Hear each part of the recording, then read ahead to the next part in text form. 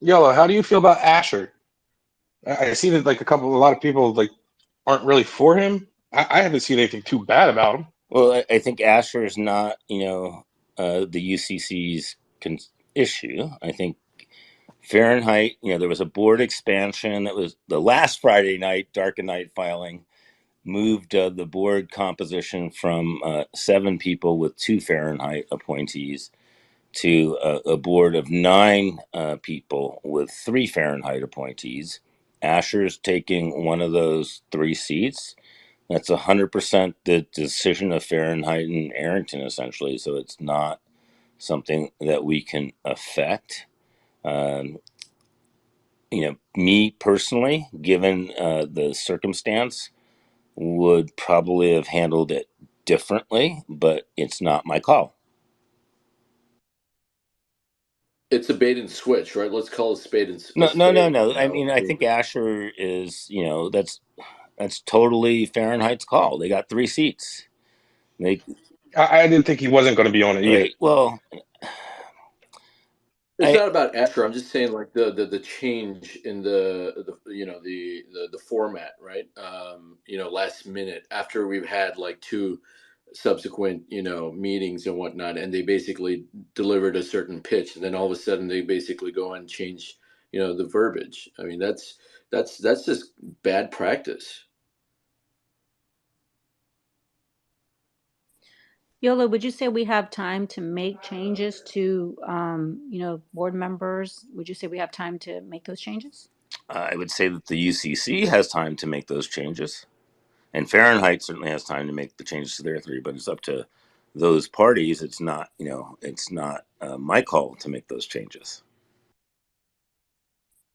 But we basically don't have a say now, right? I mean, there's really nobody representing the folks whose money it is that has been lost. And I mean, we basically have a bunch of people that are looking at us with a dollar sign, and they have a lot of different objectives of their own, right? I mean, they're already dealing with a merger. They have certain IP needs that they need to basically build up on, and I don't. I feel weird that maybe they're looking at us as like their source of revenue to basically build up that IP. And then if they're reducing the time frame from 5 years to 3 years, that's basically their trajectory, right? I mean, that's just, I don't know. It just seems really, it's just really, I don't know. It gives me a really bad feeling. I don't know if anybody else feels that way.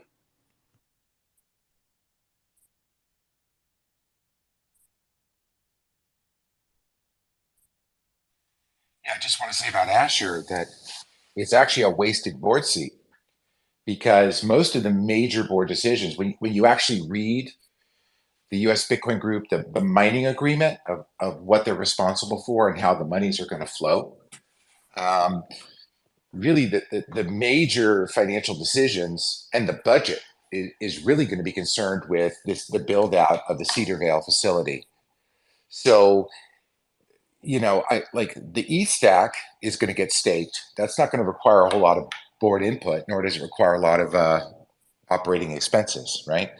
Or capital expenditure, where the mining, the build out of that Cedarvale facility at a fixed cost. So you remember when Asher keeps saying, well, we're giving you this capped rate to build out that mining facility.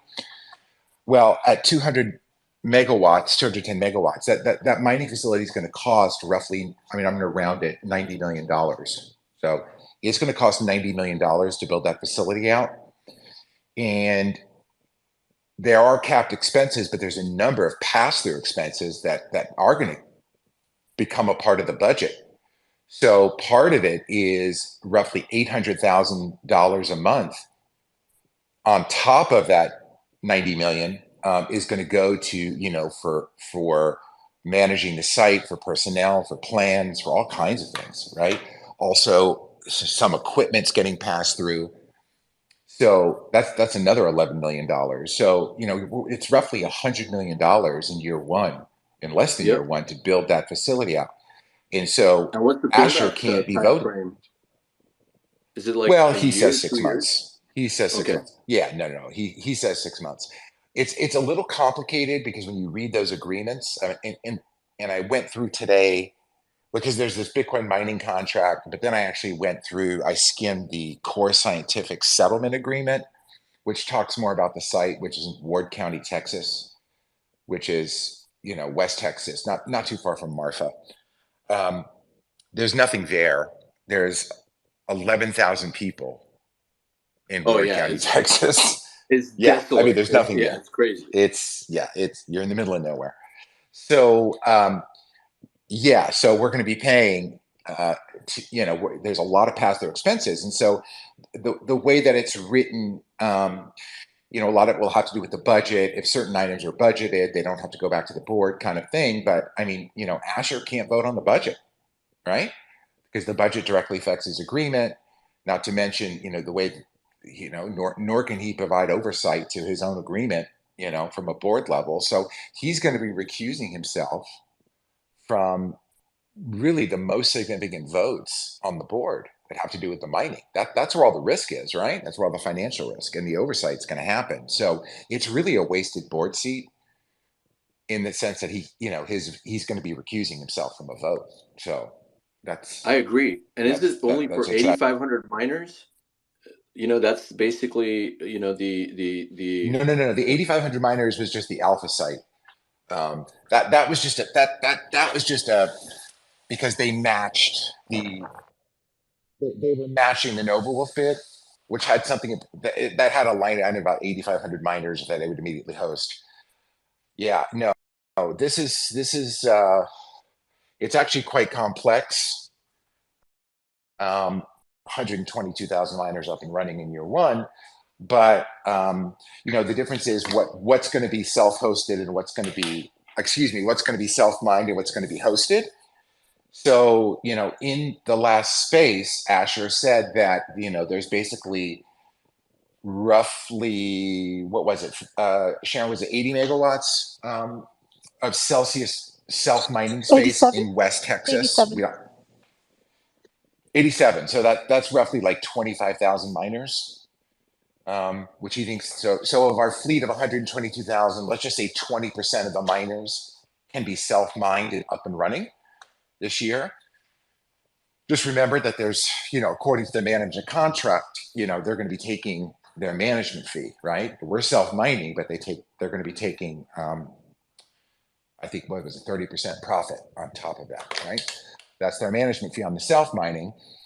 The rest will be hosted, and then as they're building out this Cedarvile facility, they're going to open up a container. They think they're going to have like 40 megawatts that they're going to be able to put in like temporary container style in this particular site. It's very complicated. When you go through the Core Scientific documents, it seems like that site is sort of half built out. It was sort of originally designed for 60 megawatts, but somehow in the agreement, they think they can get it to 200 megawatts. What is missing, and this is what Sharon and I didn't really get to ask, which is the power agreements for that site, which give you, when you do curtail and you get to sell, basically in quotes, sell energy back to the grid, in vernacular. We don't know what those agreements are. So exactly. That's not an we don't know what the statement. agreements are. And so what happens is in that Core Scientific, we have the rights to the existing agreements that Core Scientific has, and then it basically says, Exhibit B will be the power agreements, and then I go to Exhibit B and it says power agreement dated, it's just one line, power agreement dated, January 2021. It's not the actual power agreement that tells you how long, is it fixed? How long does the agreement last? Is it There's no master service renewable? agreement. Exactly. Yeah, there's no, you actually don't know what that is. I mean, so that's a problem as well. That's a huge So problem. that's it about the big mining. Well, I mean, listen, again, this is an infrastructure play. And so we're going to be spending $100 million to build out this site. which is going to be happening, in our first year of operations. And, where does that $100 million come from? Right? The We'll be 400. mining Bitcoin. Yeah. Well, I mean, we will be mining Bitcoin, depending on the price of Bitcoin. The yield from the ETH stack, which is like roughly 25 million a year, won't cover that. The Bitcoin that we mine, it's just it's a big yeah, it's a big it's going to be a big expense. It's going to be a big part of what the board is overseeing. And to me, this is the real problem for me, which is that there's no one on the board who has any experience in mining. Zero. I mean, outside of Asher, and Asher will be recusing himself from significant votes. I mean, he'll be offering his expertise and discussion, and answering questions. But in terms of the actual oversight, who is there to ask the right questions about next steps, on this very expensive undertaking? So Didn't I see Duffy had that's just experience? my broad overview. That's my broad overview. So with this board, right, being the way it is, right? So let's, again, like Mary said, let's leave Scott and Tom out of it for a second, because I think they're definitely in a weakened position. Who else?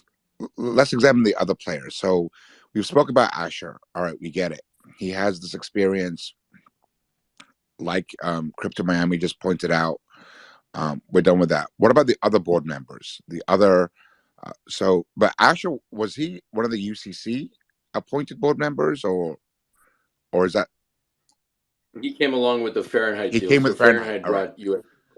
So let's focus on the UCC, on the other four members of the UCC. Let's look at them. Let's discuss them, because ultimately these are the people that were entrusting our funds, our crypto that we're getting from this bankruptcy, right, to them, in order for them to hopefully do the right thing and try to make as whole as possible.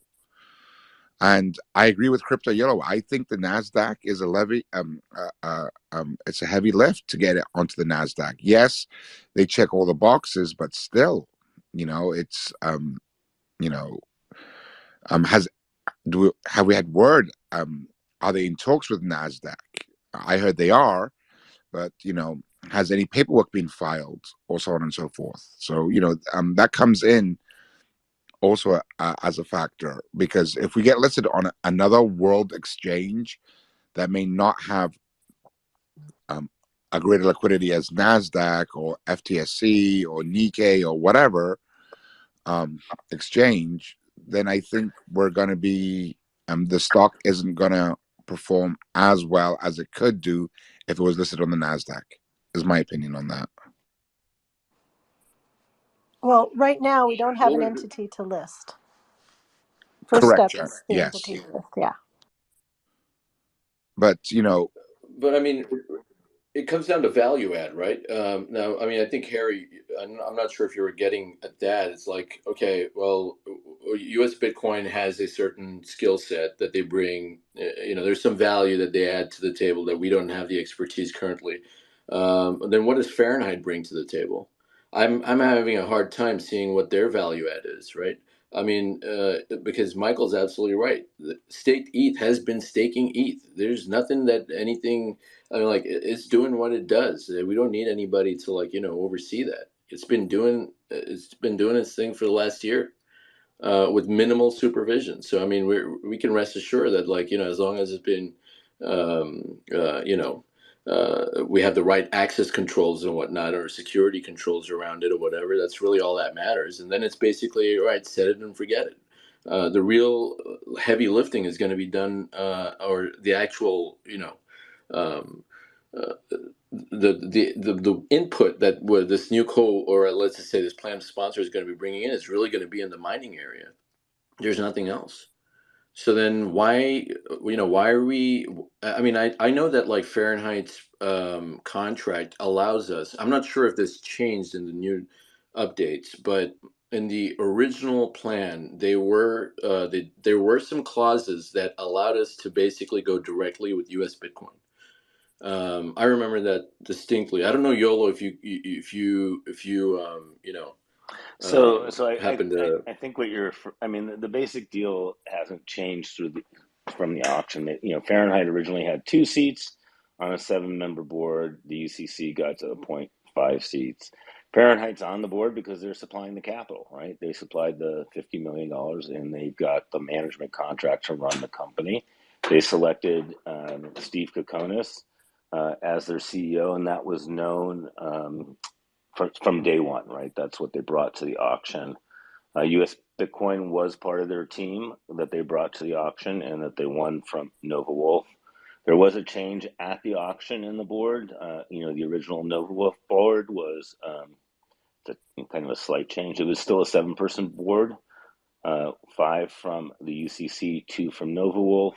But there, of the 5 that the UCC could appoint, 2 were unilateral appointments, and 3 were ones that the UCC got to appoint, but they had to get consent from Nova Wolf that could not be unreasonably withheld. At the auction, one of those seats flipped, so it became unilateral. So it was 2 Nova Wolf, 3 unilateral, and then 2 required consent, not unreasonably withheld. Then there was no board announced for that, right? There was never a 7-person board announced. And then when they announced the plan, they filed the plan supplement, I believe it was September 8th. They announced the expansion of the board from 7 to 9. And when they did that, they basically said 3, Fahrenheit appointees, 4 unilateral UCC, and still only 2 UCC appointees that require, the consent of Fahrenheit, which shall not be unreasonably withheld. 2 of in my mind, Scott and Tom were always going to be the 2 UCC appointees from the original 7-person board when it was 223 in those 2 unilateral slots. So that was no surprise. And I think, they put a ton of work in, and they kind of deserve it. And then when they put the 4 in, I guess I was surprised, shocked, whatever you want to call it, that not a single creditor was included in the 4. I'm not saying all 4 should have been creditors, although I do think that since the UCC had the opportunity to unilaterally appoint 4, they should have appointed 4 creditors. Personal opinion, nobody else's, but Scott and Tom plus 2 qualified creditors, whoever the most qualified creditors who wanted to be on the board were. That's my personal opinion. And then 2, of these, what I'll call professional directors who are highly qualified, I think made sense. I think this particular manual I do, personal opinion, I don't like the pick because, so he's employed by Perella Weinberg. Besides the background check feature, right? He's employed by Perella Weinberg. Perella Weinberg is currently today an advisor to the UCC.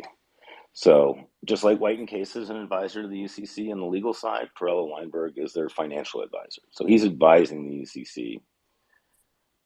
Perella Weinberg is making $5+ million in success fees, plus I think it was $100,000 a month retainer. I forget what it was through the course of this engagement.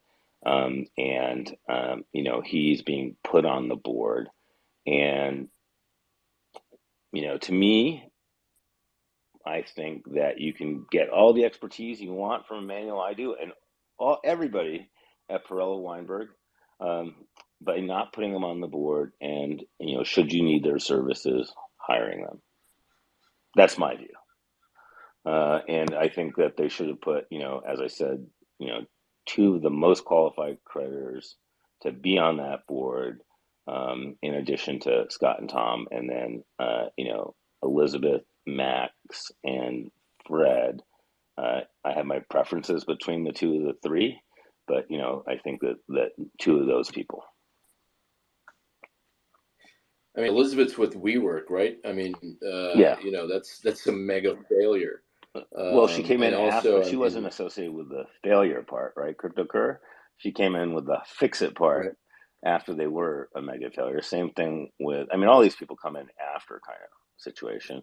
So Fred Arnold was associated with Lehman Brothers. This is all in their bios, right? And I think he's on that board of the post emergence Lehman Brothers. And I think Max, I forget his last name. He's he's described as a distressed asset investor, like the Nova Wolf guys. You put out a tweet and you were talking. What did you mean by JD? Are you talking about job description? Well, I don't know what tweet you're referring to, but JD is a lawyer. I think it was from earlier today, maybe. And it was regarding the the updated. I'm not sure. I think it was from like earlier this morning or something. You need a law degree to understand the way that certain things of that contract are written. Because I read through the term provision that they modified. I think that's what I was specifically referring to, and yeah, I found the language difficult for a layperson to understand with all the various provideds and in the whole Romanettes or whatever, and that in order to really decode what the language meant, you needed a law degree, and that's what a JD is, Juris Doctorate. Right. Yeah. Okay. Got it. But so here's the thing, though. They never really put out a job description, ever. Right. I mean, for people to apply to, there was never.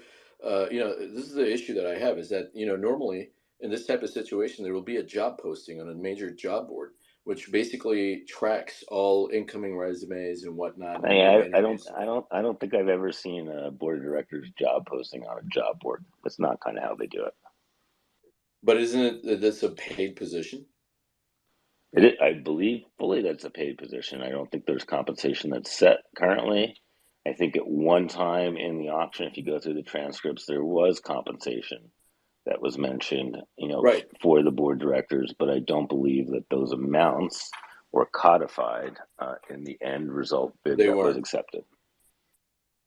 Correct. And Yolo, did you see that Emmanuel Idu? I saw a tweet that Perla Weinberg is engaged in the FTX litigation, and Emmanuel Idu is actually billing. Under FTX. Emmanuel Idu, I believe, is involved in multiple crypto engagements, and I'm pretty sure. Yeah, I think I did know that FTX was one of them. Yes. Since we have, obviously the litigation trust is a separate board, I guess, but but we have litigation. We're gonna have litigation against FTX. Well, right? NewCo is. So he can't be actively engaged. NewCo is not. We got separate entities, right? NewCo, brand new company, nothing to do with Alex, nothing to do with Ronnie Cohen. Brand new company. Right. This magical process that we have here in America called Chapter 11. As expensive as it is, what it really does is that's what's great about it is that this company NewCo, when it comes out, is free of all that. Brand new company. And the litigation. No, I'm just saying we'll have the litigation suits are not theirs, right? The litigation trust is not owned by the NewCo shareholders. The ownership of the ownership interests essentially who get the proceeds from the litigation trust flows to the earned creditors. In other words, if you were to trade your stock in NewCo, you're only trading your stock in NewCo. It does not include shares in the litigation trust. That's a separate thing. Got it. Thank you. I guess all I was trying to say was that when the UCC basically told us that, and there's been subsequent documentation even in the Nova Wolf contract. The first time that we ever even knew that there was going to be a board of directors or whatever, and that would also include creditor representation, at least 2 or 3 seats is what it said initially. At least the Nova Wolf plan did, and this is basically a carbon copy of the Nova Wolf plan, right? They've made some adjustments, but still, I think that we've been led to believe that that we will have some representation, which means that they would have had to I mean, they didn't really give us well, but other than that one, UCC town hall where they said that they had a preference for people with an audit background or like accounting and finance, which is like obviously, that's obvious. I don't think they really gave us a whole lot of information. Like, and even the application window, I remember as maybe even like 3 or 4 months ago. I'm talking like right after. Well, this is actually right around May or April, May. So I but remember they were saying that they were CryptoKPR, I mean, like, so did you contact White and Case or the UCC and ask them, that you were interested and yeah. what the qualifications were? Yeah, so no, so basically they never gave us that information. I'm The not only saying response that we us. got was I'm not that saying us in publishing. I'm saying you. yeah, no, that's what I'm saying. Yeah, yeah. So when we reached out to them, and I did, and basically all we got was a freaking email address in one of the town halls, and yeah, I think they had like a follow up, what do you call it? The court, and the court docket or whatever. But they never gave us the full description, and they also I remember that I think it was probably May when not just me, all right, a few other people I've also heard that got the same reply where they said that they were not accepting any more resumes and they were already got substantial interest in certain candidates at the time. So I mean, that to me is kind of strange. Well, they did. I mean, but I mean, there's no requirement that a quote be an open process, right? It's up to the UCC committee, right? Which is supposed to represent our interests as creditors. It's up to them how they want to select their slate of 6. In going about that, they were advised by their advisors, principally White and Case, and they selected from all the applications that they got. I don't think I'm giving anything away here. Certain people to interview, and from the interviews, then they selected their 6 people to put on the board. Right, but I mean, we've been aware of like the at least up until even the last 2 weeks ago, whenever we had or maybe it was 3 weeks, right? And well, at least in the last 2 to 4 weeks, when we've been having all these different town halls with Fahrenheit and U.S. Bitcoin and whatnot.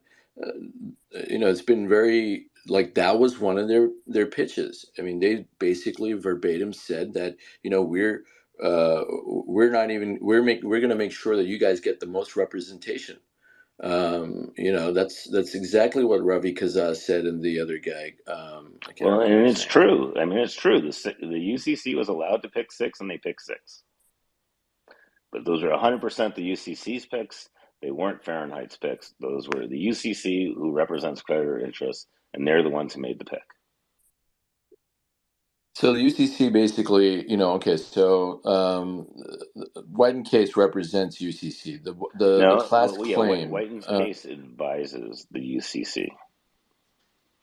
correct, but I mean the class claim actually had UCC members in it, right? It had three. It had And then 3 lead also, complainants, one of whom was a UCC member. right, and I think it was Thomas and maybe Rebecca and one other person. I think it might be Manny, if I'm not mistaken. And then I guess. And I think Thomas has also got his own,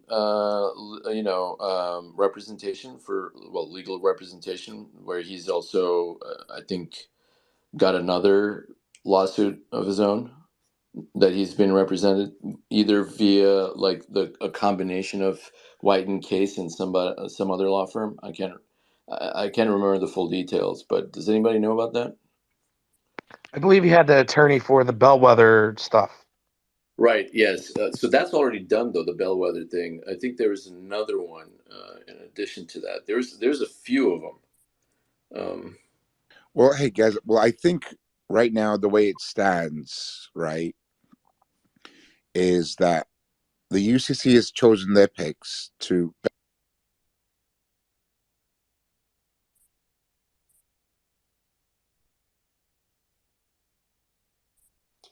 Harry, I don't know what happened, but you muted yourself. Oh, Yeah, sorry. we left. Yeah.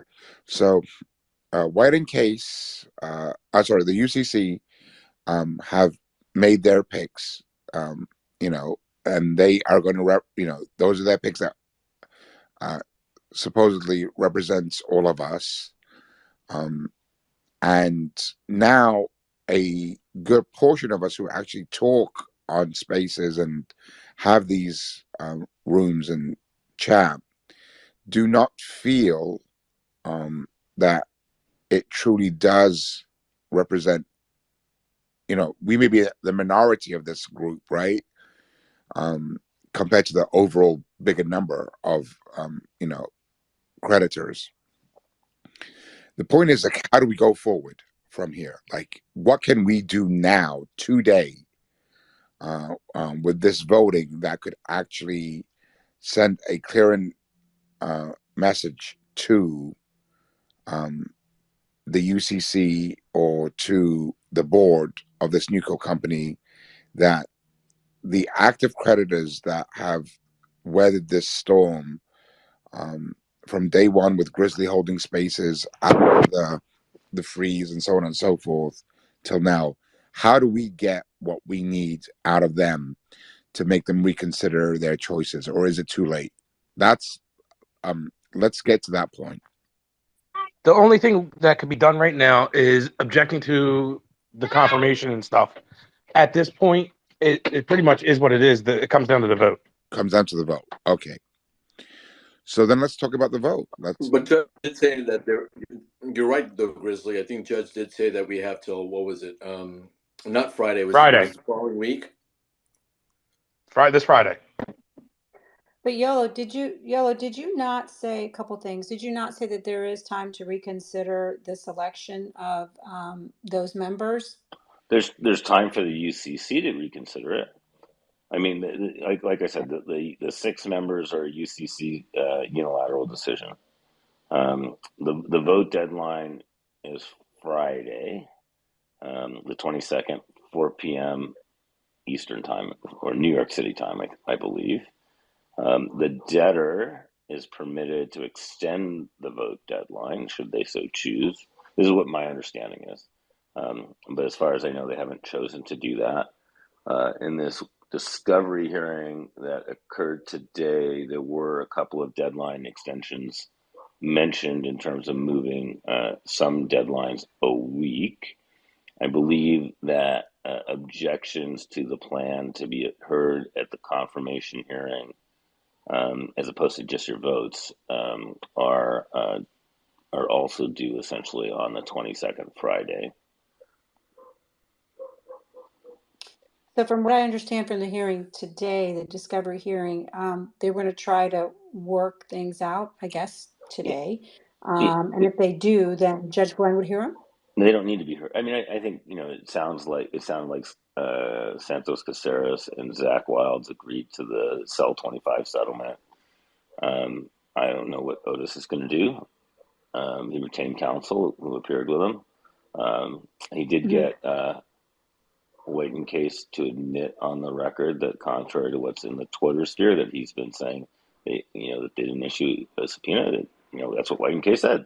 We did not issue a subpoena to him. We issued a discovery request to him. But to me, and I've been saying it for a while, I think Cell 25 is a done deal. And so all this other stuff that White and Case was doing in terms of the legal briefings on, Cell token, whatever, is Cell 25 is a done deal. And they just wanted to be prepared if people, Santos Caceres, who are on the record, and Otis, who are on the record, continue to object to that and wanted to push it to some other number. Right. We have Black Meta. You're on the stage. Welcome to the stage. Did you have a comment or a question, Black Meta? You can unmute yourself.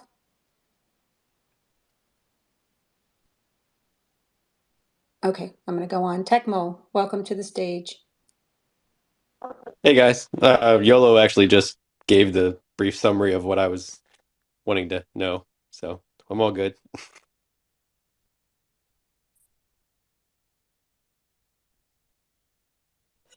Okay, Alex. Hey, Alex, how you doing?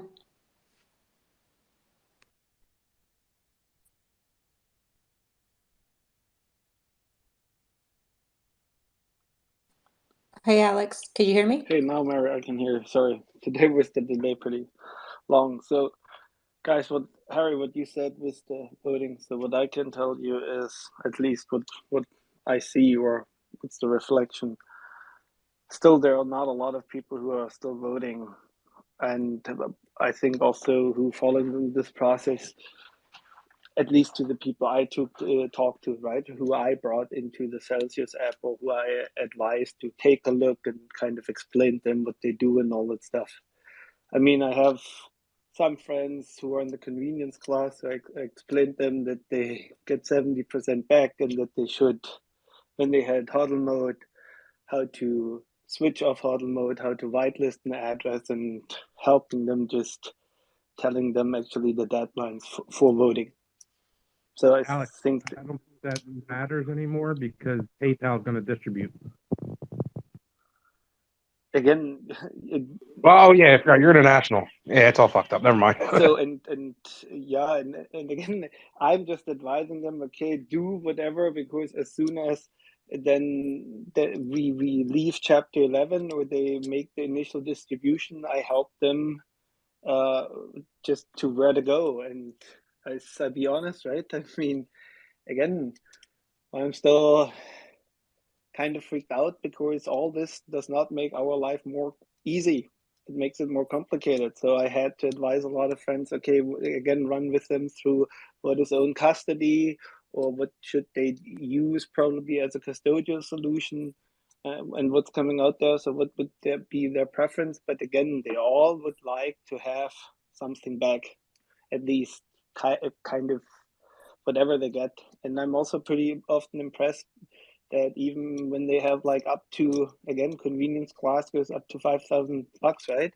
That even when they have 1,500 or 2,000 bucks in it, they already kind of written it off. So they did not go into the app and check it. And I ran with them through the process, and they said, I cannot vote. So what did they not do? To do KYC again, okay?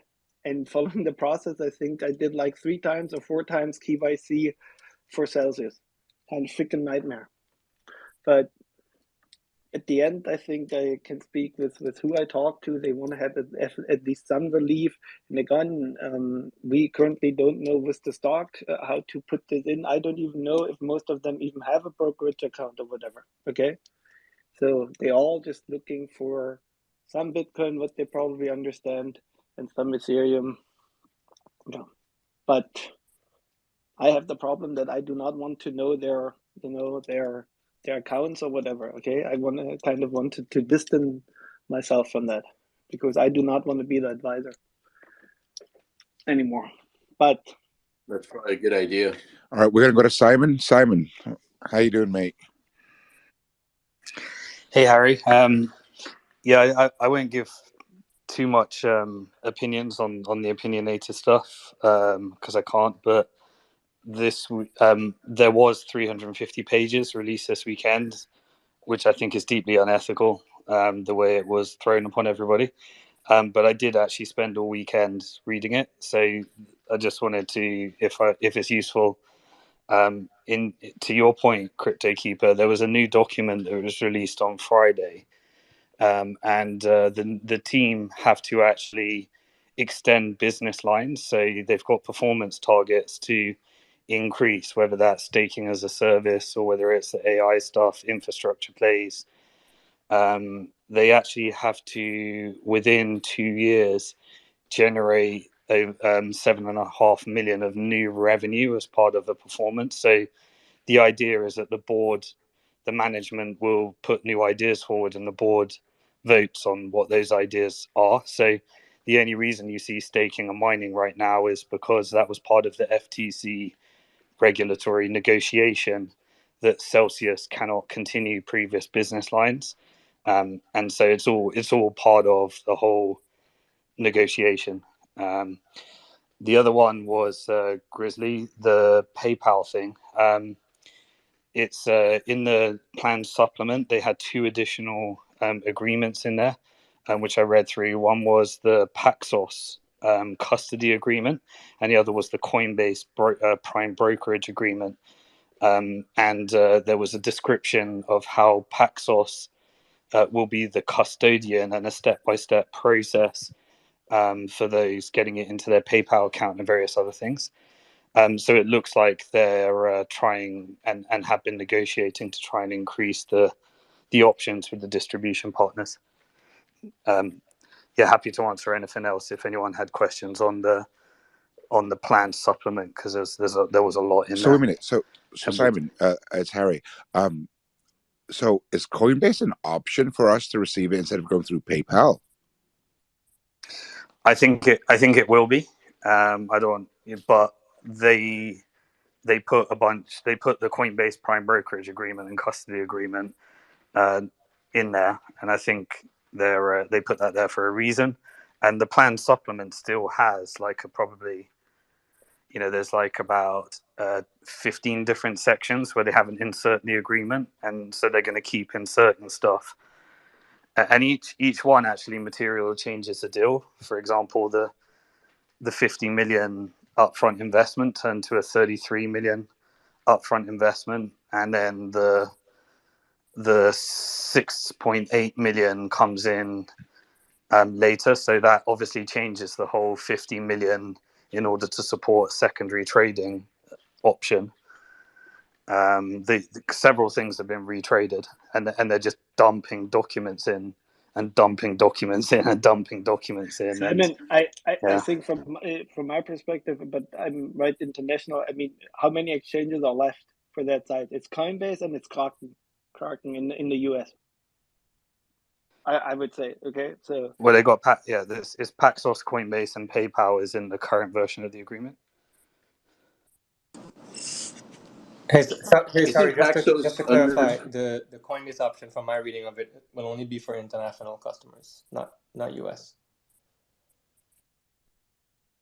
Yeah, my understanding is that PayPal is US, and then they said they were already looking into an alternative to the Celsius app for international. So it just seems like with this filing that Coinbase is that alternative. But maybe we could actually then use Coinbase as opposed to PayPal. But all right, let's go to Ron Paul for a quick second, and then That would be ideal, Harry, but I don't think they're going to allow it. Just my gut instinct. Too many issues with Coinbase in the SEC right now. oh, got it. Okay, Ron Paul. Simon, I was going to say real quick, because on the same topic, Simon, did you notice that in the PayPal agreement that NewCo basically gets a referral money kickback for the creditor money that stays on the PayPal app? Yeah, it didn't have a joint venture or referral or affiliate agreement in there, but I know Voyager did that. What was it? Was it a percentage? Well, they just signed up as a normal affiliate in the Voyager case, and then in this case, I'm pretty sure that that they're doing a pretty sophisticated distribution deal where it gets custodied with Paxos, and then there's like a custom integration in order to transfer it across to your PayPal account. Right. So I'm assuming that type of negotiation would have involved like an actual commercial arrangement, not where we're being paid. Right. More like we've negotiated a custody contract, and that would typically cost an institution quite a lot of money. So that might be going towards, because they're not going to be charging us any kind of exit fee or anything like that. So maybe that amount, because I do remember in Voyager it was like what, $50 or something, if I'm not mistaken. But that was with Binance, so I'm not sure what ended up happening in the tail end of that. But yeah, Michael, do you know what that amount was by any chance? Yeah, in the Voyager one, that was when Binance won the bid, and part of the bid was to acquire all the assets, but also I think it was actually the SBF bid, the FTX bid, where they did $50, and then Binance offered $20 per account. Yeah, you're right. Yep, Yeah. it was $20. You're right. So Simon, since you're international, I think, and so is Ron Paul. Well, Ron Paul had a question for us. Let Ron Paul ask, and then I'm going to pitch the question to you, Ron Paul, and Alexander, and maybe even Sharon for international recovery. But let's go to Ron Paul because he did have his hand up. Hey, thanks, Harry. My question is more for if there is any context for the appointment of idle in the filings. I know there is like a success fee tied to him, but is there anything that he's really bringing written? Like, is he in charge of the like showcasing the stock and maybe trying to attract other investors? Is there anything else besides what Yolo posted about his taxes?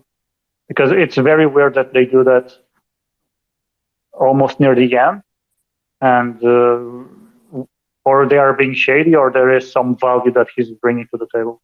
So if anyone has any insights about this choosing, go ahead. Just for internationals, I really doubt Binance is going to be used. Coinbase also seems unlikely, so I think that only is Crypto.com and maybe Borg, I think Swiss Borg or something like Swiss that. Borg's international, yeah. Yeah, I think those two because are the ones that are still untouched by any sort of legal stuff. Right. As far as I know. There's only you, Simon, and Alexander that are international that's currently on this stage. And I would love to know how they plan to do the distribution to you guys from this, if the plan goes through, right? So that's kind of been one. They already said it, that at least for internationals, they will allow to transfer through the Celsius app, right? That is, I think, on the first 60 days, if I remember correctly. So I think that works. I never had any issues with around that. Right, this is still on the plan. Right? Simon, so have you also heard the same thing, that your distribution within the first 60 days can be done through the Celsius app for international? Yeah, they already said that. Correct, yeah. But they also said that they're looking for another distribution partner, and like part of what we're doing is putting together a special way of getting a distribution if you're a Bank to the Future customer. So I'll be doing that, obviously, as a Bank to the Future customer. Yeah, but I think the most important part of all of that was, get it out within that first 60 days. Well, be careful on the tax side, especially if you're international. So, like, if you're from the UK, the timing of when you receive it, you might want to use the 90 days to take it into the right tax year, depending on which country you're in. And also, there's the fact that Ronnie Coven, sorry, I always get that wrong. The fact that he's now pleaded guilty, there may be some theft and crime tax that you can take advantage of. And so think of your tax before you actually make the withdrawal. Plan that now. Simon, that's what I was. Yeah. Sorry, 1 second with this tax. Again, I have kind of like a tax advice and stuff, but honestly, I don't think that anybody who's here currently has a profit of everything what he did, right? So, okay, what the hell do they want to tax me on? I'm not making a profit, okay? I lost. Yeah, that's cool. If you've got losses, take the losses. Okay, so... Yeah, but some people got Bitcoin at a low price. Like, I put it that Simon has Bitcoin that's lower than 17,000, 18,000, whatever the petition date price was. So he'll have a tax obligation for them selling his Bitcoin. Yeah, also in the case of the UK, it was highly likely to be a taxable event upon deposit, because they won the case that it's property of the estate. the deposit was considered a disposal for the purposes of UK tax. And Simon, I can only speak for Germany. Again, over here, it's actually when you keep your crypto for 1 year, you can sell it without any gains free. gains free. So then it just comes down to, okay, what you could not sell gain free is then the profits they promised you, right? So the profits from yesterday have to be taxed, but how far this goes, and we all know that they never really paid any profits out to us. It was just all boogie, whatever. So yeah, but I can only, with the taxes when it comes over here, I don't see that international will be so hurt by that. Yeah, but it depends, right? I mean, you got like people with loans. That's all that I can say from that perspective. But again, yeah, they will. If you're in your position, Alex, and you bought them at a higher base rate, then yeah, you still got to get it right and carry your losses forward. Or it depends, if you're in Germany, then you got that 1 year grace period. Again, but it could be bad for many, or it could be good for many. But what I understood from you is that within this 90 days or something, this whole web page or this will definitely disappear. And you currently have the solution, right, to import the balance that you match this up, or even have the RP, the read RP, so that at least that I also know in 4 years or 5 years how much I lost. So honestly, I divide my Bitcoin portfolio by 5, and that's probably what I will get as initial distribution. I'm just here because I want that people vote, and again, I'm the people I told about. They contact me, I contact them, that they have to vote until the 22nd. I guided them through KYC, and I told them how I'm going to vote and what these toggle options depends, and that is also not safe and stuff. And honestly, that it would, I don't understand honestly that with the releases, but of course I'm not opting out of this claim against the high management, because I mean, what should I do as a European guy? So, but I just want that everybody votes that we get it over, okay? Because I think, I mean, what do we do here? Do we go? It's not getting better, I would say. And Does international sorry, have? I took the mic so long. Also with the board, I don't know any of them, okay? But I know that they have a performance contract or performance indication up there. And when we do not like the board, how fast could we probably say something and say we actually expected you to do different? Do we have to wait a year and a half, or do we have to wait 4 years? No, I think if you're gonna make a move, then basically the only move to make right now is to ask for more time and basically push back on the Fahrenheit and or like even the UCC and everybody, and tell them that we want representation and make that demand. Because we've been told something, and what we're getting in the end is very, very different.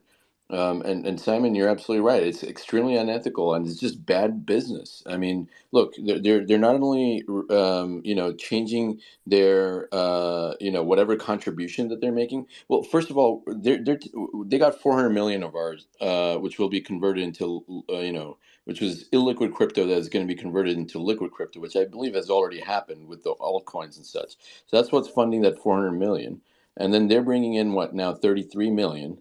So, I mean, that really doesn't, by and large, that really doesn't do much for us, right? It's just basically a show of good faith.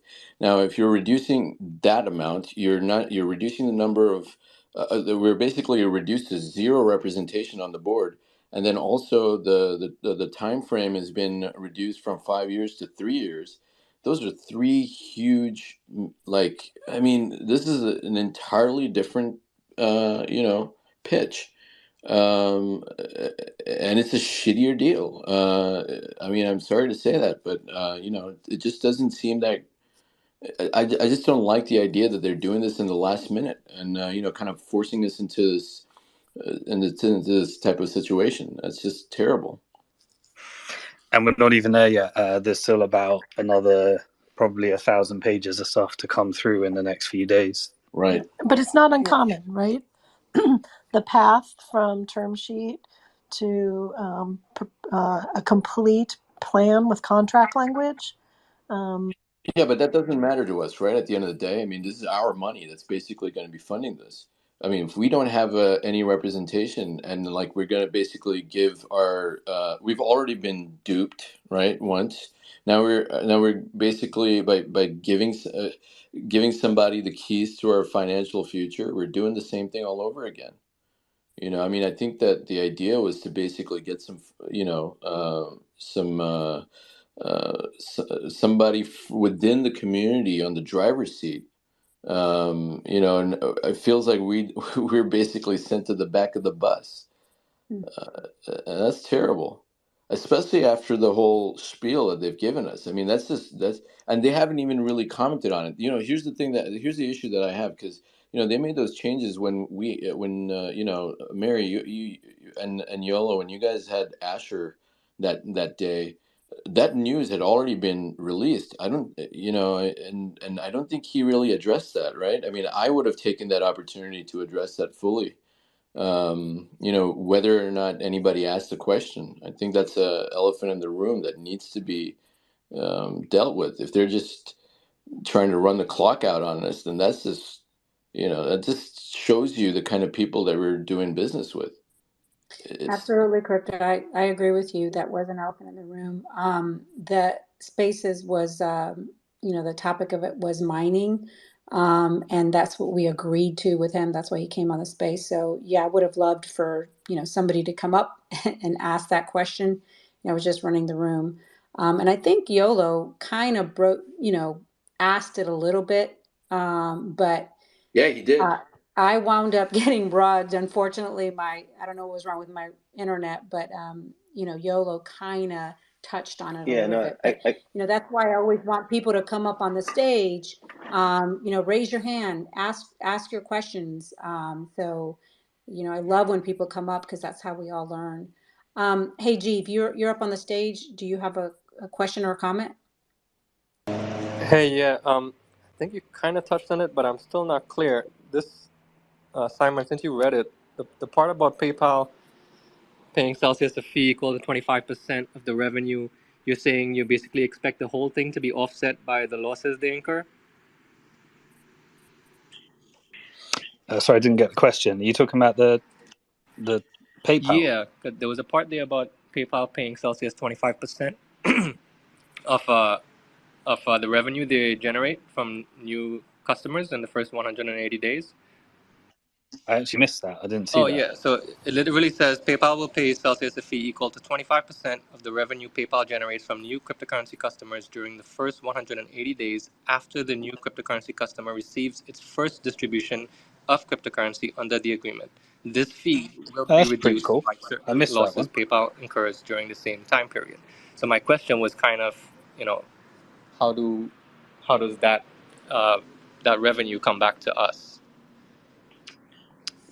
Yeah, I'm assuming that would go to NewCo, or whether I'm assuming it would be a revenue for NewCo. That's what I was thinking, but I thought it was, you know, based on all the sneaky shit they've been pulling, it didn't say NewCo, it said to Celsius. Why wouldn't it say to NewCo, you know? That should be a mistake. It's worth looking at that.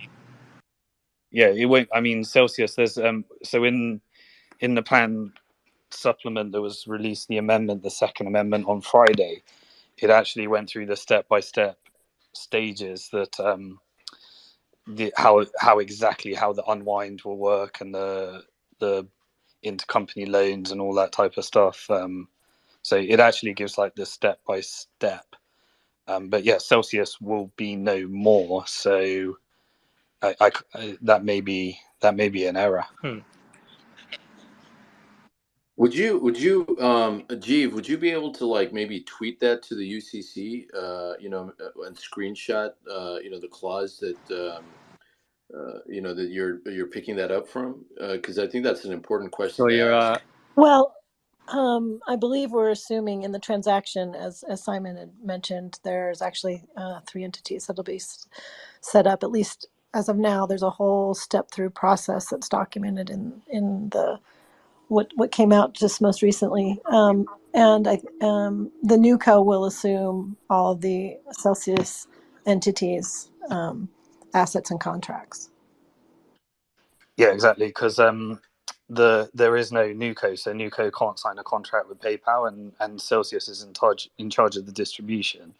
And then there's a process of migrating all of the assets over, and that that agreement would be probably one of the assets that would be transferred across.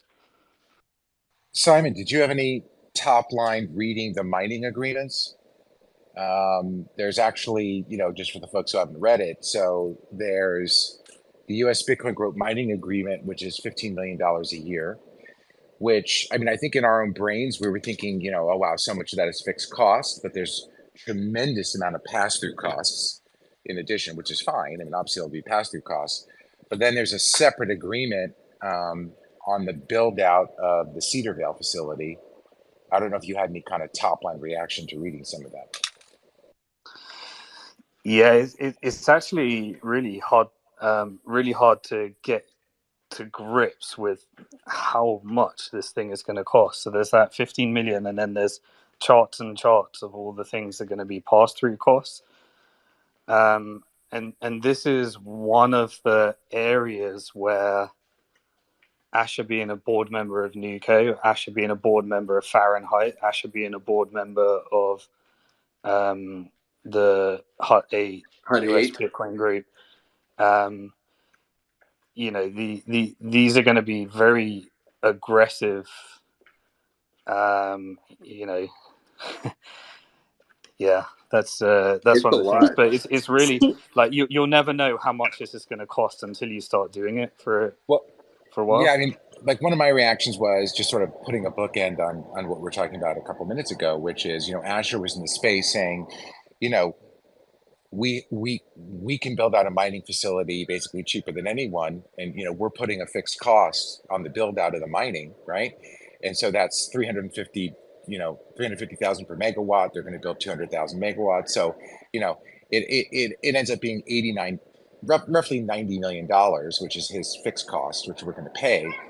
But then in that agreement, you read the next page, and then it's the pass-through costs, which is 800,000 a month to house, foremen on site, plans, drawings, flights back and forth. There's even we're paying for ventilation stacks. Like they put that in the contract. Like how much does that cost, right?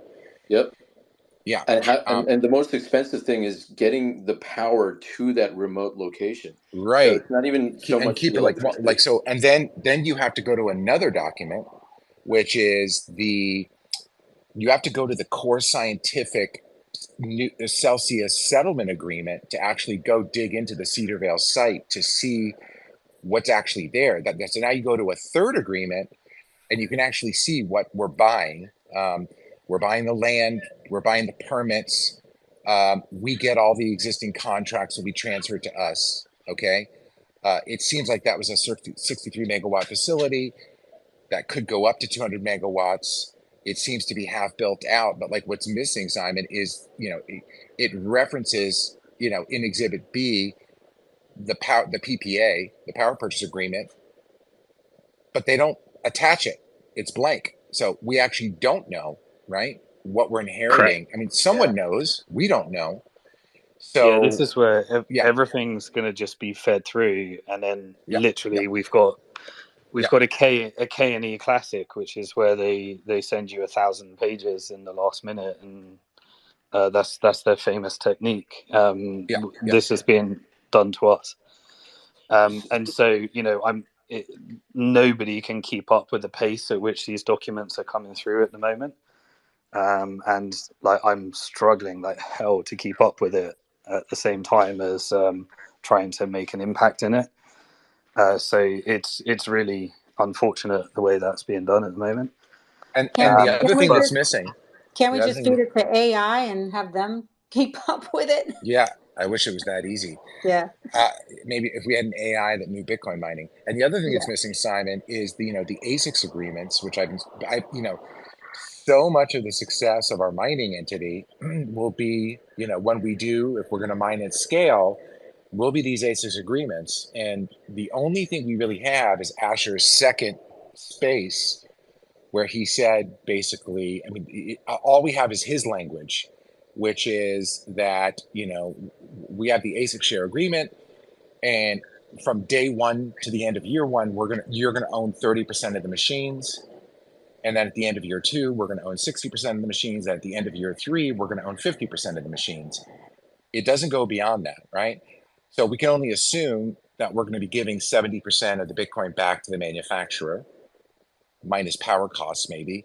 But you can't really see, it would be nice to have some paper to actually to tell us, because those new machines, if we're giving 70% of the Bitcoin back in year one, those new machines will actually be less efficient than our old fleet, right? Yeah. So even in year two, when you're giving 60% of the Bitcoin away, the older fleet will still be more profitable. It only becomes year three, and we'll already be past.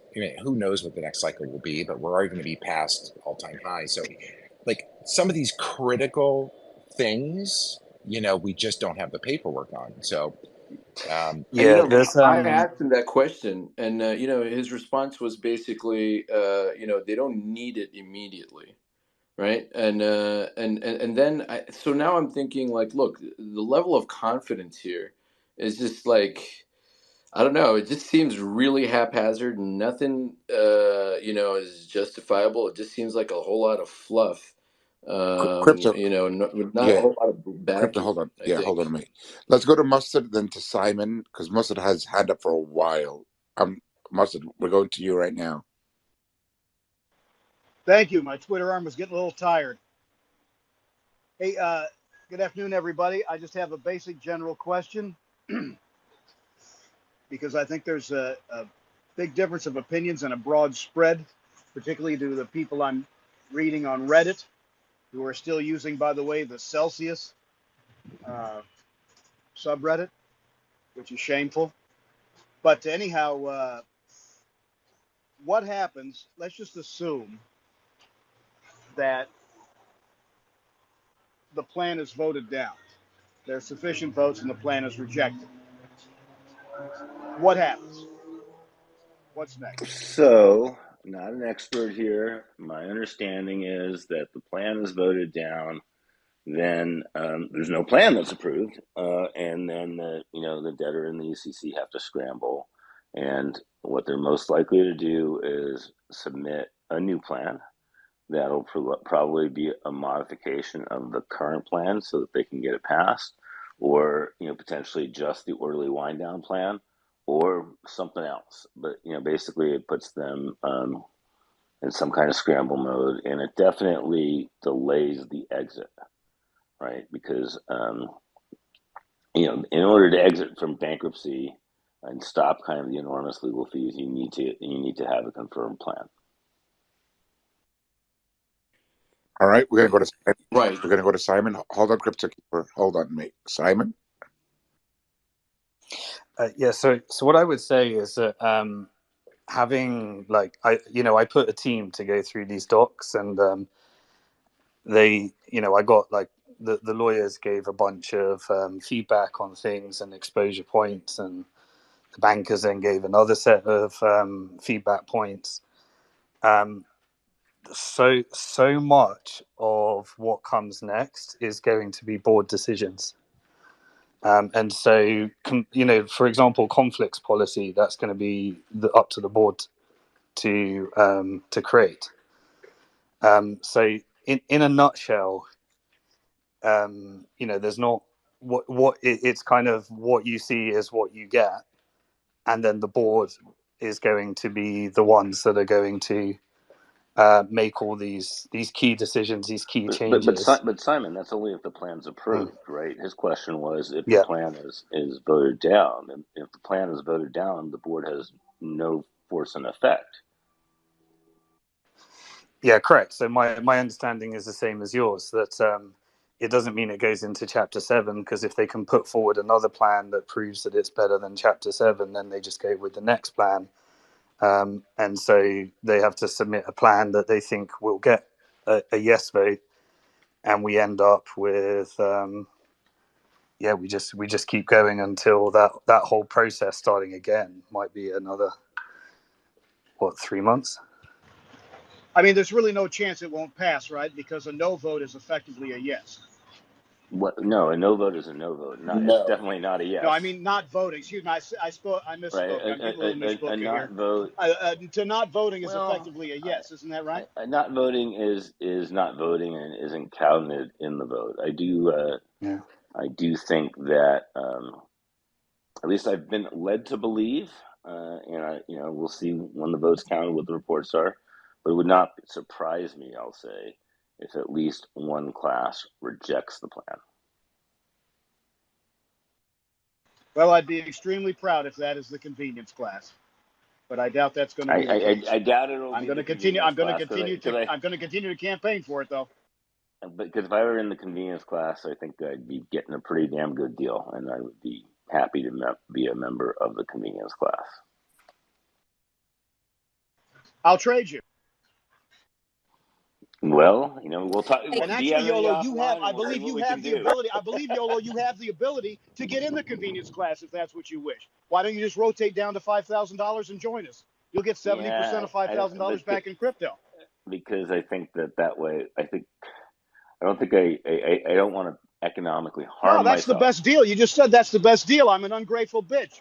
That's the It's best deal. it's the best deal if you're Why at don't you join? 5,000. And if my claim was 6,000 or 7,000, I would, just me personally, I would seriously consider that. But CryptoKeeper, Crypto Yellow. But that's the thing, right? So if you do the math, right? Say you're at 7,000 or 8,000, right? So let's say 7,500 in between convenience class and 10K, right? At 7,500, if you have a claim that's dollarized, which because they tell you in the voting process how much your dollarized claim is worth, wouldn't it be better to vote yes on the plan and do more crypto, more crypto up front? Because then you'll get more as opposed to But taking that. you don't know that there'll be any crypto available to Correct. toggle Yeah. into if you're in earn. So, and you'll never get to the 70% crypto level. And so, okay, at 7,000, right? Let's just do it at 7,000. Yeah. If I'm getting a 70% recovery, I'm getting 3,500, right? Because 70% of the 5,000 max. Yeah. Right. So I'm getting 3,500 on 77,000. I'm getting a 50% recovery all liquid crypto if I do that. Okay. That's higher than my 37% liquid crypto recovery if I remain in earn, but I'm giving up the 30% that I would get I'm only getting half of it, right? So instead of getting 30% recovery through equity, I'm only getting 15%, but it's all in liquid crypto instead of equity, right? And then I'm giving also I don't want to leave it out. I'm giving up any share of the proceeds of the litigation trust. Oh, whoa. Okay. Well, in the example that they gave, right? If you had a $10,000 claim and you opted for more crypto, more crypto centric. You need to ignore the example. I'm just sorry. Oh, The example assumed that a certain amount was available to toggle, and that ended up with the 8%.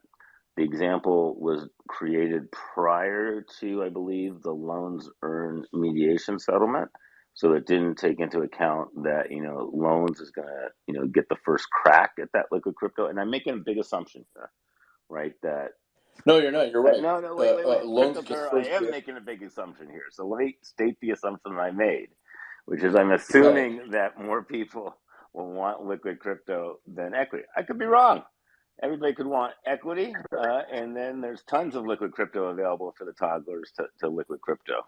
And there may not be enough equity. But that's the underlying assumption I'm making.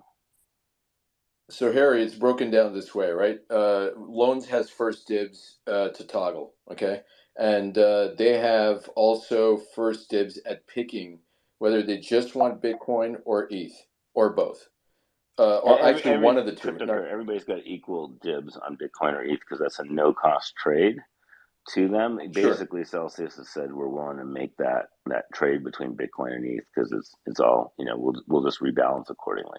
So that part's not true. Well, I mean, they do have first dibs, but here's the thing, though. In addition to that, now the loans group has an incentive to basically, from a tax perspective, if they opt for more crypto, they evade having to take on a taxable event. So now there's more, incentive for them to basically just take all crypto, right? Which will probably be Bitcoin. So at that point, there's not, like Yolo said, there's not going to be enough crypto to get to the earn group, which will basically be the largest one. And, and then, the only thing that's really left over at that point is going to be the staked ETH. So, it's, and that's going to be staked for a certain amount of time. I don't know what the unstaking period is. Hey, Kim Roberts has been on the stage for a while. Kim, did you have a question or comment? Kim? Yeah, no. No, you don't have a question or comment? No, my questions have been answered. Thank you. Oh, awesome. Thank you so much for coming up on the stage. WebFerret? Hey, thank you. Hope everyone's doing well under the circumstances. It's kind of saddening to see that UCC and both of our counsel are. Wait, what happened to WebFerret? I accidentally Oh no. Yeah. put him down here. Go ahead, WebFerret. I'm so sorry about that. That's okay. No big deal. I was just kind of making a quick comment and then one quick question. It's kind of sad to see that the UCC and our paid counsel have been kind of silent through the announcement of the board members and the community basically stating that they're completely unpleased with the situation. That's frustrating. This may have been answered, and I can't quite follow it. As far as the equity goes, I know we're getting X amount of crypto or whatever's left over, depending on which factor you choose if you decide to go with the plan. So what is the equity actually coming from? I know we're giving X amount of dollars supposedly to NewCo. So if everybody cashes out of equity, what does that equity come from? NewCo is not public yet. So how can you trade the shares? Well, you can't. You Stake the ETH. So equity is there's lots of shares. I own shares in companies that aren't public yet. There's still shares, and so NewCo, consists of three things. It consists of the mining operations of Celsius, which will be transferred over, $450 million US of crypto that will be transferred over, and then the illiquid DeFi positions and venture capital portfolio of Celsius. Those are the assets of NewCo. The shares represent ownership in those assets. Yes, you can't trade them until they're public unless you engage in a private sale. Like Mary wants to buy them from you, and you and she talk about a price, and you guys find a price, and you can, there's nothing that prevents you in a private, to my knowledge, prevents you in a private sale from trading those shares. The issue is that there's not a liquid market for them until they're listed on NASDAQ, which is the assumption, which Fahrenheit is trying to do very, very close to the effective date. And there are a number of hurdles that they have to get through in order to do that, including, as I mentioned before, the audit, filing the Form 10, and they do meet. I think in terms of this market cap and number of shareholders, they meet those requirements. Their board, as proposed, meets the NASDAQ requirements, and so it's. I think that their issues aren't with NASDAQ.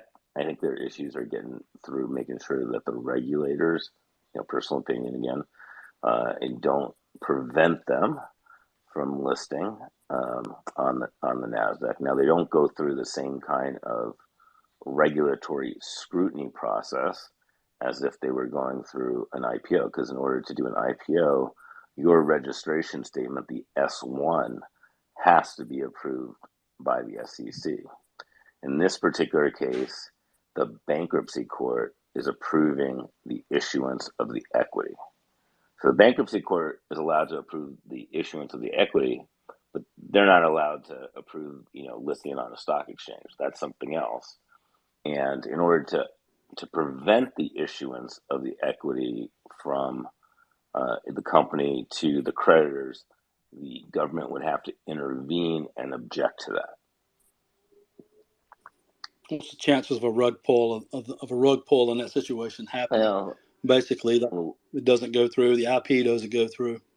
Oh, I mean, I think there's it's not zero at all. And there's backups in the plan, right? That if the issue that the equity is issued, ignore the government piece for a second. The equity is issued, but for some reason it can't be listed on NASDAQ. That they would look to list it on first alternatives are an overseas stock exchange, including the Dubai exchange. I think was mentioned in one of the filings. And then I think their backup alternative is to do some kind of, area, and Simon has more expertise in this than I do, but where people can trade tokens or liquid tokens, in some kind of secondary market. And so in those cases, what's important to understand is that when a stock is public, it's legal for anybody to buy it or to sell it.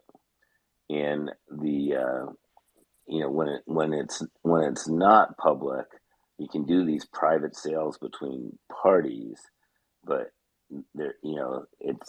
it's basically the only people that are allowed to buy the shares really are sophisticated investors, at least in the U.S. I have no idea what the rules are offshore.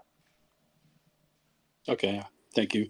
And I appreciate each and every one of you for all you bring to the table, all your expertise, all your timely efforts in trying to make this as pleasant as possible for everybody involved. Thank you very much.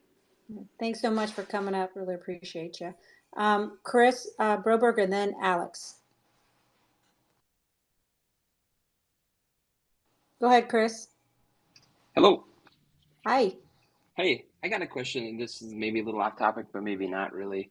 There was talk about, if you had a certain amount of funds on the thing, and maybe you could contact someone about picking, what would be a better way, Bitcoin or ETH that would work out for you for tax purposes. Who is that you contact, and what is how does that all work? Does anyone know? Yes. Yeah, it's Kirkland. I think Koenig is taking that up. So you can call Kirkland directly there, and you're talking about them mentioning that if you have over, let's say, 100K and you wanted a more efficient tax strategy, they have some options, or they can at least take your situation into consideration and give you their best advice. Right. That's what you're referring Do to, they right, Kris? charge for that advice? Yeah. No, they don't. Okay. And so you contact Kirkland and Ellis? Correct. And how do you do that? Is there... Yeah, so they have their contact information. You'll see it on Stretto or whatever. And, I'll tell you, Kirkland is really, really good at responding back. So, I mean, if you just call their, Celsius, I would call them, but I'd also follow it up with an email. And when do you have to do this by?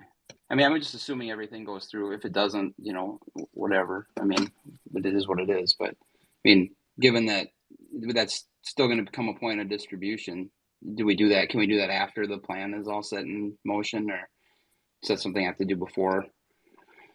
I think I would try and do it quick, soon, just because, they're probably going to be really inundated later. So, Okay. I mean, maybe get those ducks in a row. I'll probably need to figure out exactly what would be best for me, but I do think there's one way or another might be better depending on what I'm looking for. So, okay, well, that was my only question. So, Thanks so much. Really appreciate you. Go ahead, Alex. I just want to come back here with what you said, or with the convenience class. from these people who I advised, I checked with them, and I think like out of 5, 3 were in the convenience class. And what makes it there confusing is actually when you run through the vote, you see, okay, what's your portfolio actually worth to the petition date, right? Because they just go into the app, and one I think was like at $5,600 or something, and I first told her, let's see if this is even real compared with the petition date, and then it was even below 5,000. But I would say until 7,800, it definitely makes sense to go to the convenience class. When you think of that, okay, you lose like $2,800, or let's say $3,000, right? But you get 70%, how I understand it, of these $5,000 in BTC and ETH. I mean, currently when I say it, we what Simon said, 56,000, and we would all be dollar whole. And when I calculated, Celsius got stopped with a 71.5% BTC hole, right? We had 105,000 BTC, and now we have 30,000 or something. So the question is, when you go down to this 5,000, what you get in BTC, and then you make the calculation, okay, when this runs to 56,000, would you be dollar whole?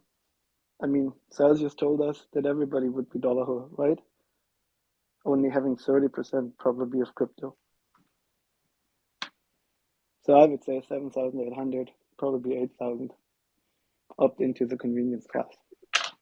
But then you're basically losing $6,000 right there, right? If you're at 70, let's just say if you drop down from 7 to If you have 5,000. 8,000, okay, so 3,000 you lose instantaneously, right? And then 5,000, and they're 70%. And I don't know how much do you get equal Bitcoin, equal ETH. Yeah, that's how it's going to be distributed. Equal BTC and ETH. But I still would think that you would be better off, again, compared to what Simon said, to this 56,000, and there would be no dollar hole or whatever. Yeah, I don't know. I'm not a financial advisor, but if I... Where did you get 56,000 from?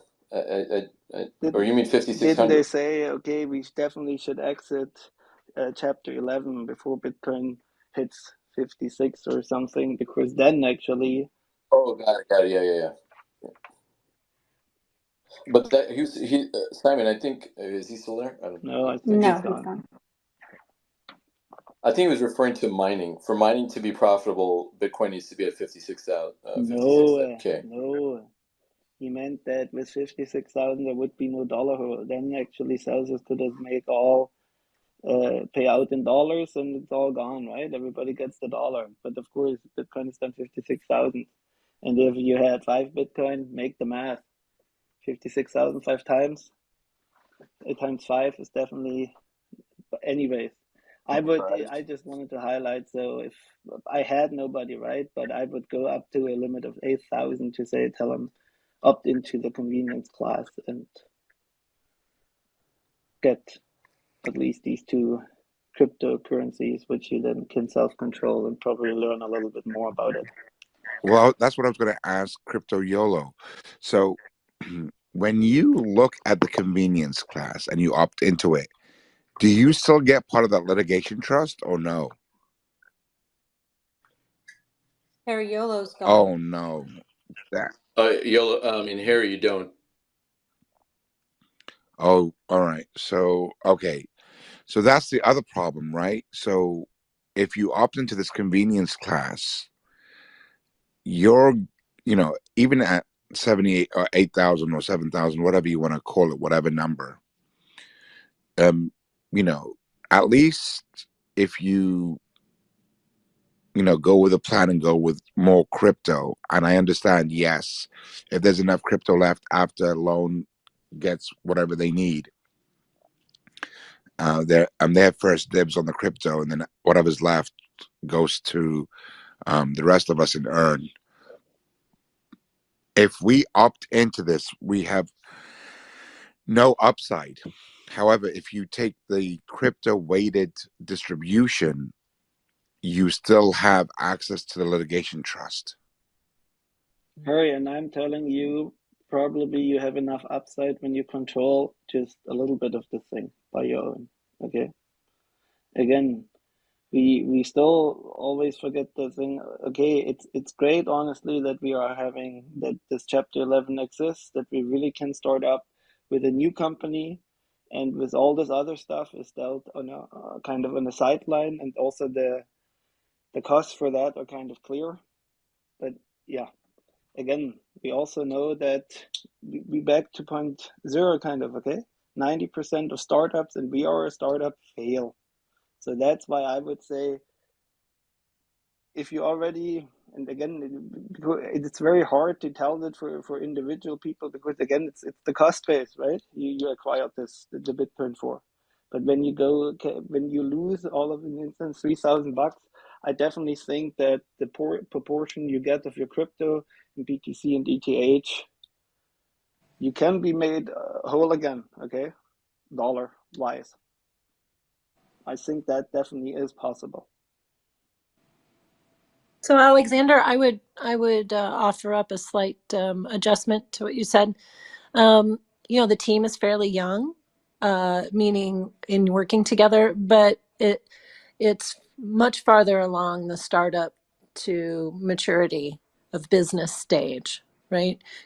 It's capitalized with our money. It has physical assets. It has a business model. So those types of risks have been eliminated. The primary thing is, the primary risk portfolio to consider is it's a shift in all of the creditors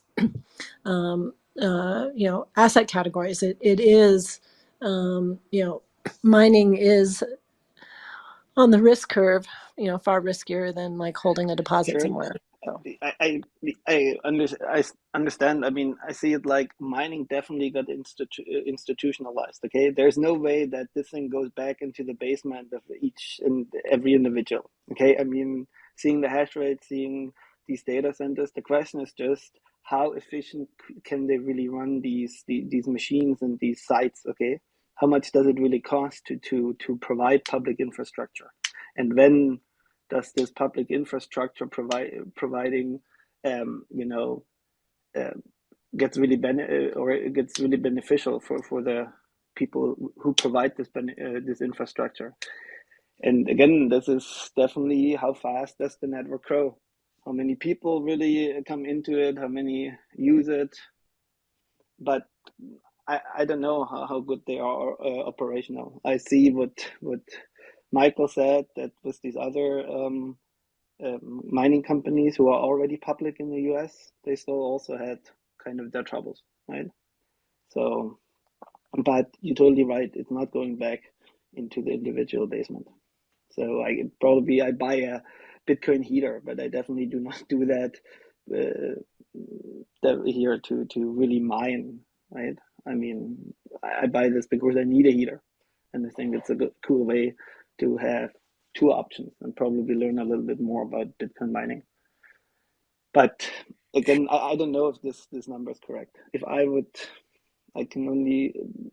was glad that out of these 5 people, 3 did not even have to worry about it, because they were below 5,000 when you looked at the petition prices.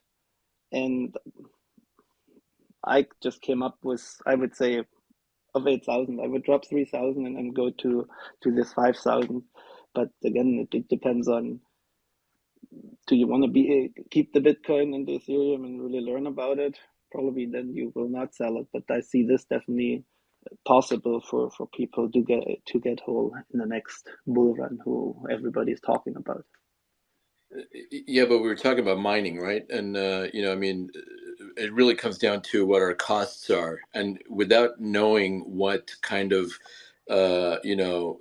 contracts are in place, we have no measure to basically compare. You're right, and you saw that we give up the Bitcoin, right, the 70% and stuff. Is there any possibility that we say, okay, when we give up this 70%, but then we do not pay for the electricity costs, because these are we host the machines, they run for you, but then you also, what do they need is energy and stuff. No, they've So already So I negotiated wanted to those add. contracts. Oh. I wanted to ask, Sharon and Michael, actually, okay, so if we're, let's just talk about the Texas location, right? Wherever it is near Martha, whatever. Um, uh, okay, so if let's just say if they've reduced the time frame to 3 years and they have the option to like maybe just end it at that point, we're now left with a structure in a very remote location, and now basically, it may not have any kind of oversight. And what happens then? I mean, CryptoKeeper, hold because on at the with end of the day, remote location. I thought it's in Texas. I mean, what I understand from the news currently Texas is huge, dude. is that Texas is becoming Brother, in America the hub for mining. So, Alex, it's in the middle of a fucking desert. Nowhere. Yeah. It's in the middle It's of pretty nowhere. remote. Okay. The county has 11,000 people in it. Right. It's on the It's practically on the border of New Mexico. Yeah, I've So actually run out of gas not too far from there. How did that go? I guess no. how far was the nearest gas station? Were you the chick in the Devil's Rejects? No, no. I was closer to Midland, but I guess nobody said Oh that wow. ops ops must make fun, right? But I understand the 11,000 people is probably not uh, so crowded to go and party. But what is way more important is, again, actually you set up these facilities close to the energy source, right? So, but CryptoKeeper, what I understood from you is that this is one of the highest costs. Is it like transferring the current, or is it transporting the current to the location? That's what I don't Yeah, understand. because if you're going to be in a weird location, then it's hard to actually, I mean, your biggest cost is not going to be the electricity itself. It's basically getting the electricity to, your facility. That I see is where most of the bulk of the cost is going to be. Now, they haven't said anything. Now, I wanted to ask them again, Sharon and Michael. I mean, do you guys know if they have like a solar, component to it? Because that part of Texas has some crazy weather too, and it gets really cold.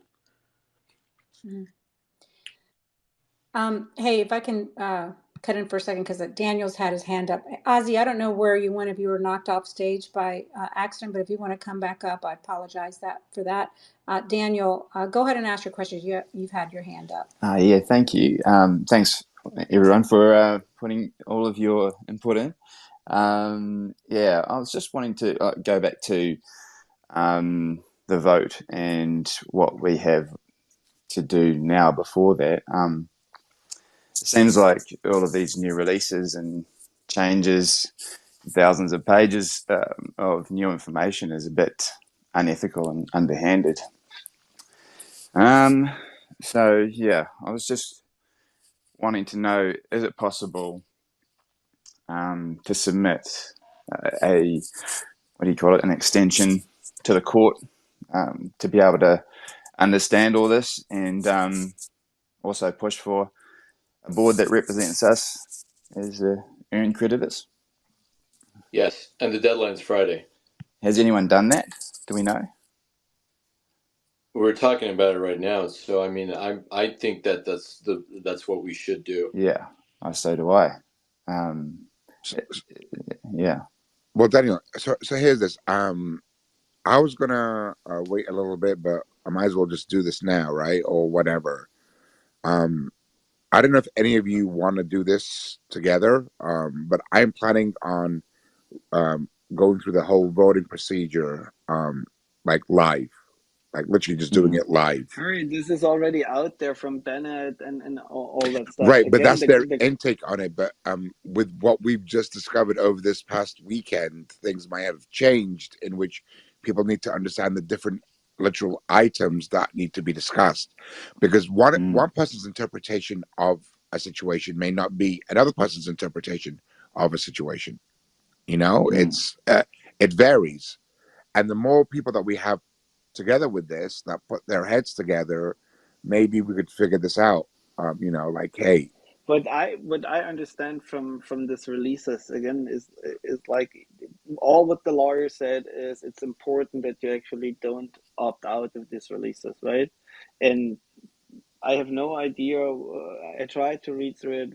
what they mean with this release is, okay, I cut the leash, right? I say I have no rights because I have this in the litigation trust or whatever. I have no idea. All what the lawyer said is, please do not opt out of this releases. But I honestly, I cannot read 300, or now we are at 8,000 pages. What does this even mean or whatever? No way, okay? Wouldn't it be better to go to the courts before we vote? That's my question. Yeah. We asked for more time, Yeah, right? yeah. So basically, I mean, if they put us in they've changed all the terms, and then they basically, shove a whole bunch of really lengthy documents Yeah. last minute. Yeah. I mean, then, we're not saying we're not going to vote on this, but Yeah. we're giving them an opportunity to basically, well, we need to assert our voice, I Yeah. think. Because, I mean, we shouldn't be forced into, haphazardly agreeing to something. And, I just think there's just not a lot of transparency either, Well, there is. So they can see our votes as of right now, and they are watching that. Yeah. So, and you can always change your vote. So, giving them the signal of how many people want to no vote right now, and then in case we can affect change, and then going back and making your decision. So you're saying that if we put a no vote in, then they might listen and change some stuff? Is that what you're saying? I don't think so. I think, like, instead of doing that, we just ask for more time. They have line of sight to every person that clicks anything right now, click by click. Yeah, we're not talking about that, right? We're basically, What we're if we have like reservations, then you don't, you push the date. Yeah. Keeper, we have to work within the process. So there's a couple of layers. Yeah, we have a deadline till Friday. Keeper, Keeper. I'm going to move. Stop I'm going to interrupting her, mute. mate. I'm going to. Well, she interrupted me, and I'm just being because I just got out of that call. I think we all heard it. Judge said Friday is the deadline. If anybody has any objections, then we can, and our objection will basically be an extension, right? If you're not sure, and they've not made it So easy on us, and they've changed keeper, all those the are terms, actually then two you ask for separate more time. actions. Keeper, those are two separate actions: asking, filing for an extension, and filing an objection. They can be done together, but they are actually two separate actions. I In understand. order, Hey, if I can interrupt for 1 second, I just thank you, Harry, for having me. Sharon, thank you so much. Got to go to dinner, but thank you so much, everybody. Got to go. Have a wonderful evening and continue the chat. All right. Bye, Bye. Mary. thanks, Thank Mary. you. Thank you. Bye. Bye, Mary. So, so another way of working in addition within the process is being aware that to fuel negotiations, they can see what the current votes are, and that impacts the willingness to listen and negotiate. Sharon, Yeah, but sorry, carry on. yeah, no, go ahead. If the problem is if we vote no, then we could be shooting ourselves in the foot. Well, what I'm saying is you can vote no right now, and 2 hours from now, you can change your vote to a yes if you choose. Oh, really? You can change it. It's not a one-time vote. You get one vote in the end that is official in the register, but you can vote one way now, and then on Friday, depending on how things go, if there's movement or not, you can change your vote.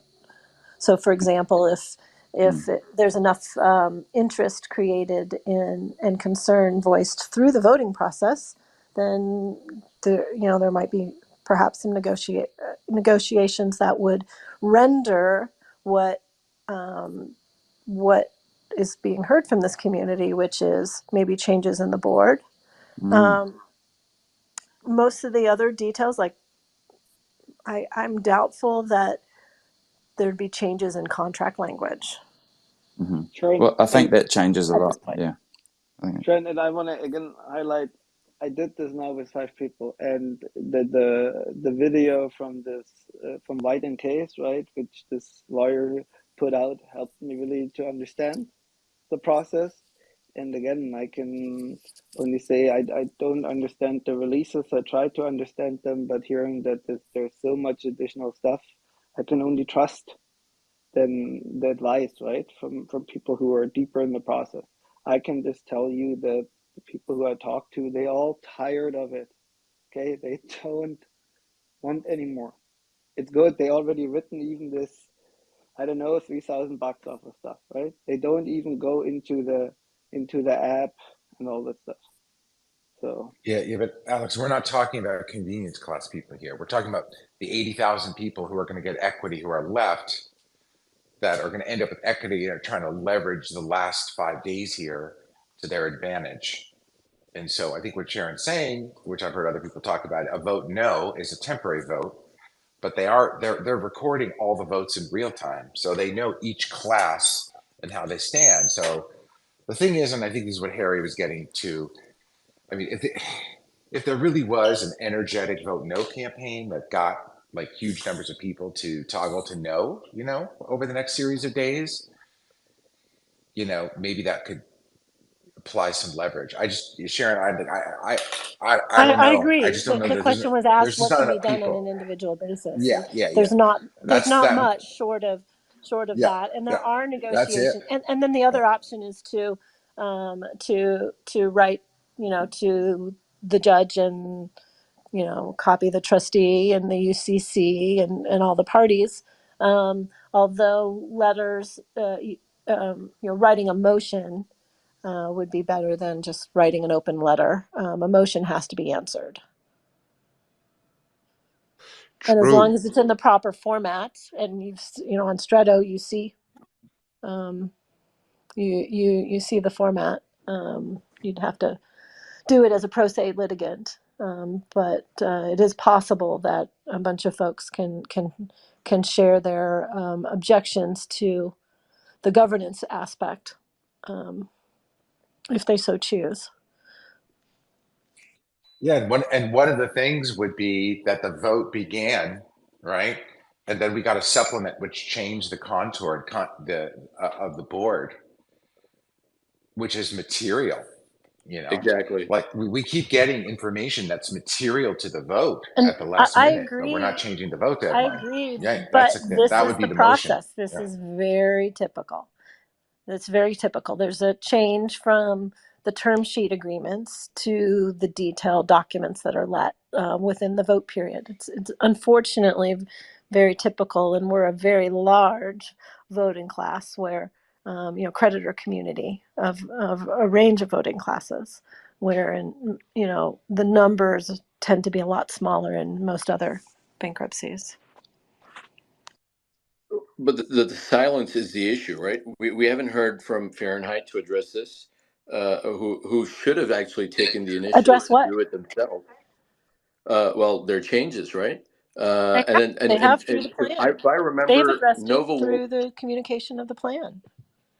No, I understand that, but they've put out 4 different versions of it, and then now, and then the other thing is that the UCC is basically, MIA as well. I mean, the only thing that we've really heard is a tweet from, Scott Duffy congratulating Asher for this, core logic thingy. I mean, he has nothing to do with that.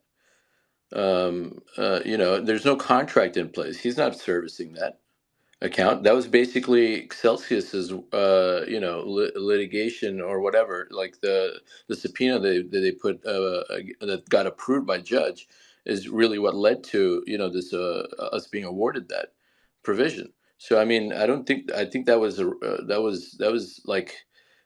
I don't think any congratulations is in order, or Asher should get any credit for that. Yeah. Well, this is.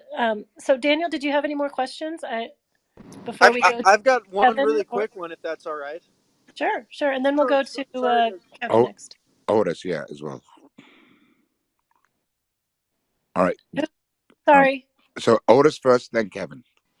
I didn't really have anything to add. I sent you sent me a request. I was going to ask if you have a question for me. I mean, I was in court today. Everyone knows. You were in But court? other than that, Yes. For for the motion, right? So some motion. Yeah. Yeah. Well, there was a big issue about, whether I was served a subpoena or not. I'm like, guys, I was not served any subpoena. I was served a request for documents, and I don't have to answer that. Okay, got it. That, Yeah. So, so you weren't yeah. served the subpoena. It was just a request for documents. It was not a subpoena. The judge asked the White and Case attorney, "Did you serve Otis with a subpoena?" The lawyer said, "No, Your Honor, I did not serve Otis Davis with a subpoena." Simple. Oh, He's not going to lie in front of the judge, even though he filed in his paperwork that he served me with a subpoena to the court. I mean, this is blatant fucking lies. all right. Yeah, mate.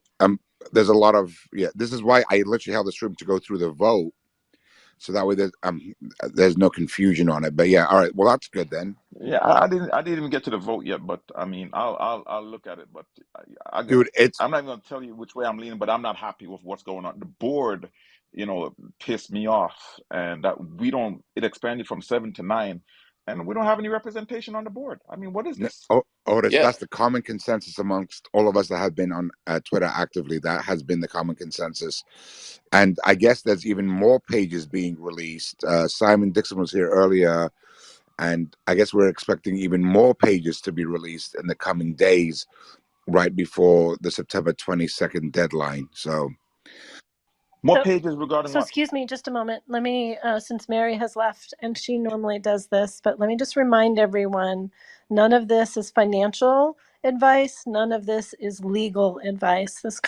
This conversation is really people sharing their point of view of what's going on, looking at various options that some people have talked about, but none of this is legal advice or financial advice. or voting advice or tax advice. I literally have it literally in the title of the room. Just opinions. But yeah, I that shit just pissed me the fuck off, honestly. When I saw the board expanding from 7 to 9, or it's at 9, whatever, and that we don't have any representation on the board when we were told this is going to be a creditor-owned company and we get to make decisions. How are we going to make decisions if we don't control the board It's a bait and switch. or even have proper representation on the board? So let's go to Yep. Kevin. Kevin's been patiently waiting. Let's go to him, and then we can Crypto. Jamers. Yeah, then Jamers. All right. Kevin, please. What can we help you with? Oh, sorry. Can you hear me? Okay, so this is actually right in my wheelhouse, guys. Again, not advice or anything like that. Not giving any sort of advice, just a conversation. But now I've actually been hearing, and I don't know if this is rumors, speculation, or what, but there's a lot of rumors going around that Michelle Obama has a big old black cock. Get him out of here. What's up, Jamer? Hey guys. So I just wanted to chime in. I haven't been joining these calls lately. I've been tied up with some, work stuff. But, a lot of people are asking everybody else, right? We all come in there and say, not advice, but what is everyone seeking? They're all seeking advice, right? And everyone is on DMs and stuff lately saying, what are you doing? What are we doing? I'm asking Otis what he's doing. He asks me what I'm doing. We're all asking each other because we value each other's opinions. But just a few observations I wanted to point out.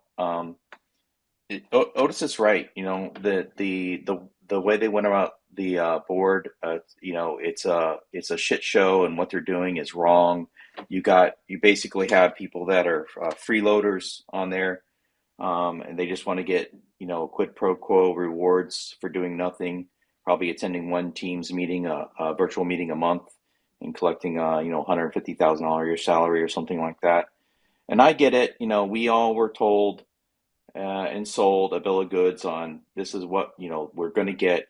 But honestly, did you ever really believe that they were going to deliver on those promises? I mean, I have to look back and say I never really trusted them to begin with, and I kind of figured we would get fucked to some degree. Excuse my French, but at the end of the day, I personally am a very hesitant in cutting off my nose to spite my face, because an orderly wind down can mean that your equity proceeds are going to be tied up for years. And also, I look at it like this. I mean, you've got Keith Sheets, right? And Keith Sheets is pro, you know, liquidation, right? This guy who's not a community member who's befriended Simon and all his friends and been upheld, you know, he's been put on a pedestal like he's some spreadsheet genius and Bitcoin mining expert. He wants to see everything dissolved and liquidated. So I'm like, He's not a creditor. Why do we care? oh, we don't care. I don't care. But what I do care So let's not is talk about it. you have Period. bad actors out there, Keeper, who are actively trying to derail this entire plan. And I know this plan is not perfect. It's far from perfect. But at the same time, you know, the people that have been curiously working, I'm sure they're all paid actors, bad actors, different disinformation agents and whatnot. But they've been working for months, if not years, you know, a year now, to derail this plan. And, you know, I take that in consideration. You know, so it's something to think about is like, who are the people opposed to this? And do you, because if you do oppose it, you're in some ways you're agreeing with them, with their position, going along with what they would say. And my last point on the board. Look, I know there's certain people, Simon being one of them, who's just all fucking worked up that he's not on the board. And I know we got a tax sheet and, you know, a couple, like I said, freeloaders on there, but it is what it is. And the Wall Street is not going to determine the value of the equity solely on who's on the board. They're going to be looking at the assets and how they're managed. And the board doesn't directly manage the day-to-day operations. They may be making longer-term decisions. I would like to have a good board on there, but I'm not willing to just throw it all away because we didn't get the right number of creditors on the board. And I kind of feel like we're between a rock and a hard place on this one. We're definitely in a rock and a hard place in between. But governance is pretty important in this sector, particularly in this time, in this point in time and what's going on in the sector. Governance is very important for there to be liquidity for those of the 84,000 newly minted or newly hashed, I guess you would say, shareholders that want to find board exit. members aren't forever either, right? I would assume, aren't they voted on an annual or biannual basis? The governance hasn't been determined or published yet, but there are terms, yes. Right. Right. But it'll likely be through the important part of the cycle before there's a opportunity to change. It's every 12 months, so that's when board seats can be renewed or extended and whatnot. But Jamers is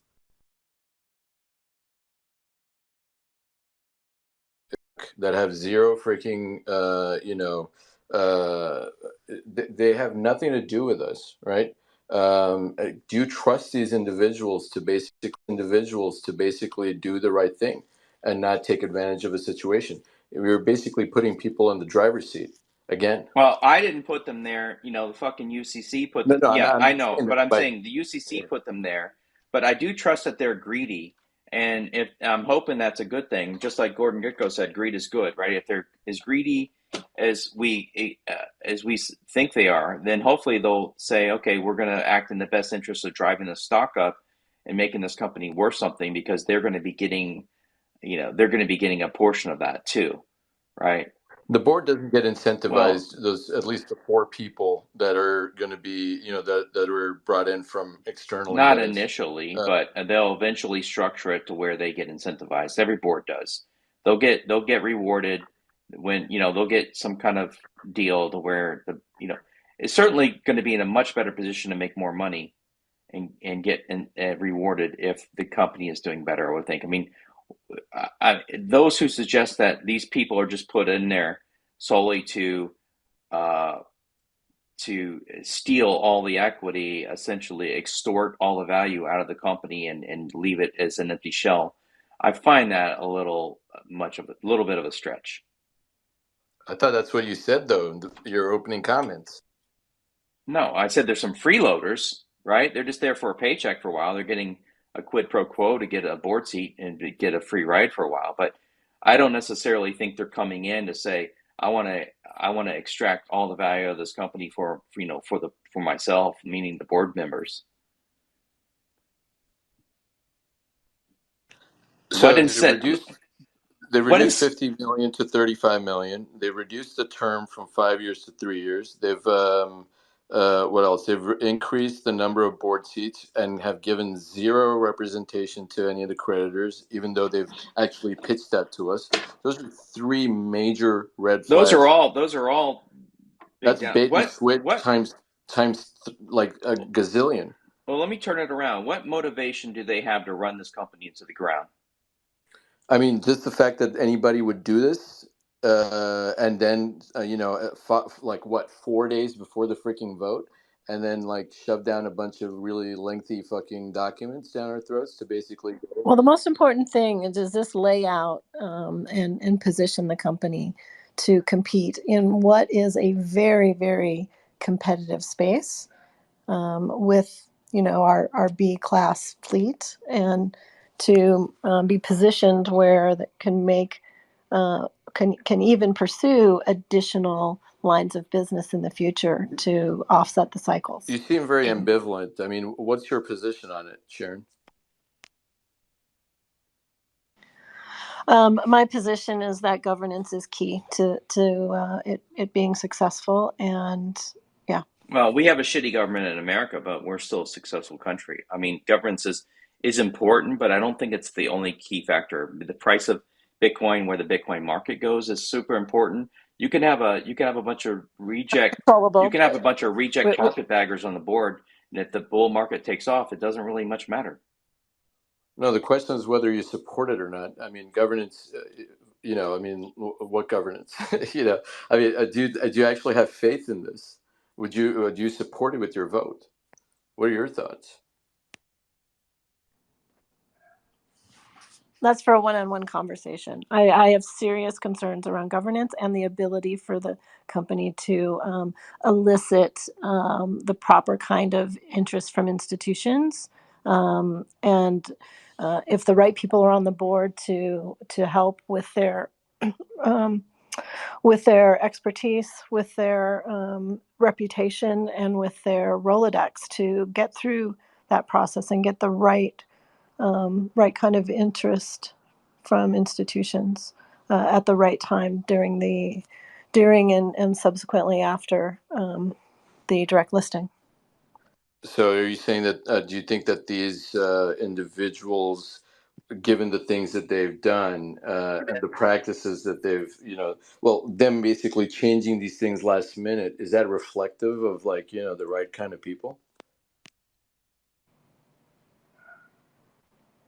Well, I think the changes that you're talking about, I think that's par for the course through the process. It's not uncommon through the bankruptcy process, which is a separate thing to consider than going through the direct listing process and the things you need to do to get to get the allocations and the attention of the institutions.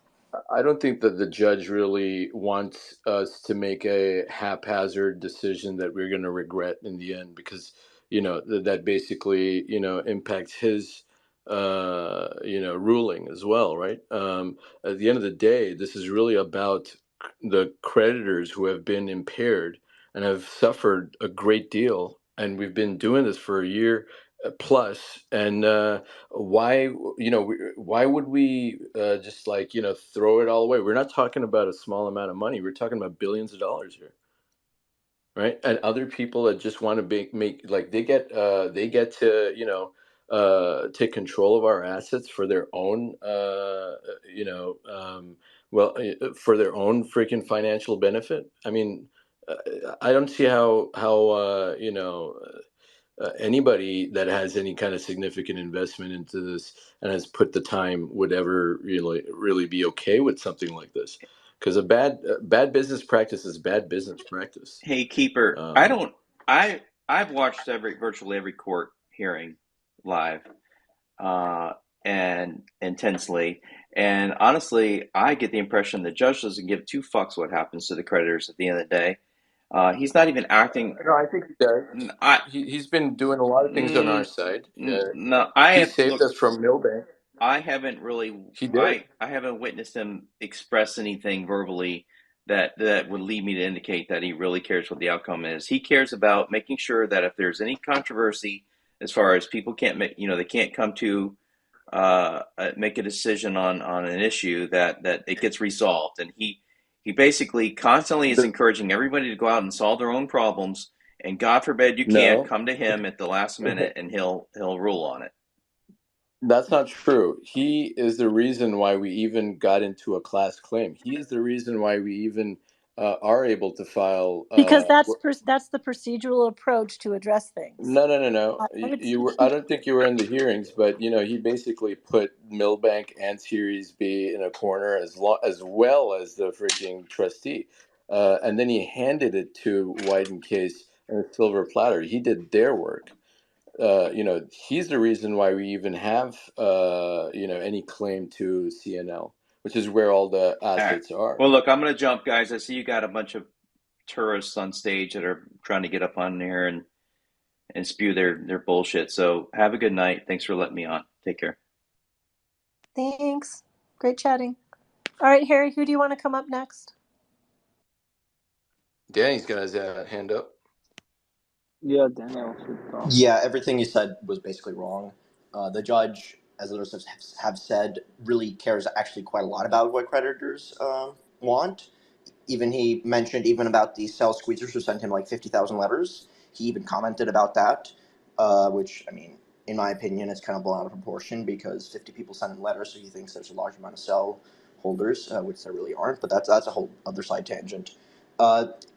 He really helped out the Series B the entire time with the Series B. At every single step in the process, he was basically crawling up their ass and calling them on their bullshit. He was straight up telling them that what they were saying was complete and utter nonsense. My favorite phrase was, "Mr. Dunn, are you feeling spited?" Because, quite frankly, he was feeling spited. Honestly, he really, without Judge Glenn caring so much about the creditors, we would have been in a much worse place. And this sounds a bit perverse, but relatively speaking to the other outcomes in other crypto bankruptcies, we have it relatively well off. And that is because a variety of factors. One, Judge Glenn, I think, really helps influence with that. And two is competent professionals, because, quite frankly, in the Voyager case, no offense to them, but the Kirkland team and the UCC there are a bunch of morons. They basically tried to enter two Ponzi schemes, Binance and FTX. So, quite frankly, I think Judge Glenn is one of the reasons we have such a decent outcome. And I put that in giant air quotes because at the end of the day, it's a pretty shitty outcome, but it's better than it could have been. It could have been much worse, unfortunately. And I think Judge at the start, when they wanted to seal the transactions and list of customers, Judge Glenn wouldn't let them. And lo and behold, we now have a lot more clarity on what people are saying, such as how Mashinsky's withdrew everything right before the pause. We probably would not have known that if that he did not order everything to be unsealed, among other factors.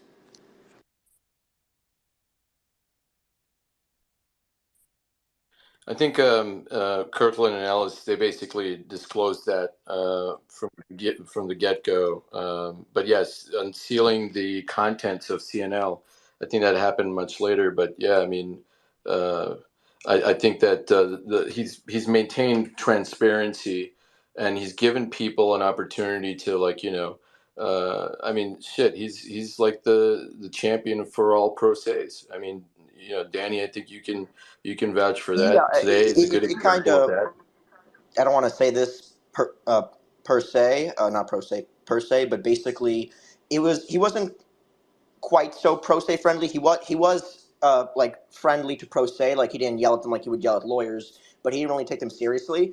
And after a couple of appeals raised due process issues, he really started to take pro ses much more seriously. If you noticed in the past couple of hearings, he would always say he wants a fair fight between pro se and sophisticated counsel, and that's for a reason, because the appellants raised some very serious due process issues, such as when I believe Rebecca and Manny, both of which are pro se unrepresented creditors at the time, at the Arn hearing attempted to enter evidence shortly after the window closed, which in effect they inadvertently gave up their rights due to lack of legal training, Judge Glenn would not allow the record to be reopened, even though it went directly against SCOTUS precedent. And when we raised that in the appeal, I noticed that afterwards Judge Glenn was much better about treating pro se's like pro se should be treated. As well as, for example, when I did not enter evidence into the record for the GK reconsideration motion, due to Wi-Fi issues, my Zoom crashed at the time. He ended up entering into the record and cited Second Circuit case law, which says, paraphrasing here, but it is the court's duty to protect pro se individuals from inadvertently giving up their legal rights due to lack of legal training. So there, end quote. There is a reason why he is so nice to pro se's. He is nice, but he actually takes them seriously nowadays. So, yeah. Sounds like more than what Wyden Case has done for you then. I mean, yeah, I wouldn't quite say that. Wyden Case has, and the UCC and the debtors in general have done a lot by working together with pro se's. At the start of like, if you notice at the start, I don't think they would really even start talking to pro se's seriously at the start of the case, and now you have routinely have them, like, for example, what was filed in docket today was between Zach, Otis, and Santos Serranos. Somewhat sorry if I mispronounced your name. They basically filed a settlement in the docket settling cell claims, which, I mean, for now are valued at 25 cents. Yeah. So that went well, and he basically, opened up his schedule to schedule this impromptu, and he's given us till Friday to think about this. Whether we want to object or, let's say, call for an extension. That's not going to happen. I'm going to be honest. Unless, even if an ad hoc objects, I don't think, unless literally everybody is in one united block and we have billions of dollars in claim value saying we do not want this, he will basically steamroll it. If I was to object, I get steamrolled. If, for example, a creditor with $20 million like Simon was to object with counsel, he would most likely get steamrolled. You would need both the earn and the borrow ad hocs, along with a large amount of claim value, to basically be united and say that either we want an extension to understand what's going on, or more likely raise the issues they have with the plan. Quite frankly, bankruptcy courts are known for effectively steamrolling and trampling people's rights to get the process through. It's kind of like a steam engine. Once the train is rolling, it's very hard to slow it down or stop. You are going to need an overwhelming amount of support to have a chance to do it. I'm not going to tell you not to file pro se letters or motions and stuff or objections, but it's very unlikely to do anything if you do a couple of small, like, if you have under $100 million in claim value behind you, I don't think it's going to even matter. Like, they won't even look at it seriously. All it's going to do is waste more estate resources by the UCC and Kirkland. You know how they love billing. They're going to respond to it. They might even reply with a memorandum of law or an entire brief which would increase the billings even more against it. They are full steam ahead. They do want to confirm this plan for various reasons. But yeah, like, I mean, you can do it, but it's not going to do much, honestly. Not the good. I mean, a bait and switch is a good enough reason that I think he would take very seriously. Yeah, I mean, he should take it seriously, but the thing is, doing it pro se, it's not going to work, honestly. Like, as much as I hate it, the judicial system is inherently biased against pro se's. They don't take them as seriously as they do. Lawyers and judges, they just don't take them as seriously. You are going to need to either retain counsel or form some sort of an ad hoc. And the issue is funding. You're going to need to find a large amount of money somewhere and do it fairly quickly. You're going to need to pull hundreds of thousands of dollars out of thin air in the next 3-4 days. So where does the earn ad hoc stand on this? Keeper, let's get K&G's question in. Hey, I wanted to know, how are they actually selecting the board members? Is it like a process? Do these guys actually They were already I'm just selected. interested. They were already selected. And the way they selected them, they basically, and it's not like they just pulled random names out of a hat and picked them. It was an interview process. I don't know the exact details of it, but in my view, at least three of the seats that were picked should not have been picked. Because there were Interesting. better qualified candidates. No offense to Thomas. Look, he's a great guy, but he is completely unqualified to be on a multi-billion-dollar board. From what I read of his bio, the only major accomplishment that has any relevance is buying crypto early. And buying crypto early does not make you qualified to run a multi-billion-dollar corporation. Roughly speaking, for qualifications that matter, he is slightly more competent to be on the NewCo board than I am. Since, as far as I can tell, he did not complete college. He said he was going to college, but never said he graduated from it. So, roughly speaking, I'm as qualified as he is. I mean, he has more experience being on the UCC board, but at the end of the day, neither one of us should be anywhere near the board. And one more thing up here again, for the board, right? We want to have an uneven number, and there were first also discussion that why don't we have only 7 board members? And probably it's then a talking point when so many people, what is many people? Here are 188 listeners, okay? Again, when we talk about 65 to 80,000 people, then we are nothing. But to say, okay, can we then decline the board to 7 members? Because honestly, we don't have a real representation, or we do not feel we are represented. And to some of these people, we would say, the board has to have 9 people, then it should be more qualified, which is kind of, I don't know how. It's a I'm slap not in the an expert. face. If you increase the size of the board from 7 to 9, and you Yes, still but to don't give pay 9 people. the creditors any kind of Okay.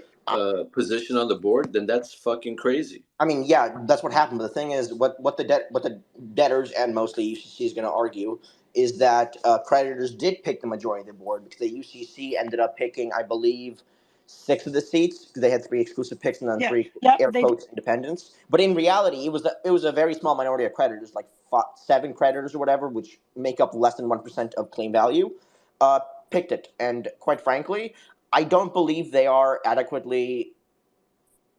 They're not living in reality. They're not understanding what the community wants. The community has been crystal clear that they do not want several of the people on the board. That they are crystal clear that they want creditors on the board. They have been crystal clear that a lot of the issues in the plan are complete and utter nonsense and should not be happening.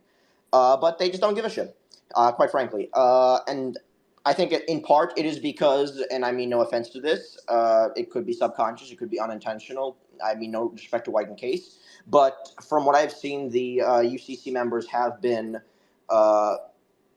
relying quite heavily on the professionals to do most of the stuff and make most of the decisions. This is And we hearsay, should but be okay with that. It's that huh? simple. Yeah, what'd you say? I say we shouldn't be okay with that. We aren't, but at the end of the day, bankruptcy is a fucked up process, and I don't see a realistic way we can actually do anything. I don't see a way, unless we can get a massive amount of funding imminently, that there's anything that can be done. Because the thing is, at the end of the day, they are going to be spending our money to fight us. And every month we are in bankruptcy is $20 to $30 million that basically goes up in smoke, as well as a shitload of other opportunity costs and depreciation of assets, et cetera, et cetera. That's still So fine over versus losing the entire freaking thing. We're talking about over couple $billion. So I mean, what do you what's mean by $30 couple million billion dollars? What? an extra? We're talking about the valuation of all our assets, and basically, let's just say, I mean, if I had to make a decision, if I had a gun to my head and I have to make a decision by Friday, and that decision is going to lie heavily on whether it's going to take an extra month or add 3 months even. Fine, 30 million times 3, 90 million. Versus to protect the lion's share of it, of course that's worth it. I mean, think of it this way. The thing is, with an orderly wind down, it's the valuation they put in it, and it could be accurate, could not be. I mean, you can make a valuation, say whatever the fuck you want, if you do it right. But at the end of the day, it's roughly an extra $200 million that is going to cost us to do an orderly wind down versus the NewCo reorg, and part of it, I believe, is intentional. They did not put much effort into an orderly wind down. They didn't really lay out any sort of plan. They didn't do much about Orderly it. wind down is a plan B, though. Yeah, and the entirety of it, the way it was engineered, the orderly wind down was engineered, in my opinion, allegedly, to be a bad option. It was engineered so we have the illusion of a secondary option, but it's not really an option because the only option is the NewCo. No, well, look, you got to look at it this way. If let's say, let's just say, the Fahrenheit deal went through, we voted them in, and we're 2 years in, and then something happens, shit hits the fan. And by the way, the initial plan also said that BRICS, or I believe it was BRICS, yeah. I'm sorry, not BRICS, USBTC, if they were available at the time to basically be, our host for the mining, then they have like this is their price sheet or whatever. So it wasn't guaranteed initially at that point, but I mean, and there would be obviously an extra cost to that. So, but if we wanted it to be our facility with our, staff or whatever to manage it or whatever, then that was the initial plan, but that has obviously evolved quite a bit since then. But yeah, at the end of the day, you have to look at it this way. In Nova Wolf, we did not have a plan B. So if shit hit the fan, guess what? There's nobody there in the interim to basically take care of it. So I thought that was a good idea. It's like, you need to have, all your bases covered. It's not ideal, but I mean, it's not meant to be. It's more of a temporary solution. They come in, and BRICS will come in the interim to kind of carry us till we find another plan sponsor. That was the whole idea behind even putting it in there. No, the entire idea behind an orderly wind down is that BRIC would handle the orderly wind down. No, it will go into not orderly for wind it. down if we can't find another plan sponsor. But they will come in, they'll hold the fort until another plan sponsor is found. If they I mean, can't find it and we're out of funds and shit's getting even worse, let's say there's a market downturn. Then yeah, it goes. CryptoKeeper. When we look at the entire history, okay, we had first with this Nova Wolf, we had the stalking horse and stuff. So don't you think that we No, I'm just going by kind the of? plan, right? I Whatever the understand, but document. again, you're kind of off base, honestly. let's get out of this courtroom. Period. My God. So what? Because it's So, guys, definitely more expensive to stay in that kind of stage than to move on. And I'm then sorry, like again, giving the wrong people the keys to the fucking, it's not your keys, not your coins, dude. What are you talking about, Alex? Come on, man. Like you're the one who's been like, talking about yes, being. and when we don't, CryptoKeeper, when we don't move on, okay, this initial distribution again gets delayed and delayed. Again, what I said, I do not want to be any more responsible, which I still feel for the 5 people I brought in, okay? I want to tell them, okay, that's what you get. There's other stuff going on, but take care of what you got.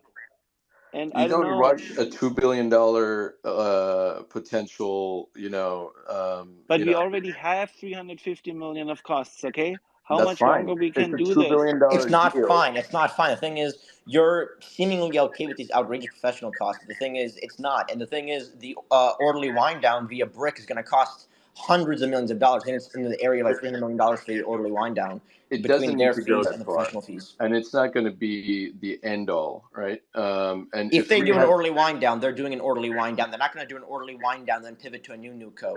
no, but okay, so listen, they're not going to go. If we're asking for an extension. If you're not in a position to make a decision because they made it difficult to do so and they're changing the terms on you, you do not rush that decision. You buy time. What are you asking for? Are you asking to delay the voting deadline, or are you Exactly. asking? Buy time, right? And then That's we not going think it through. And Buy then, CryptoKeeper, time and for then what? sorry, Crypto? buy Buy time? time to get better deal, That's better not going to terms. happen. No, Get a that's better not deal going to from happen. who? From who?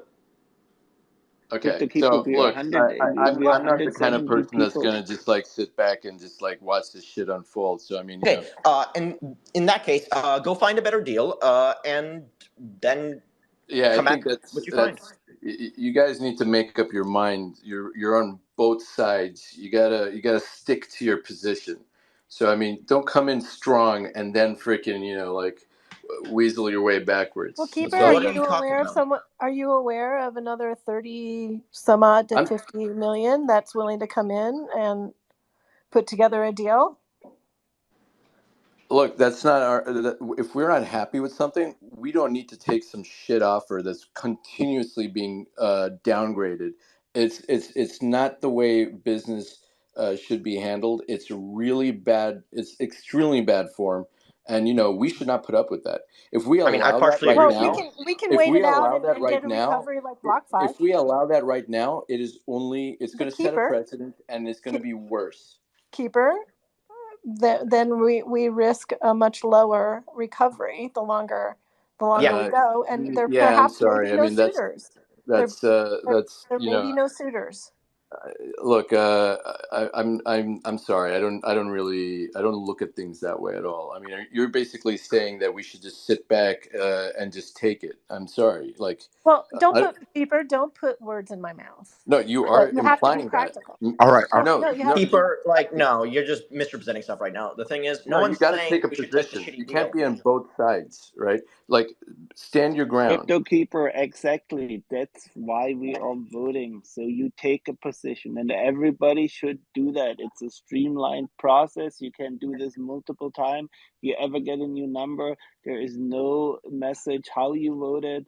But again, run through it. You see in which class you actually are put into and which items you should work on or should have a look at least and make a checkbox or not. So everybody can do this. And yes, we're taking position with it. And again, what I told This whole you, I conversation is was, to discuss I how was we feel about it and what our next move is. And if we're Yeah, not happy with something, then we're going to discuss what we're going CryptoKeeper. to do about it. Keeper, have you Seriously, gone through the seriously. vote? Have you gone through the vote and stepped through it? No, because I'm not going to vote until we basically get this So you haven't our read through voices it heard. because it's lengthy. It's very lengthy. That's fine. That's Have you? fine. Don't worry about it. You don't need to worry about me. That's my responsibility. Right now, I can only think of one thing. We don't have enough time, and they're changing the terms on us by the day. I mean, That's not that cool. is an issue. The whole from 50 million to 33 million upfront, that's an issue we should be It's a addressing. shit issue. It's like, who does that, I mean, right? that is an issue, and I'm honestly shocked the UCC let that happen. Because the thing is, it was 50 million. Exactly. Why are they changing it? What did we get in exchange? It is getting to the point where, and I saw Scott Duffy in here earlier. No offense, but it's getting to a point where we're starting to talk about breach of fiduciary duty. There's no reason why you should be effectively letting them hold on to $18 million unless we're getting something in return. The deal that was approved by the court and the deal they signed, correct me if I'm wrong, said $50 million. Exactly. Not $33 million now, and we'll give you the rest if you renew contracts. $50 million, not 33. And that's why they won the what do you call it? The thing. So now all of a sudden, 3 months later, it's like it's probably even worse than the Nova Wolf deal. I mean, that's bullshit. I mean, yeah, like it's not quite as bad as the Nova Wolf deal, but it puts it right on par with the Nova Wolf deal, in my opinion. And all right. So either way, they guys, don't okay, care hold on, about us. That's basically the message. Stop. All right, we have a couple more people to get through. Great discussion, but we get it. I think the only way Harry, I have a simple question. Nobody seems to be asking, and maybe Daniel and CryptoKeeper can answer it. Somebody's got to make a motion, and nobody's saying that Simon's making a motion or that this ad hoc group is making a motion. But does anybody intend to make a motion as a group, a collective motion? A motion I was for hoping what? that we get that that kind of consensus today, right now. A motion for what? To basically respond to this, and basically You want put an our foot emergency? down, right? You'll have to do an emergency motion to put off the voting deadline, because the thing is that's in 4 days. So, I know, but this is important. What do you think, Lawerence?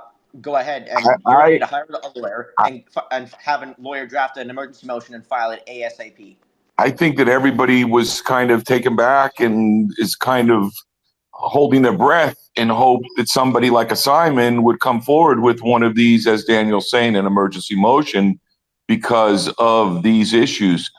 You have a supermajority of the board, even if they added somebody from our group, and their vote would be meaningless if it's expanded.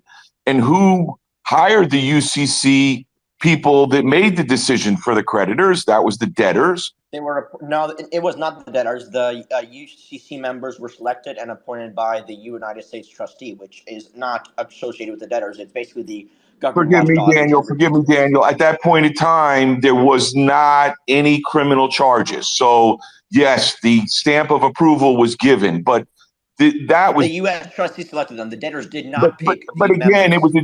it was a different game at that point in time. And like, what are you talking about? It was still not. There was no criminal charges. And like you keep saying, hold it. You guys keep saying Judge Glenn has done great things. Hold it. You guys have both said how Judge Glenn has been fair. Judge Glenn has done his best for us. Maybe he did allow us not to have to go into Chapter 7 because of all of the 20 plus million with the examiner's report not being under oath and allowing all the shenanigans that have taken place up to this point in time. But like Sharon's saying, unless you have a motion, somebody who's got the majority of us value-wise, whatever Judge Glenn would need to consider, an extension or a redo of this board. Anyways, enough from me. Thank you, everybody. Look, you want a motion? Gather a large amount of money, hundreds of thousands of dollars, and find a lawyer to do it. I'm going to be honest. Lauren, unless you can pull $500,000 out of your ass, no offense, it's not happening. Or $1 million or $2 million. This is going to be some expensive litigation. Lawerence, hang around for a little. I just wanted to say, so, just to kind of, correct you on that one, Glenn has nothing to do with the selection of the board. That's the U.S. trustee that does that, right? Yeah, but the trustee just went along and rubber stamped it at that point. Right. But here's the thing, though. So now Hold on, Keeper. Daniel responded to you also. The board members of NewCo are being selected by the UCC, or were selected by the UCC. I mean, it's still an ongoing process. By the UCC, for 6 of them, I believe, Scott Duffy can correct me if I'm wrong, but I believe 3 of them were exclusive, no veto, nobody has a veto on it, elected solely by the UCC. No, 3 of them Daniel, were... it's 4. 4 of them are no veto, unilateral UCC selection. They changed it? When they expanded the board from 7 to 9, they kept the number of directors who were appointed by the UCC, which were appointed subject to the consent of Fahrenheit, which shall not be unreasonably withheld, which is a very low standard, at 2. And so the additional director was another unilateral. So the UCC gets to appoint 6, Fahrenheit appoints 3, UCC 4 selections are unilateral, 2 are subject to the consent of Fahrenheit, which shall not be unreasonably withheld.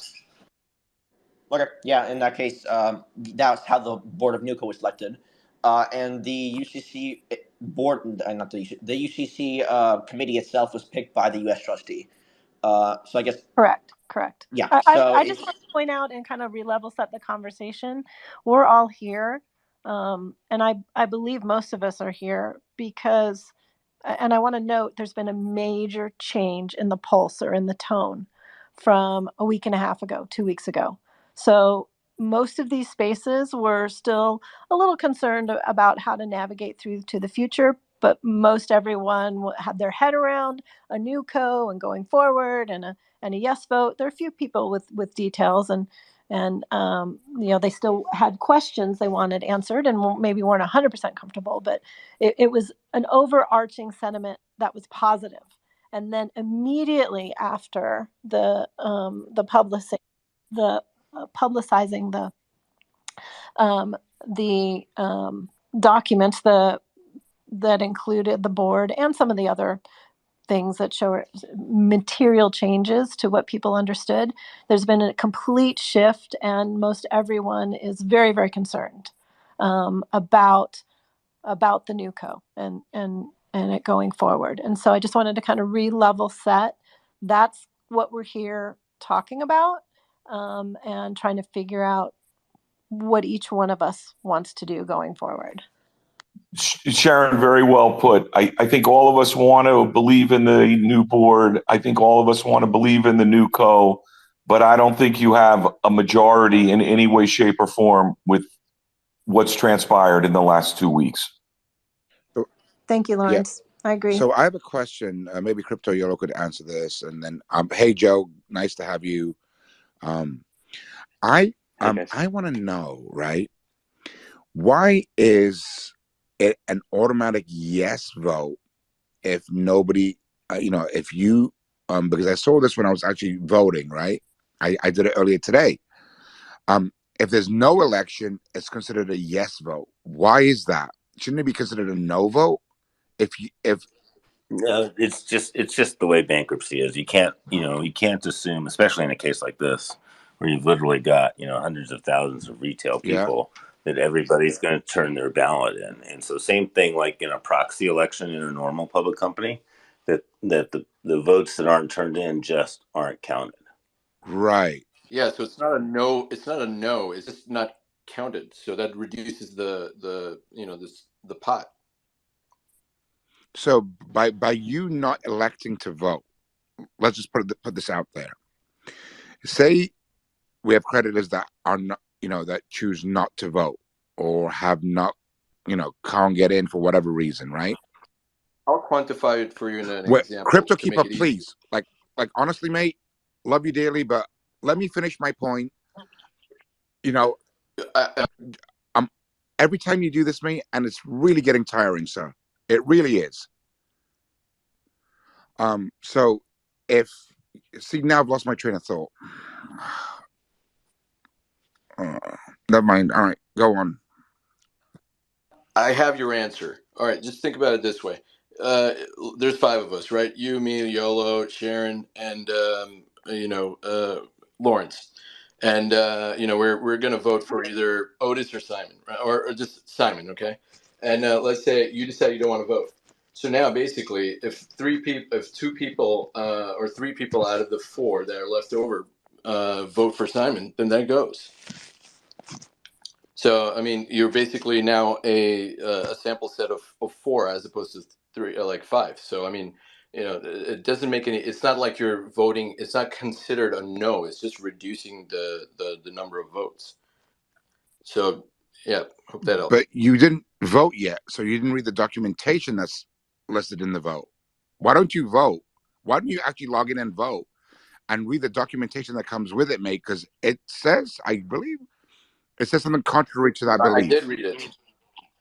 No, I did read it, and it's not going to be considered a yes. It's just not counted. Yes, it's not counted. It's that simple. So Harry, help me understand what your question So is. my question is so for the creditors that don't vote, that don't cast the ballot, right? Does it preclude their claim in the overall acceptance or denial of the plan? No. So if you don't cast a ballot, not a lawyer, my understanding is you're basically in the hands of everybody else, right? So everybody else casts a ballot, and the plan is either accepted or rejected. And then some classes accept and other classes reject. Then it goes. They can attempt a cram on, and you get this hearing at court. And then there's other things that happen, but basically, if you don't vote and the plan is accepted, yes, then you get the default treatment under the plan, right? So whatever class you're in, it says, hey, under the plan, if you're inconvenienced, you get 70%, right? If you're in earn under the plan passes, you're getting, 67% split between crypto and equity, and your sell holdings are valued at 25 cents. That's all part of the plan, and that's how your claim will be treated. So you don't lose anything with regards to your claim by not voting. It's just that you don't have a say in terms of how your claim is treated by not voting. And does that make sense? Does that also mean that you, by not voting, you are also part of that litigation trust that happens after by not voting? Oh, sure, sure. You're not losing any rights by not voting. Got So it. yes, the part of the plan is that Unless you the agree with earned creditors own the litigation trust, and also essentially, I believe that if you're a borrower slash in the loans class, the part of your claim that is treated as an earned claim, as opposed to the part that you get paid out in the offset treatment on, but the part that's treated as a general earned claim also gives you a share in the litigation trust. Thank you. All right, got it. Perfect. Because that kind of plays an important role, because a lot of people, like for me, when I went through it this afternoon, parts of it are confusing. Like I'm not gonna lie, like some of these questions stump me, and it's written in such ways where there can be a lot of gray area. And this is kind of why I kind of wanted to do a live process to go through this and go through each of the items, because it's definitely cause for concern. Because like I know the third party releases, I didn't check that. And I didn't want to do contributions to the litigation thing, right? That was one of them. And there was another item that threw me for a loop. I think, yeah, I voted. I didn't accept to be part of the convenience class either. Right, right. So you can if you're Yeah, earn, you can choose instead of whatever value your earn claim is, that you could reduce it to $5,000 and accept the convenience class payout of 3,500, 70% of yeah, 5,000. So I mean, in my mind, if you have, and we went through that math a little earlier before I had to yeah, leave. But if you some, I think that's something. If I were a claim that were in the 7,000, if I was below 7,000, but if I was in the $7,000 to $8,000 area, I think that's where you do some soul searching and calculations and figure out what's better for you. I mean, maybe it's 6 to 9, maybe it's 5 to 10, but I think that's generally where I'd say that's something to think seriously about, in my opinion. And then I mean, I don't know. I haven't figured out the releases, all these other provisions of the plan. But I will say, because I know that there are some things about opting out of the third party yep. releases, and I will say that the one consequence of that is that the releases are mutual. So if you opt out, then you don't get a release. I don't know whether you have any conduct that needs to be released, but that is the consequence of opting out of the release. The consequence of the issue of not contributing your claims to the litigation trust, and I believe that that's separate from the class complaints. I believe those are two separate items. I'd have to go check They again. are. And the class complaint is the 105%, right? And so as long as you opt into the class complaint, you get the 105% treatment. I not sure that requires you contributing your claims to the litigation trust. I'm just not clear on that. But that is basically, if you don't want to contribute your claims to the litigation trust, then you preserve the right to pursue those claims on your own. But that means you got to go hire your own legal counsel, etc., And or you join some class action on your own. And there is this securities class action, for example, that was filed in New Jersey that's been stayed during the course of the bankruptcy. And so, if you don't contribute your claim, I believe, not a lawyer, that you could join into that class action, for so example. let me ask you this. Yeah, Harry, just make sure that you understand what Crypto Yolo said. Because if you're not going to contract a lawyer to follow up the litigation against Celsius, you might not be entitled if you not check this option that Crypto just said. If you contribute to the litigation fund, you're basically giving the entire claim that you have, the value, to be added, to be summed against the litigation against third parties and insiders that might have provoked damage to you. So it's advantageous, from what I understood, that you join this if you're not pursuing a loan litigation against No, entities. but Go ahead. by me contributing my claim to the litigation, whatever that item is, that means I'm getting nothing back. Is that correct? No. You don't transfer any value. You only say that you believe, like, for example, you have 10K, right? You're going to get anyway around 69% or 67% half equity, half liquid crypto. Even when you check that you want to put your claims in the litigation fund, what you're just saying is that your 10K is going to be added to pursue to the claim. So imagine everyone starts saying that they're going to add their litigation claims. So you will add your 10K, I will add my 1K or something like that, and then you will move a litigation against Mashinsky and Tether, and they will sum up. So they will have the claim value of you, me, Yolo, and stuff like that. It only makes sense to do not contribute if you yourself is going to move with an action independently against one of those entities. I think I'm pretty sure what I'm saying, if anyone wants to understand, but there is no cost to you as far as I understand, because the NewCo plan already includes funding the litigation trust anyway that you vote. If you vote yes, you are already accepting for them to take a small percentage for everyone and to fund the claim. Go ahead. Right, Sorry. but that's my see. That's the stumbling block. If I contribute my claim to the litigation process, trust, whatever you want to call it, to me, the way I read that means that I'm going to get nothing of my crypto, right, or shares, and that my claim will be added to the dollar amount to help pay. No. That's not right, Harry. So the claim that you would contribute to the litigation trust is, totally separate from any claim that you have on your coins, right?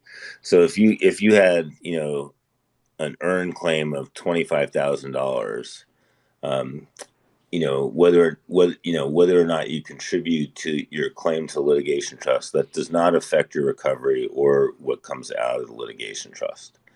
So this has to do with the non-coin claims, and a lot of us file claim forms that claim securities fraud, or or just fraud in general, right? And all those kinds of things, those are the kinds of causes of action that they're asking you to contribute to the litigation trust. And then the litigation trust would sort through that and say, oh, yeah, these are good. Let's try and actually prosecute these kinds of causes of action against whomever they can, whether that be Alex, other executives, former directors of the company, whatever. But the litigation trust would then pursue it.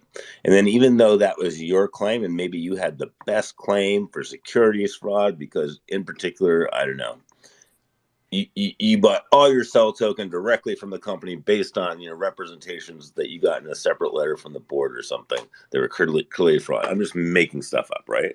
But even though your claim in particular was the best one for that, and they pursued that, and let's say they hypothetically win something on that from the DNO or something, that the proceeds from winning that go into the litigation trust as a whole and not to you personally.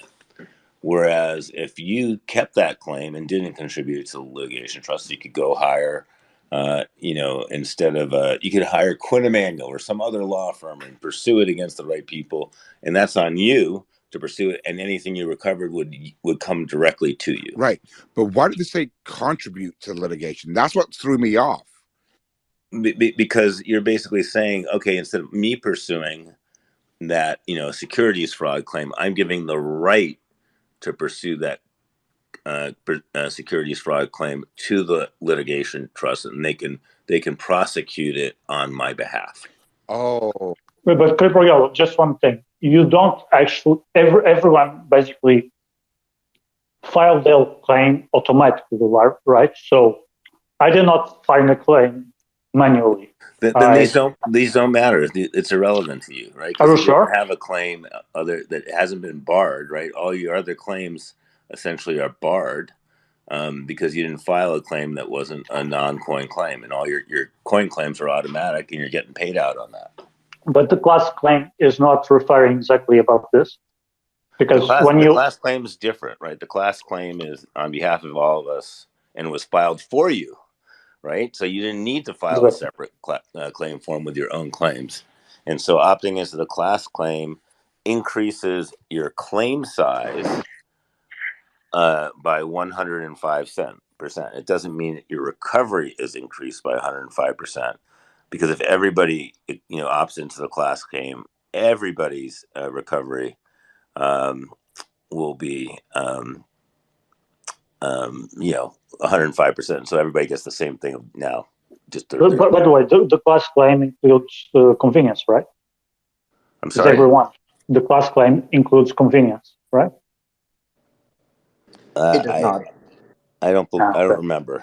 I know it includes earn, and earn and loans, because loans won something in the mediation that the 105% it applies to both the excess collateral and the amount they borrowed, and so that's a it applies to the little collateral before the offset. Right. So it's a little sweetener for them. I calculated 1% to 2%. Somebody from loans said it's really worth 5% to them. But so that was a little sweetener that they won in. They won in the mediation. So the two things loans got out of the mediation were that 105% applying to the whole size of their position, not just the excess collateral, and also first dibs on the liquid crypto that's made available through the Tony toggle. Okay, so you're saying that on the ballots, if that are in the convenient class, they should have an option to opt in on the class claim? Because I filled the ballot already, and I didn't see an option for the class claim. I only saw the litigation trust. Bonus, and they do not get any litigation trust proceeds. I just wanted to have that confirmation, because it wasn't clear before if convenient class was going to receive any proceedings from pursuing insiders, which is a little bit weird, right? So people that have $4,000 and are already getting a cut of 30% have no recourse against the litigation of insiders and third parties. That is a little bit questionable in my mind.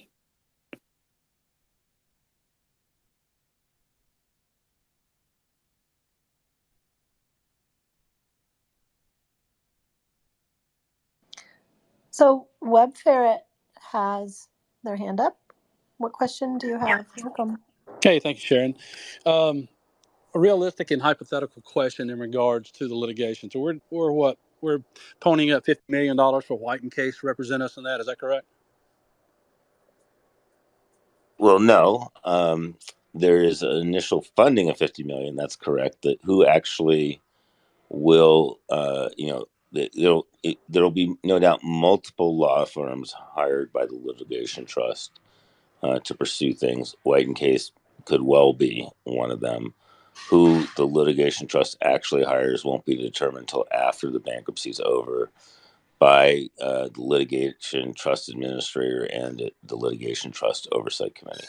Okay, yeah, I was thinking White and Case, but either way, so whoever receives this litigation funding to go after, said causes for fraud, et cetera, et cetera, et cetera. Do we have a hypothetical number that we could possibly recover? No. And in theory, that's a chance we won't get a dime back, and $50 million will be wasted. Correct? Well, in theory, yes. In theory, you could get zero. In theory, also, there's $3 billion of clawbacks, of avoidance actions that the litigation trust will no doubt pursue some fraction of, and nobody knows how much they'll get back, and you'll get payouts for a long period of time from both kind of the avoidance action settlements and results of them, as well as whatever actions the litigation trust takes on essentially the class claim type complaints. Yeah, it's probably a 100% chance you'll get nothing back from Mashinsky. I'm sure all of his money is tied up into his own personal agenda and trying to defend himself or what he Doesn't may. matter. The government will just seize it. It's all been frozen anyways. Well, I'm sure they froze what they could find. I'm sure there's some that he's got stashed away. I mean, yeah, but if he does have a stash of money, he's going to end up going to jail once they find it for defying a court order to not touch any assets or move any assets without court permission. True, he's going to jail anyway, but I mean, yeah, but the thing is, he could be going to jail right now instead of going to jail in 3-4 years when he's sentenced and ends up dragging it out. I mean, it took the Theranos chick, Elizabeth Holmes, like 8 years to go to prison, but that's because she got pregnant twice. I mean, it's an option for Mashinsky. I don't think it's a very good option, but I mean, I guess you could try the pregnancy route to buy some time. Yeah, I'm just hoping there's not a lot of effort put forth to, like I said, the money spent. I hope there's some funds that come back that can be dispersed amongst all the creditors to make the initial investment worth it. That's just my train of thought. I doubt that we're going to recover zero from the litigation trust. I don't think we'll end up losing money. I mean, we're not going to get $3 billion back, but we're not going to end up getting less than the $50 million we put in. I don't think. I mean, anything can change, but there's a reason why there's an oversight committee that's going to be keeping them in check, and there's going to be at least 2 creditor chosen people on it. One is picked by the owner ad hoc. One is picked by the borrower ad hoc. So there are gonna be people on there who have all right, Daniel. There's more than that in terms of quote creditor chosen, right? The UCC once again gets to pick everybody. Yeah. Two members of the litigation oversight. I think the only undetermined person is actually the EARN ad hoc representative at this point. But there are 2 members of the UCC that are on there, and then there are 2 additional people that have been picked.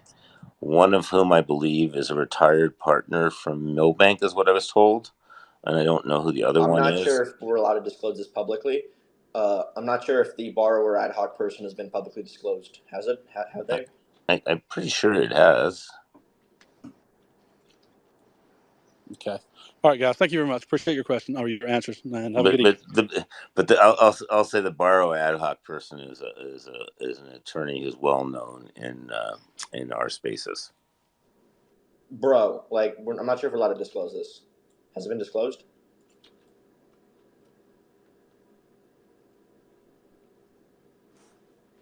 Hey, Danny, I'm under no non-disclosure agreement. I don't know about you. I mean, whoever told you that most likely told you that with the understanding it will be confidential. All right. Danny. I didn't say anything other than it's not Danny. It's Daniel. People knew. Daniel. Yeah, we're not going there. Just leave it at that. So I'm actually in the claim, right? So I've reached item 6, which is basically the vote on the plan, right? And the example they give, right, was in the amount of 10,000 based on a 60% recovery is shown, right? And this is what I don't understand. So I Crypto Yolo, I know that it's not ignore the numbers, but I'm just trying to understand what's being presented in front of me, right? It says liquid cryptocurrency. If I do no election on their $10,000 base earn claim, general earn claim, if I do no election, I get $3,748 by default if I don't vote. If I do the NewCo common stock weighted distribution election, I get 1,874 liquid cryptocurrency, right? If I do the liquid, that's not guaranteed. No, I know, Daniel. I know. I'm just using this as the example so I understand what I'm looking at. So that way I get a better understanding of this.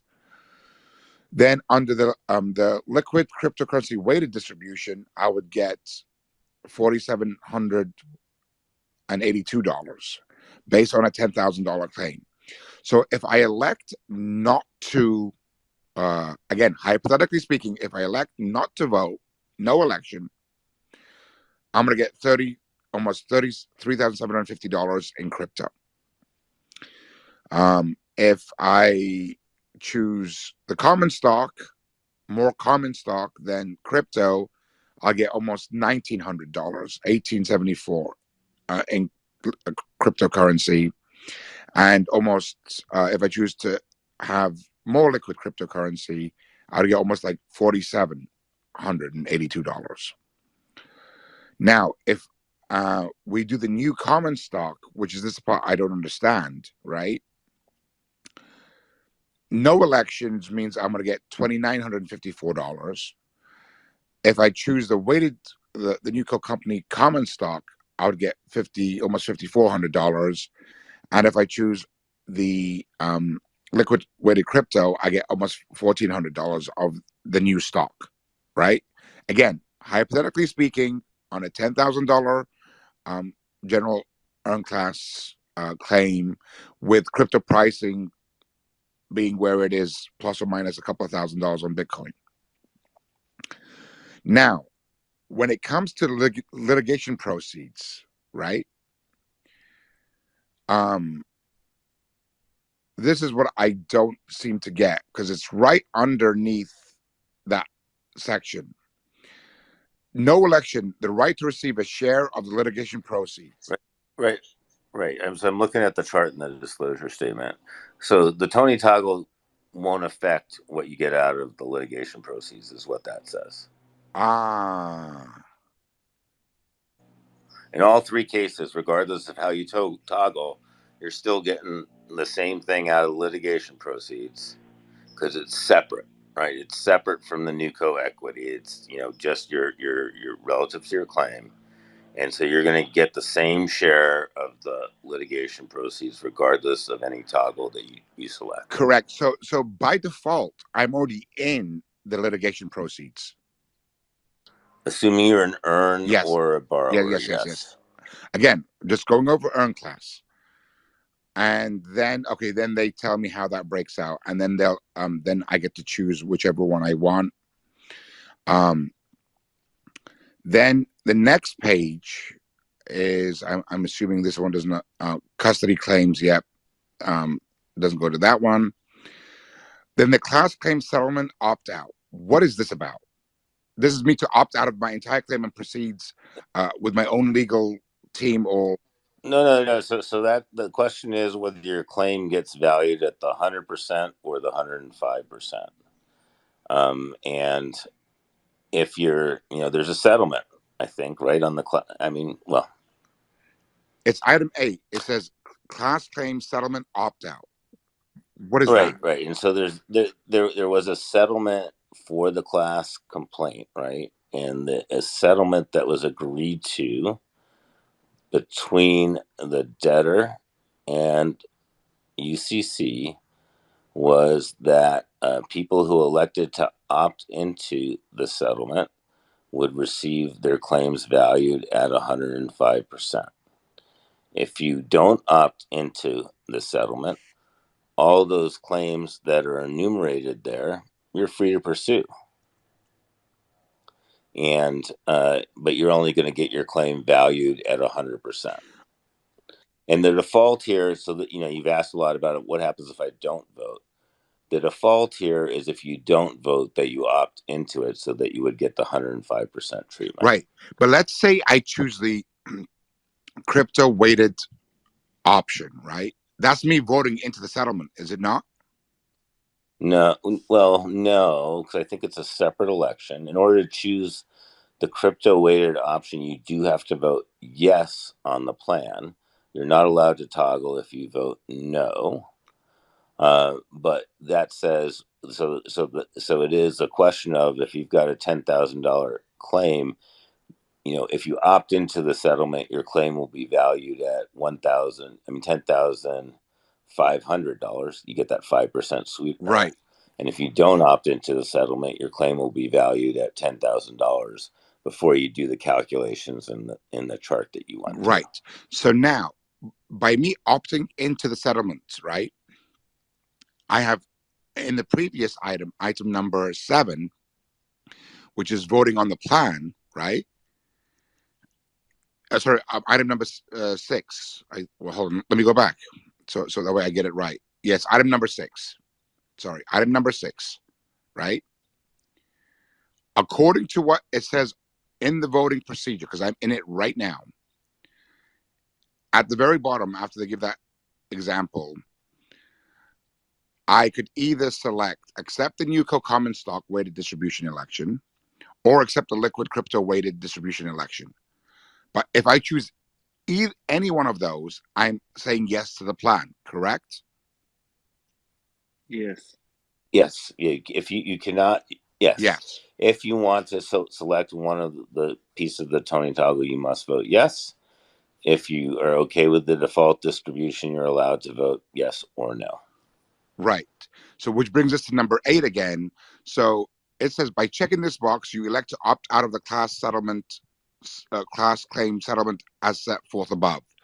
Obviously, if I vote on either of those plans, whether it's the common stock, more equity, or more crypto, I should leave this unchecked.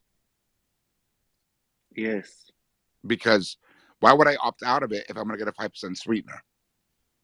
But how does this affect the vote? So let's click on next. It doesn't affect the vote, the class claim settlement. It's a separate election. It's a separate election. Oh, I get it. There's a bunch of things here that are separate elections. Bottom line is number 9. I remember this from when I went through my ballot.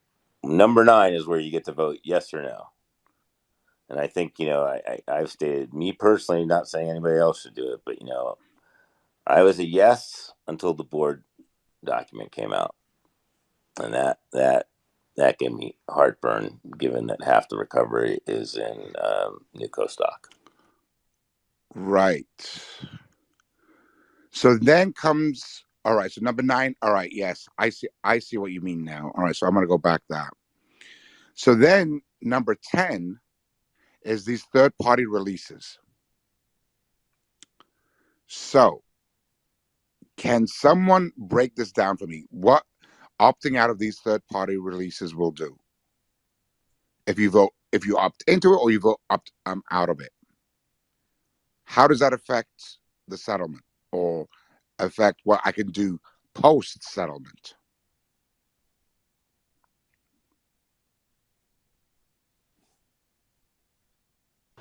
Hey Harry, thanks for having me, man. I gotta bounce. I'll see you guys. Talk to you guys later. No worries, CryptoKeeper.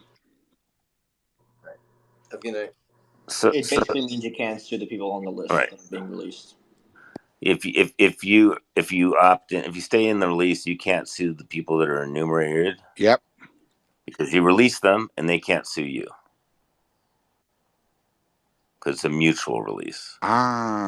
If you opt out, you can sue the people that are enumerated and they can sue you. Got it.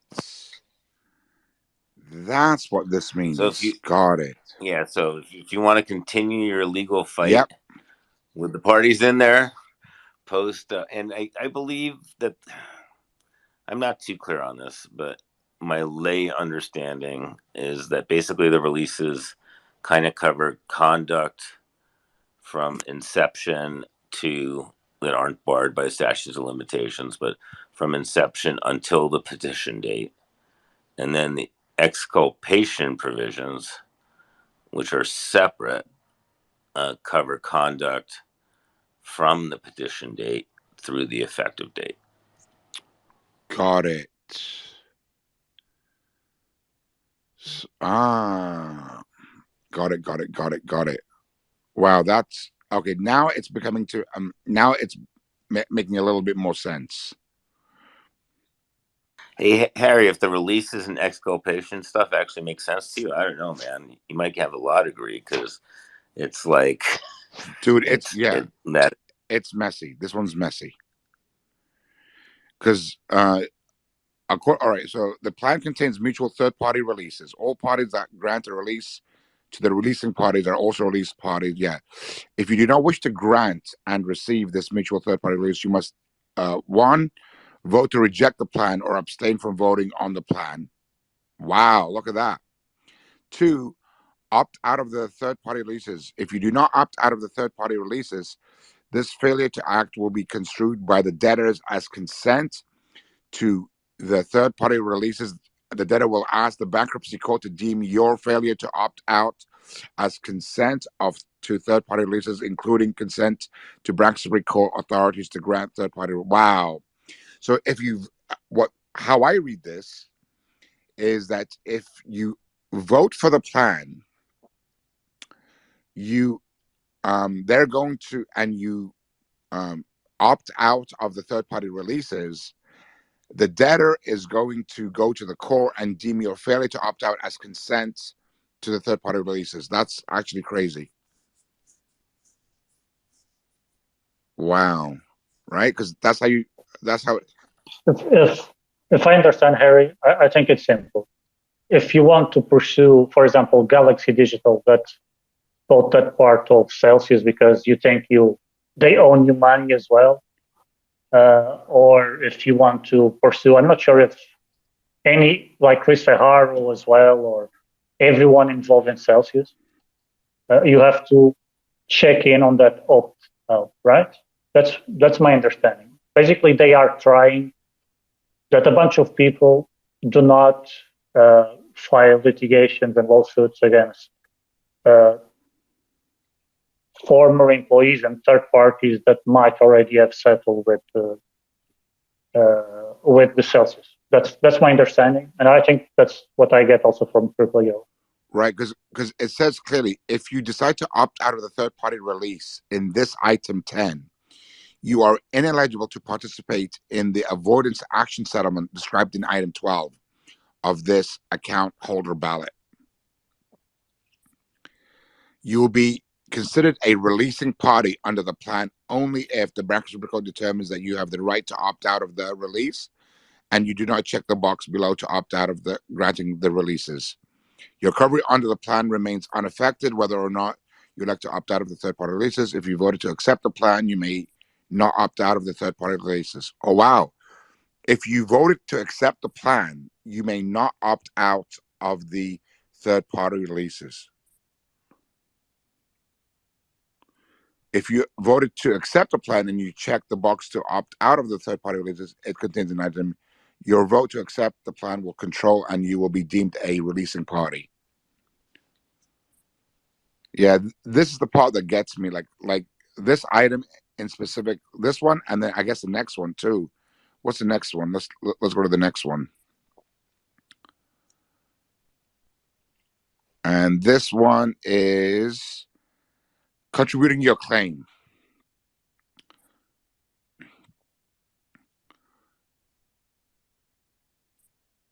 So, okay, so in other words, if the litigation administrator prevails on any contributed claim that you contributed, those recoveries will be distributed amongst all creditors entitled to receive such recoveries and will not be distributed solely to you. So by checking this box, you elect to contribute your contributed claims to the litigation administrator. This one still gets me, though. The committee strongly encourages you to elect to contribute your contributed claims to the litigation administrator, which may allow the litigation administrator to obtain greater recoveries for the benefit of holders. Right. So I guess by checking this one, you agree that subject to the occurrence of the effective date, you will be deemed without further action to have irrevocable your, and you agree to execute any documents reasonably requested by the debtor or the post-effective date debtor to memorialize the effectuity such contributions. Yeah, this one's still. What I understand from contributed claims is the total value. I think my issue here with CryptoYolo is that I did not understand that's your file claims. Is there any mention that it's referring to your personal file claims in bankruptcy? Is there anything mentioned about filing there? All right. So let me read number 11. If the plan is confirmed, all causes of action that the debtor are entitled to bring against third parties not released under the plan and other retained causes of action will be transferred to the post-effective date debtor.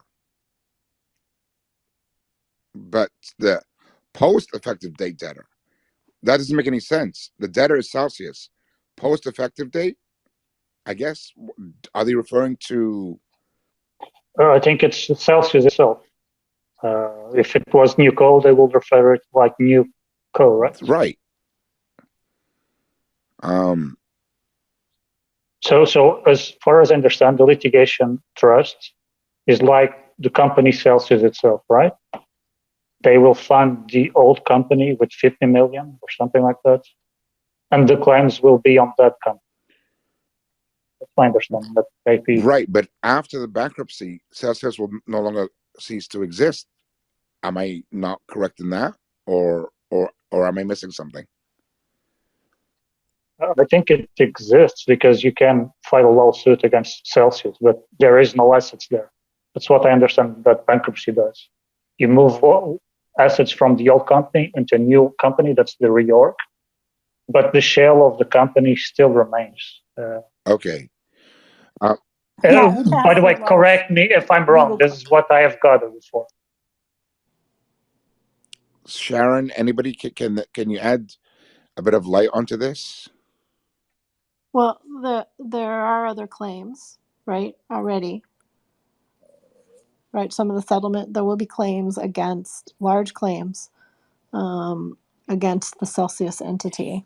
They're subordinated to the creditor claims, but they're there to prevent, I think it's $4 billion, to prevent the ongoing, any reviving or operating of Celsius in the future.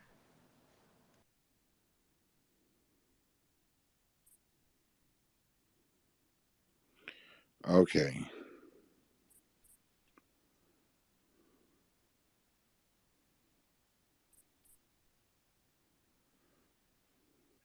We need a lawyer here. Yeah. A lawyer with experience in bankruptcy.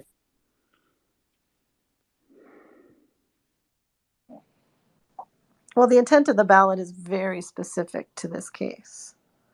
So It's the wording too. It's like, because it says by checking this box, you elect to contribute your contributed claims to the litigation administrator. yeah, Harry, what's holding you up on that one? To me, that's one of the easiest. Can you repeat that? He says to contribute your contributed claims. He says that. Okay. That's what. So it's okay. That's more what like Yolo was saying. So he's saying that the claims that you contributed before, which I assume is you filing the claim individually, will now be contributed to that litigation fund. So now I understand what Crypto Yolo is referring. That contributed your already contributed claims. Yeah, because it says by checking this box, you elect to contribute your contributed claim. Right. So this is not your distribution that they're talking about. This is the additional litigative value of your claim associated with being, embroiled with Celsius. Yeah, but my issue is that is the claims that you file yourself, right? That's my issue. If Not it's necessarily, it's all claims that exist, even if you didn't file them, because they're against third parties and like Mashinsky, etc. okay, so then that's a different thing that Yolo said, right?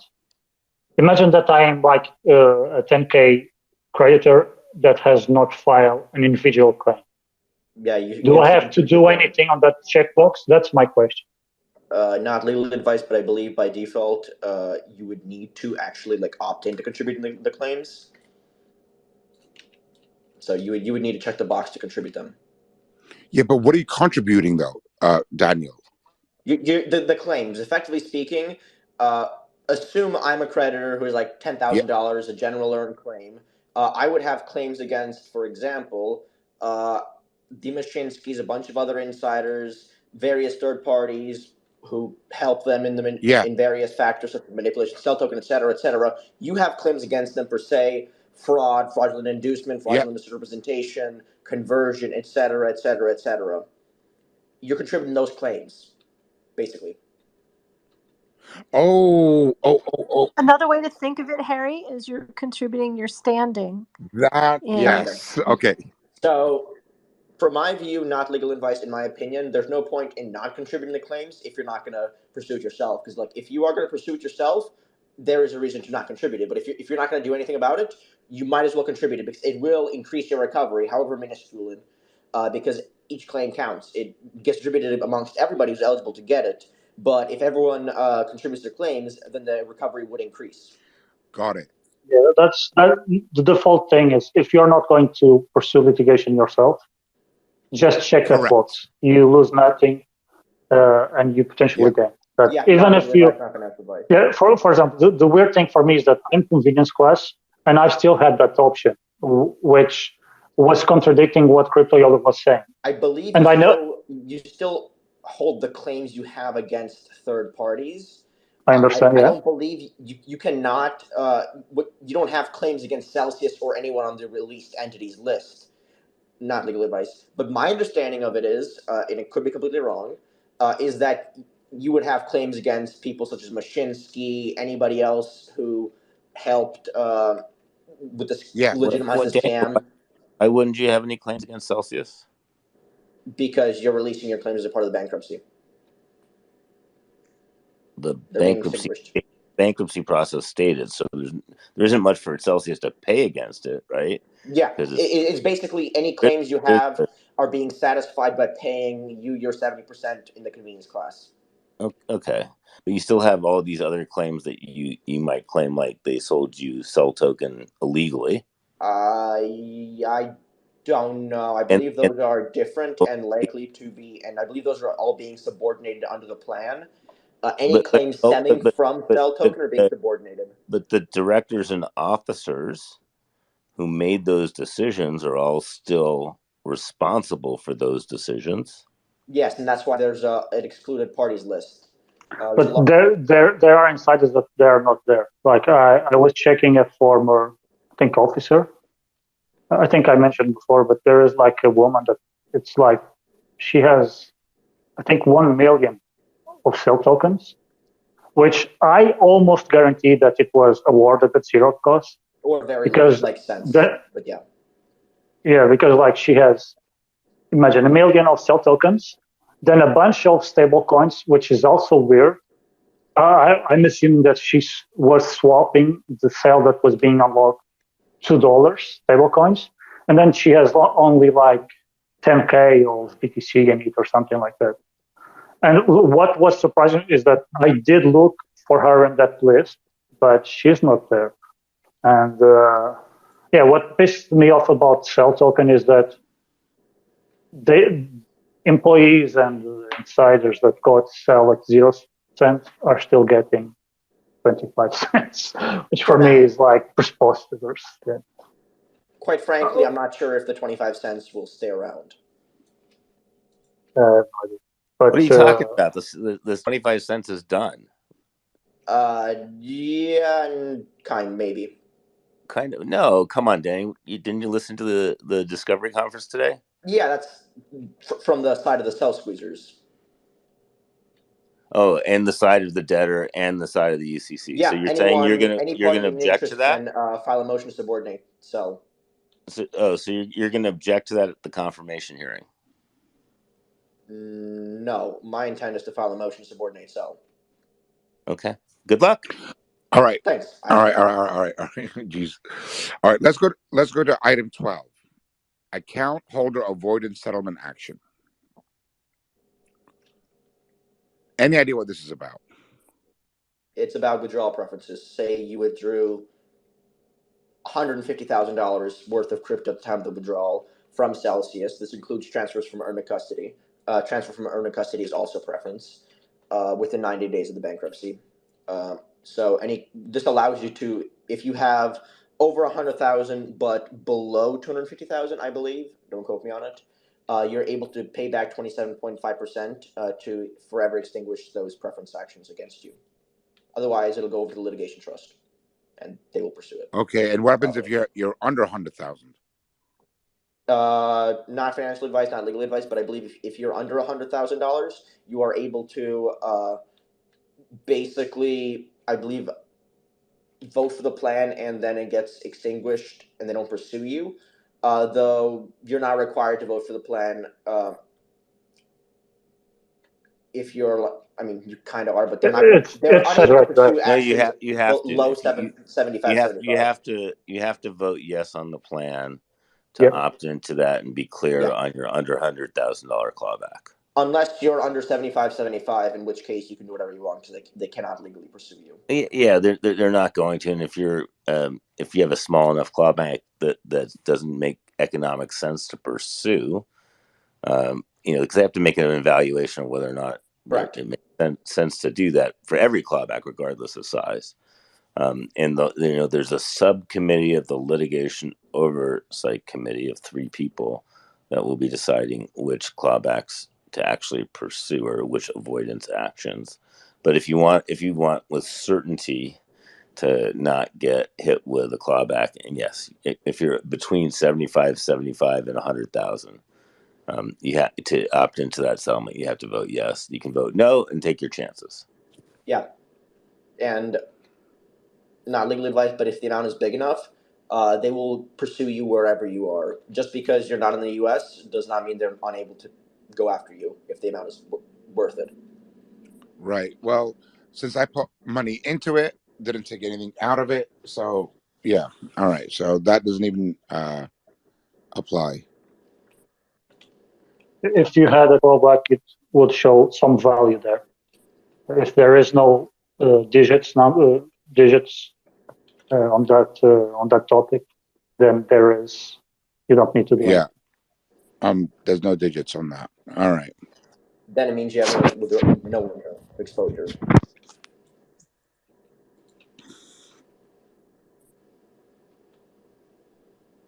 And then what's next? I hit next. Oh, now just me signing. Okay. So the only actual real kind of stumbling block was the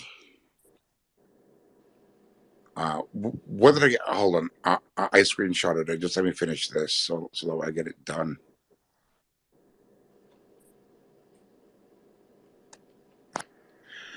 Okay. So the actual stumbling block that I personally had was with, and I quote, and I took screenshots of it, is not that one. Where is it? Was, I guess, number 8, that that whole third-party releases. That was about it. That's the one that kind of threw a monkey in the wrench for me. Yes, Kris, how can we help you, sir? Hey, I was just curious. I've been popping in and out of this today, but what happened with the cell token hearing today? Did anyone listen to that? A quick recap of it, or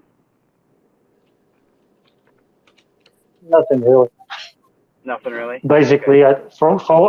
from I understand is this: the UCC or the debtors file a motion to request information to those people, and I don't think they reply in time, and then they file another motion saying that they had subpoena both Otis and Zach and Santos, but it was actually a lie. They did not subpoena. So I have no idea what the hell happens. I think that's very amateurish, right?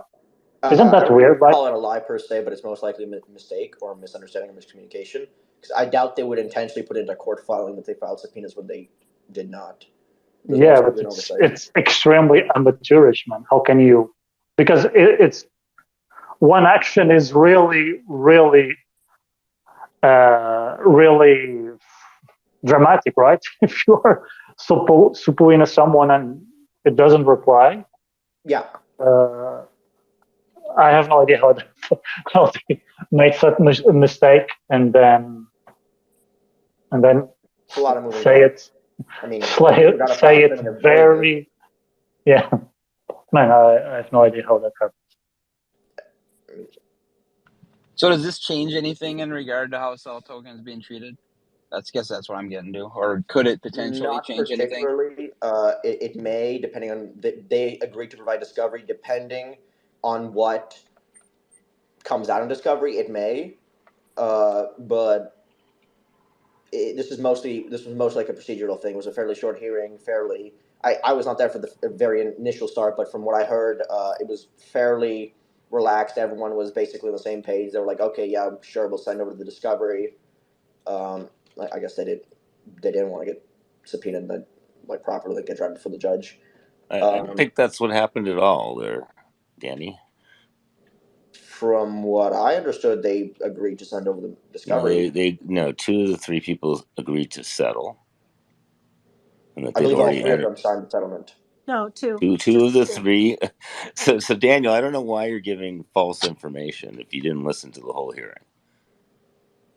So 2 of the 3 agreed to settle, which were Zach and Santos Caceres, and they agreed to, I guess, put in an application to pay for Zach's or to support a motion to pay for Zach's attorney's fees. And Otis has retained a new counsel who didn't really have time to engage with, it sounded like White and Case was actually playing cute, by the way, and wanted to pretend that they hadn't really been good faith things. And the hearing wasn't necessary. And the outcome of the hearing was basically White and Case and Otis's new counsel. Go talk amongst yourselves, go get it figured out. And if there's anything for me to deal with, I'll deal with it. Otherwise, just figure it out. Yeah, which basically means get them the discovery or I'll order it. No, they're going to agree on there's not necessarily going to be anything because everybody's agreeing to the settlement. Yeah, they're going to settle it. So that's what the judge encouraged. It's not clear that they are going to turn over the discovery. There's not clear that there's lots of issues before that happens. So why are you assuming that somebody's going to agree to something when you're not the person that's making that agreement, and you're certainly not the court that can order that? I mean, on the docket, the 2 of them agreed to settle it, so I'm assuming they're agreed to settling it. And you're correct. You don't know what's in that settlement. The settlement was that they accepted the Cell 25 settlement. Yeah, that's it. That's what's in the settlement. There's nothing to argue about, right? So they don't need any discovery because they're not arguing it. Correct. But they may seek additional discovery based on manipulation. Sure, there's lots of hypotheticals. I may come over and serve you with a subpoena too. Sure, I might do that. That doesn't mean it's going to happen. It's speculation. Yeah, I know, which is why I said it's speculation. I literally said 3 seconds ago that this is speculation. Well, okay, all right. Well, yeah. So Cell Token is set at 25, unless I guess Daniel's got to try to get it subordinated between now and I guess Friday, right, Daniel? Or the next? I believe the next omnibus hearing is the 27th, and since it has to have at least a 14-day notice, it's going to be on whichever one is after it. Right. Okay. So, well, can we leave? Well, Cell Token, I get it. For some people, some creditors is a big portion of it. Yeah. All right. So. And it sounds like Daniel's is going to try and make an attempt to have those creditors get 0 on the Cell claims. And there's nobody anymore that's going to be trying to get 81, and everybody else has agreed to accept 25. Is that an accurate kind of statement there, Daniel? Correct. I'm not going to be trying initially to get a 0 for all Cell claims. I'm going to be trying to simply subordinate squeezer claims, and in the alternative, subordinate all Cell.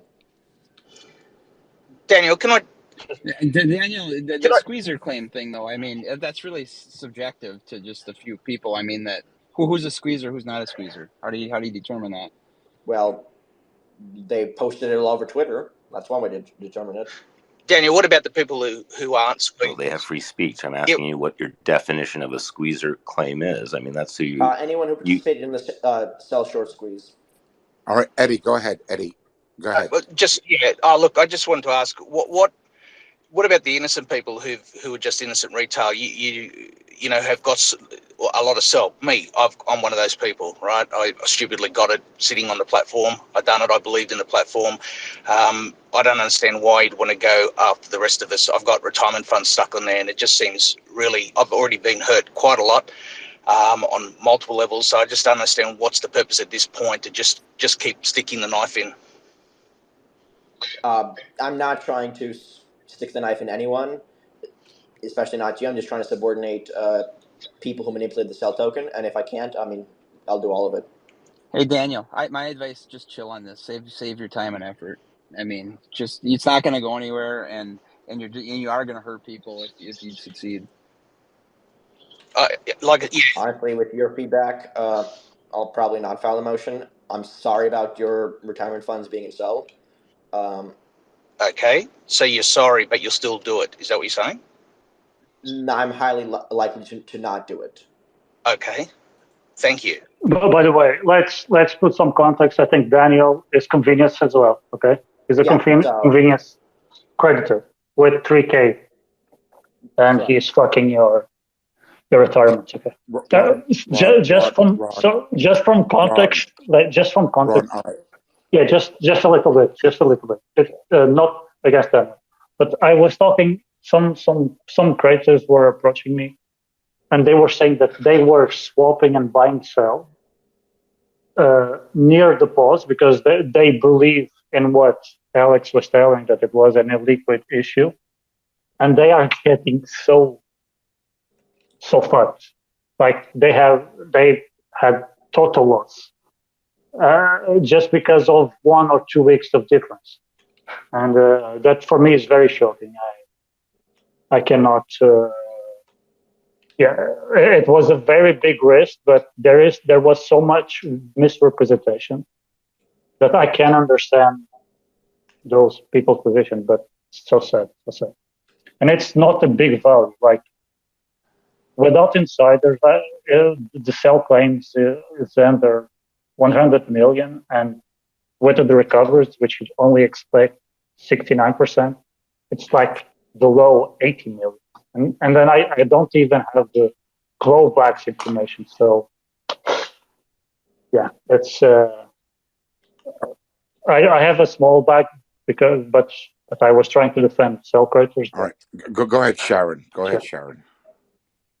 Yeah, so I'm actually curious to hear from some of the newer speakers, Eddie and Kris, about your point of view on kind of the key points for the vote, with the information that has come out in the disclosures in the last, week and a half. How do you feel about it? Yeah, sure. I think for me, I was going to vote yes because I just want to get out. Right, I've got too much money tied up in there, and I do. It's not great, but seeing what's happened now and seeing all this, we're being dumped on with all this extra information and being pushed this way. Look, I really think that what Harry was suggesting, we need to unite.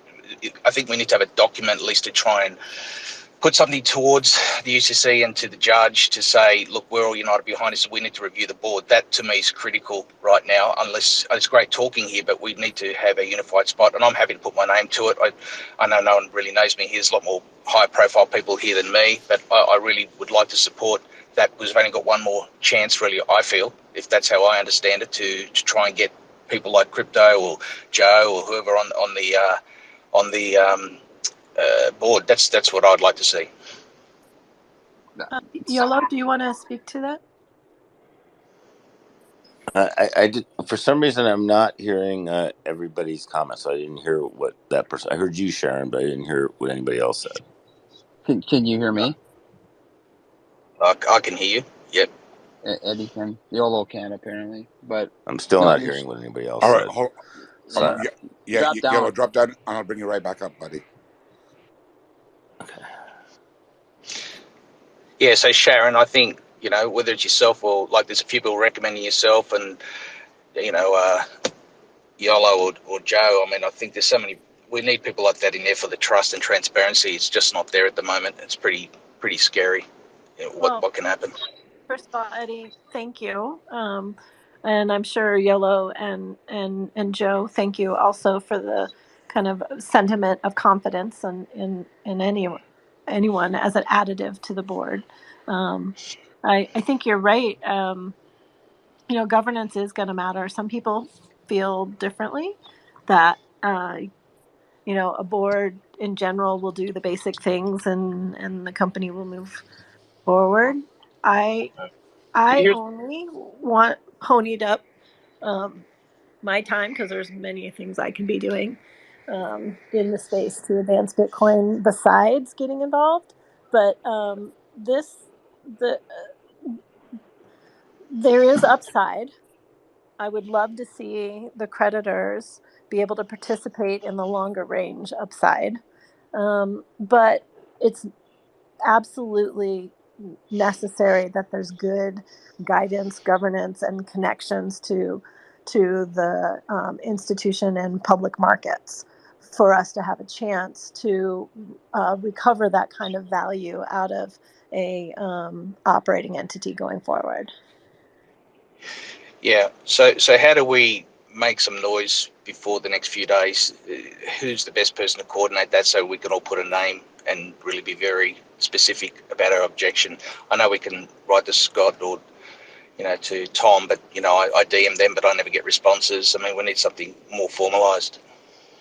Sharon, maybe shouldn't you share what you said before about the votes, because it's very dynamic and you can change the votes.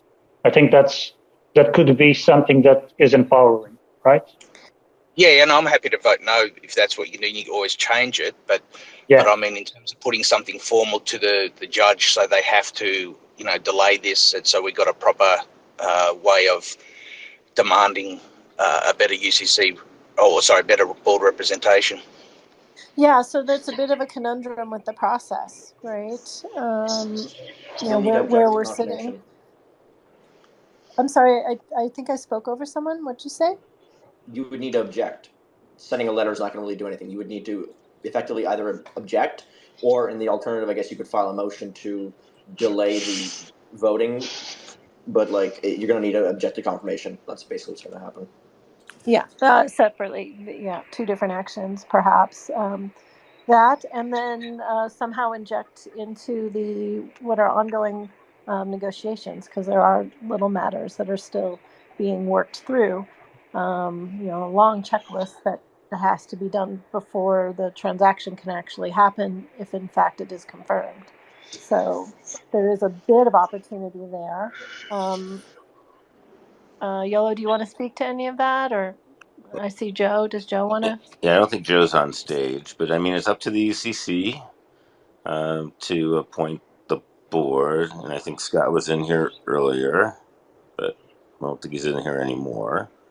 You know, to me, as I said earlier, I was quite disappointed that there weren't any creditors other than Scott and Tom in those 4 unilateral seats, especially. And I think it's, yeah. I mean, to me, it doesn't seem appropriate. If I were Scott and Tom and another member of the UCC, I certainly wouldn't have put the Perella banker I do on it, because if they wanted his advice, in my personal opinion, they could always hire Perella for that advice, but it doesn't. You don't have to give an advisor a board seat. My personal opinion. I agree. So, I mean, if we're brainstorming here, there's one other avenue. I mean, I absolutely agree. The board choices that most everyone is unhappy with are the UCC board choices. And that, you know, that's who has prerogative on those. There are some people that are unhappy with one of the Fahrenheit, right? There is some conflict there.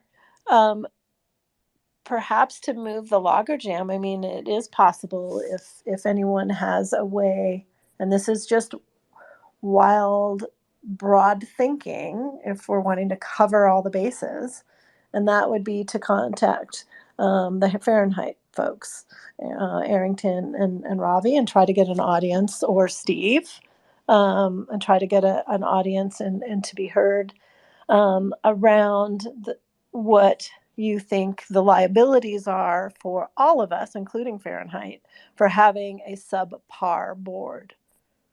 Because Just one question. You know, this is my thinking on this. I mean,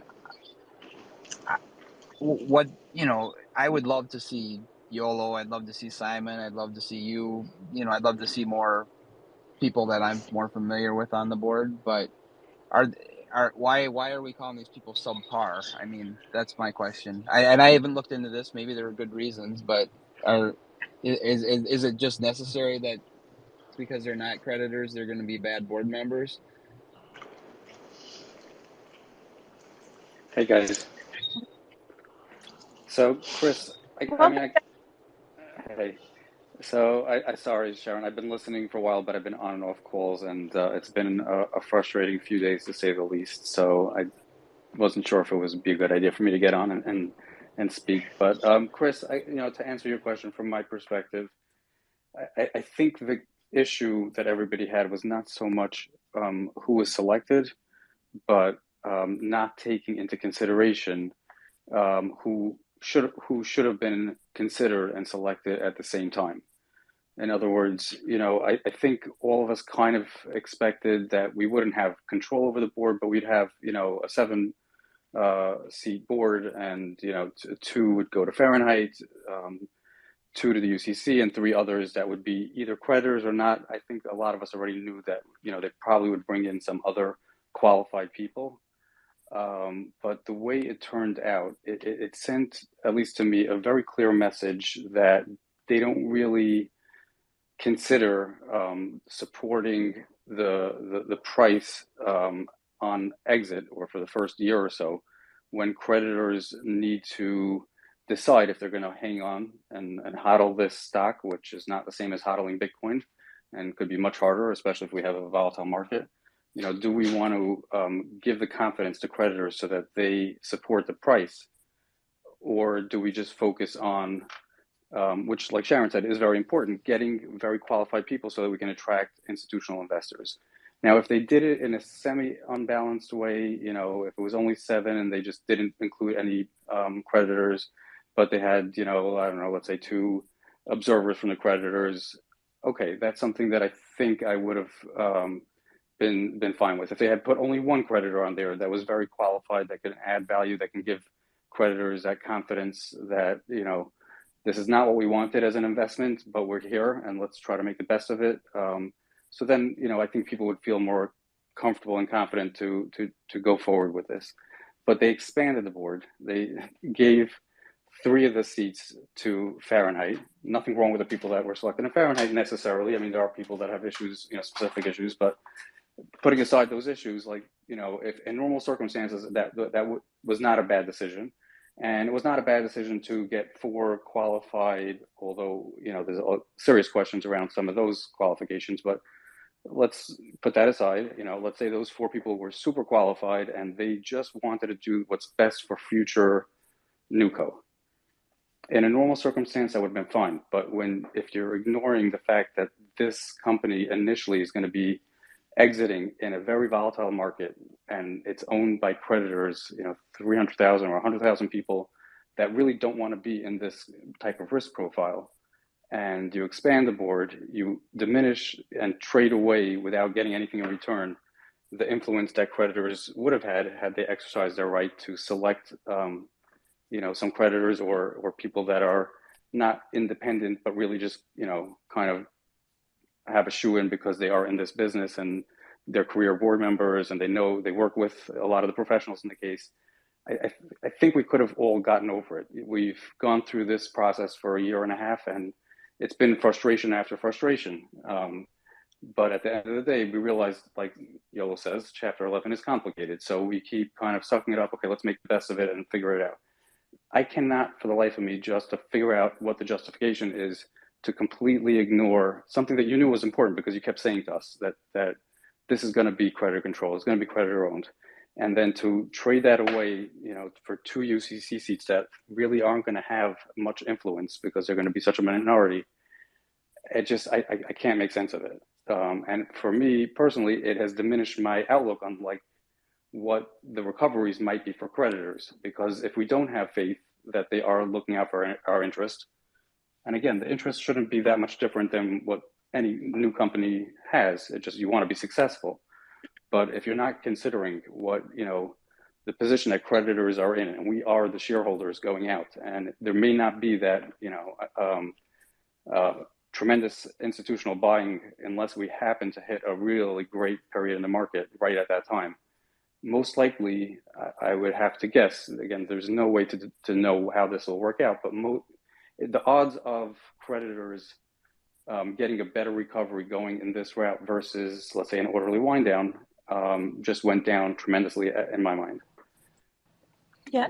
Okay, but okay, I hear that, Joe, but listen, I'm in total agreement with you, but at the same time, unless these people are being appointed, to kind of just take on, we got this great drift here we can milk, and maybe that's the suspicion. I mean, if they actually build a company and operate it, in a productive, profitable manner, that'll probably pay off for us just fine in the long run. Well, Kris, so yeah. first is to consider a couple of things in order to, if this team can build and operate. First to consider, I don't know if you've seen it, but there are two issues. There are tax judgments against one of the independent directors, who is the one that is FINRA licensed, but he has a number of judgments against him, not just one. So that reflects, in a way, when institutions take a look at this, that perhaps could detract from the confidence in the governance of this entity. Cast that against this entire environment recently, some of the things that have gone on with custodians, the fact that this is a company coming out of, there's the perception that we have to get past, coming out of the bankruptcy and the fraud and that kind of thing. And so it just makes it harder this company to distance itself, the new company to distance itself from that overhang. In addition, there's another challenge, and that is centered mostly around ineffectivity of the third Fahrenheit board seat. That third Fahrenheit board seat is Asher, and he will have to step away and recuse himself from what we believe will be the majority of the decisions. And so that takes this entire board and makes it ineffective. So he is a key operator, can report to the board without being on the board. We have Steve, and Steve is the one that is supposed to be accountable for the entire operation, including, and he has fiduciary duty, and he has it on the key man list, both of them, Asher and Steve, but Steve is the accountability for all of the service providers, right? So Asher is a service provider.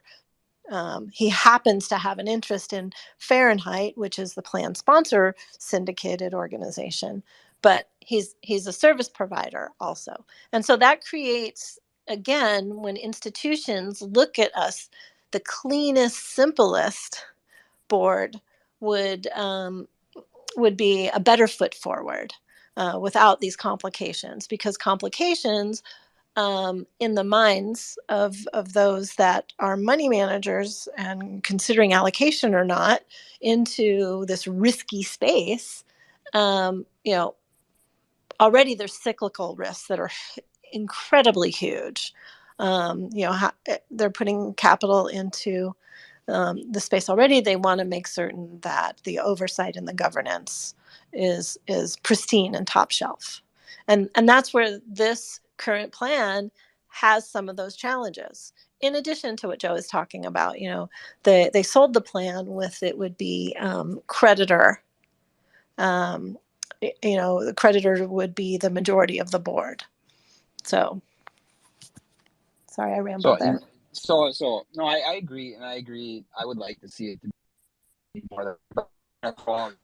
I think, Sharon, you were very eloquent, because I do think it's a combination of, what we've been told all Yolo. along.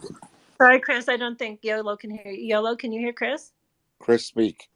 No, I didn't hear Kris. So, I'm sorry. Did I talk over you? That's Kris, fine. go Go ahead, ahead. Yolo. I'd like to hear your. I don't know if he can hear me, but just tell him to go ahead. So I'd like to hear what he's going to say. Go ahead. Kris says, go ahead. Yolo, you're good to go, mate. Okay, step down and come. Yeah, bottom out of the call and come back in, and we'll bring it back up. And I'll tell you, my concern is around having a sustainable price. Right. At one point in time, there was the 50 million. The conversation was around it. We could elect to use that either in investing in operations or in investing to help smooth out the pricing during the direct listing. It looks to me that that's changed some, and it's activities like that, and then it's also just how the public market views the organization. So that would be smoothing out the price. Would be buying back stock to the company. Right? Yeah, I mean, that would be the only way you to smooth out price, kind right? of, except that it's not buying back by the company. It would be Fahrenheit buying their 50 million. Fahrenheit taking the fit. So it'll be Fahrenheit buying stock. Correct, because they're entitled Okay. to $50 million worth of stock, and so I wrote them about this again. Basically the way that deal was negotiated, I would have negotiated it differently. I think the 50 million was important, so I would have left the 50 million as an upfront payment, so that there was 50 million available for price support should it be necessary. And then, if on the back end, if the option to exercise to exit the term before 5 years, after 3 years or after 4 years was done, I would have refunded from NewCo to Fahrenheit the 8 million or the 16 million, and that would have still been enabled. The price support up front. Yes, there's a difference in the interest time value of money kind of cost, but that would have been a more favorable structure had the advisors thought of it to ensure that there was an orderly listing of the NewCo stock. Yeah, it's another signal that the initial price is not so important to them. It's being set up, correct. As a very good trade for other people, but the people that can hold on through it, I guess, will do well. But I suspect that a lot of creditors are going to have to capitulate if we have a down market with no support on the price. Yeah. Now, we also have not seen the budgets and the forecasts, right? And so to better understand the capital needs prior to listing, and hoping that provide, that moves the company along. One thing, the build out of the Centerville or the Cedarville, sorry, there's background noise here. The build out looks to me like it's going to exceed the 33 million and the 50 million. So I'm a little curious about, where, the timing of the revenues as they stand up additional mining, how that will contribute, or how that paces the capital consumption needs to, refurbish and stand up that West Texas site. All right. Let's go. Wow. Okay. No idea who had their hand up first. Well, let's take it from the top. Daniel. I think Daniel was there when Kris was first posing his all right, question. Daniel, go ahead, Daniel. Yeah, I basically share a lot of the same sentiments everyone else does. I think the UCC kind of switched modes to caring about the shareholders and forgot about the whole creditor portion of it. Their duty is to creditors and what is best for creditors, not as what is best for the future institutional shareholders of the still to be listed stock. And they should do quite a bit more listening to the community, because at the end of the day, they represent us. and they should be listening to us, not vice versa. We shouldn't have to be fighting the UCC to give us adequate representation because, quite frankly, the board is less than stellar. I think everyone can agree with that Thomas has no business being on it. No offense. And that the person with tax liens against them, probably we can find a better candidate than him. And that's putting it mildly. Yeah, they could have done better, and they should do better. And I mean, it's not done yet. They should do better. I mean, yeah, that's it. Thanks. So the question is, how can the creditor community move this to a better position? Because the challenge is if there are so many unhappy and now going to be nervous creditors as they roll over into being shareholders, that's going to present problems for the company operations and investor relations. And our best option is to lobby the UCC because at the end of the day, they hold the vast majority of the power. Unless we're able to fundraise a large amount of money to fund litigation, which has pluses and minuses, but it's risky. Our best bet is to lobby the UCC. The members themselves bypass the whole council issue because it just makes things a lot easier, and then go directly to the members and then talk to them.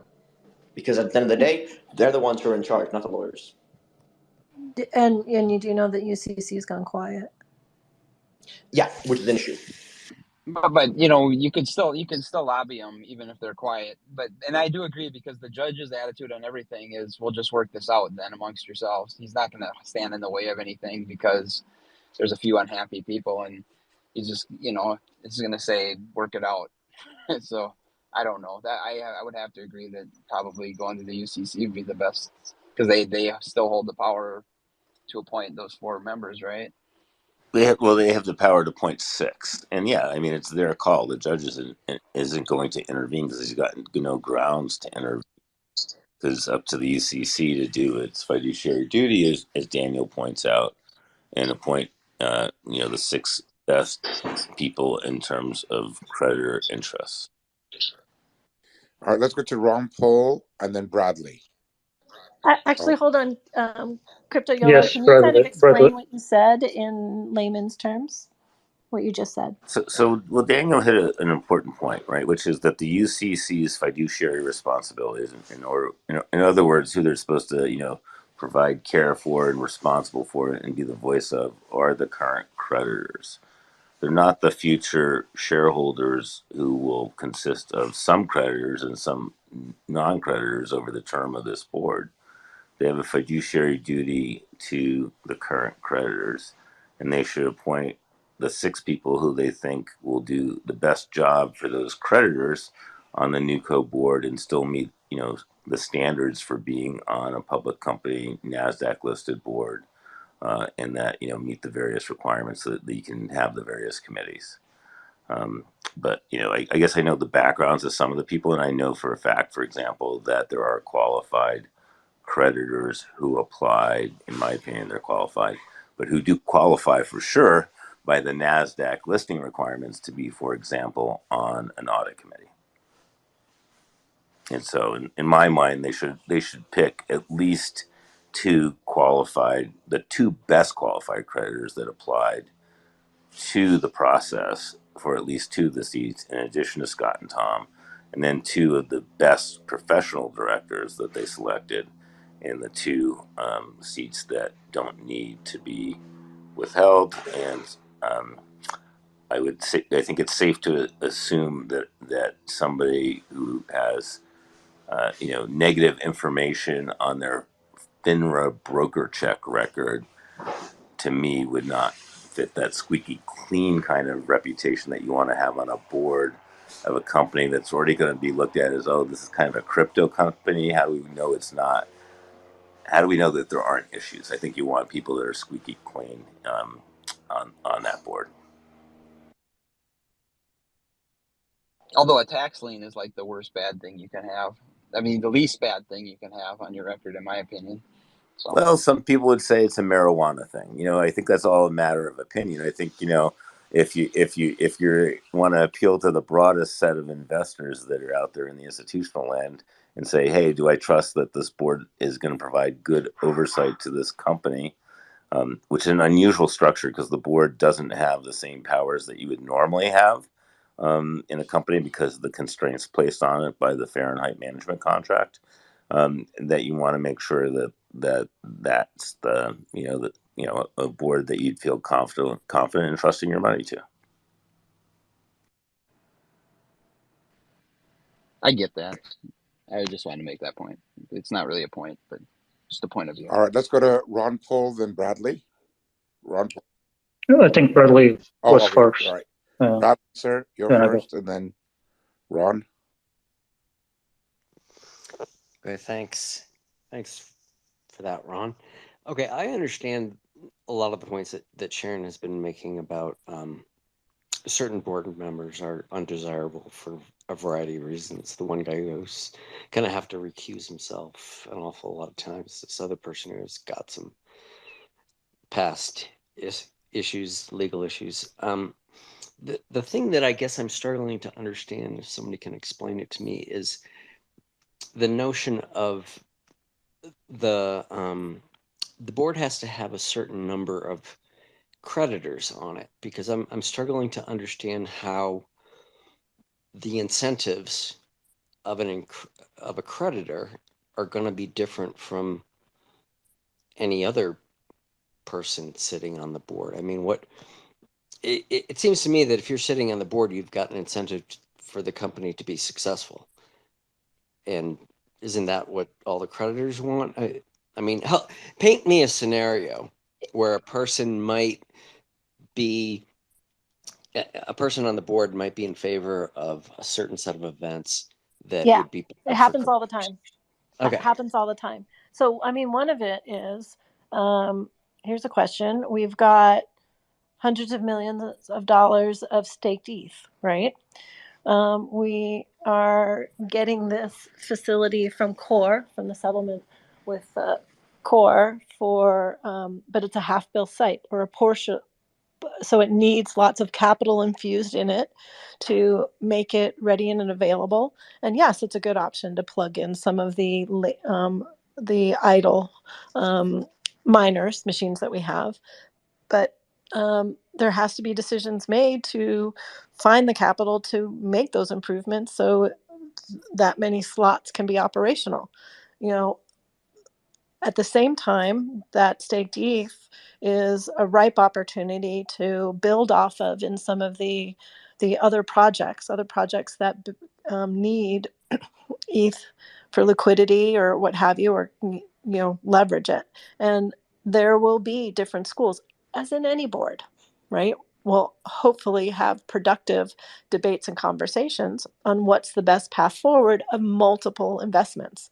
The board is an investment committee, in a sense, where to invest the capital. and so coming from the different excuse me, I'm going to cough here. I'll be right back.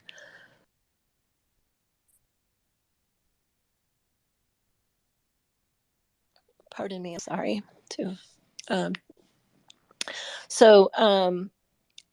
So depending on what the real long-term play is for Fahrenheit, the Fahrenheit syndicate of folks have come to this from a different return expectation than most of the shareholders. The other 90% of the shareholders come from creditors that need to see at least that would love to see and wish to see at least a 2.5x or more in a short term, so they can feel like they're close to being made whole from their decisions to partake with Celsius. And so the challenge will be when the different strategies forward are at loggerheads. Okay, so if I understand, what you're saying is that most creditors, you suspect, and I agree with you, have a shorter term horizon in terms of getting their money back, whereas some other people on the board might be okay with saying, I'm gonna make a series of decisions that might not pay off for 4 or 5 years, whereas most creditors that they don't want to wait that long. Is that basically the big incentive difference? Is long-term versus short-term? Risk profile too. Risk profile also. Okay. Yeah. Yeah, 2x versus 10x. Yeah, and it may not be that they want to exit at 2x, but there is an emotional level that most creditors are coming to this investment with, that they would be most interested in staying in if they see a trajectory, in the shorter term horizon.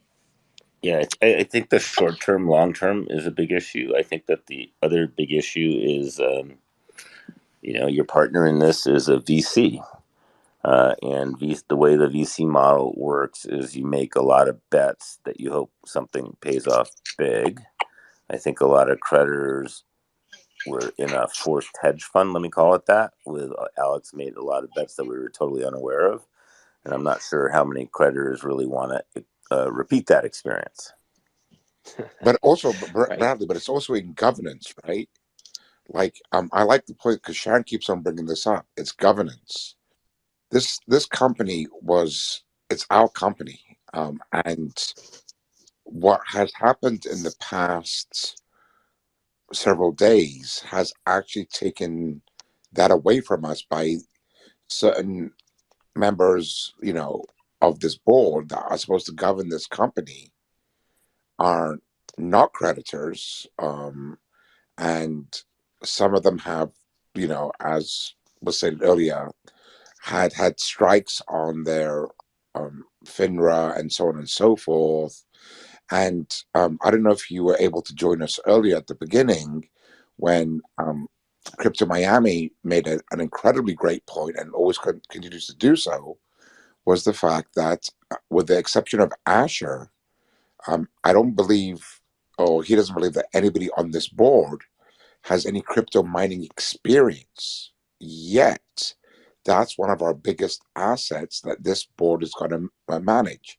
So governance also plays a key role in how we decide to go forward. And it seems that the controls that we were alluded to having have been taken away from us yet again.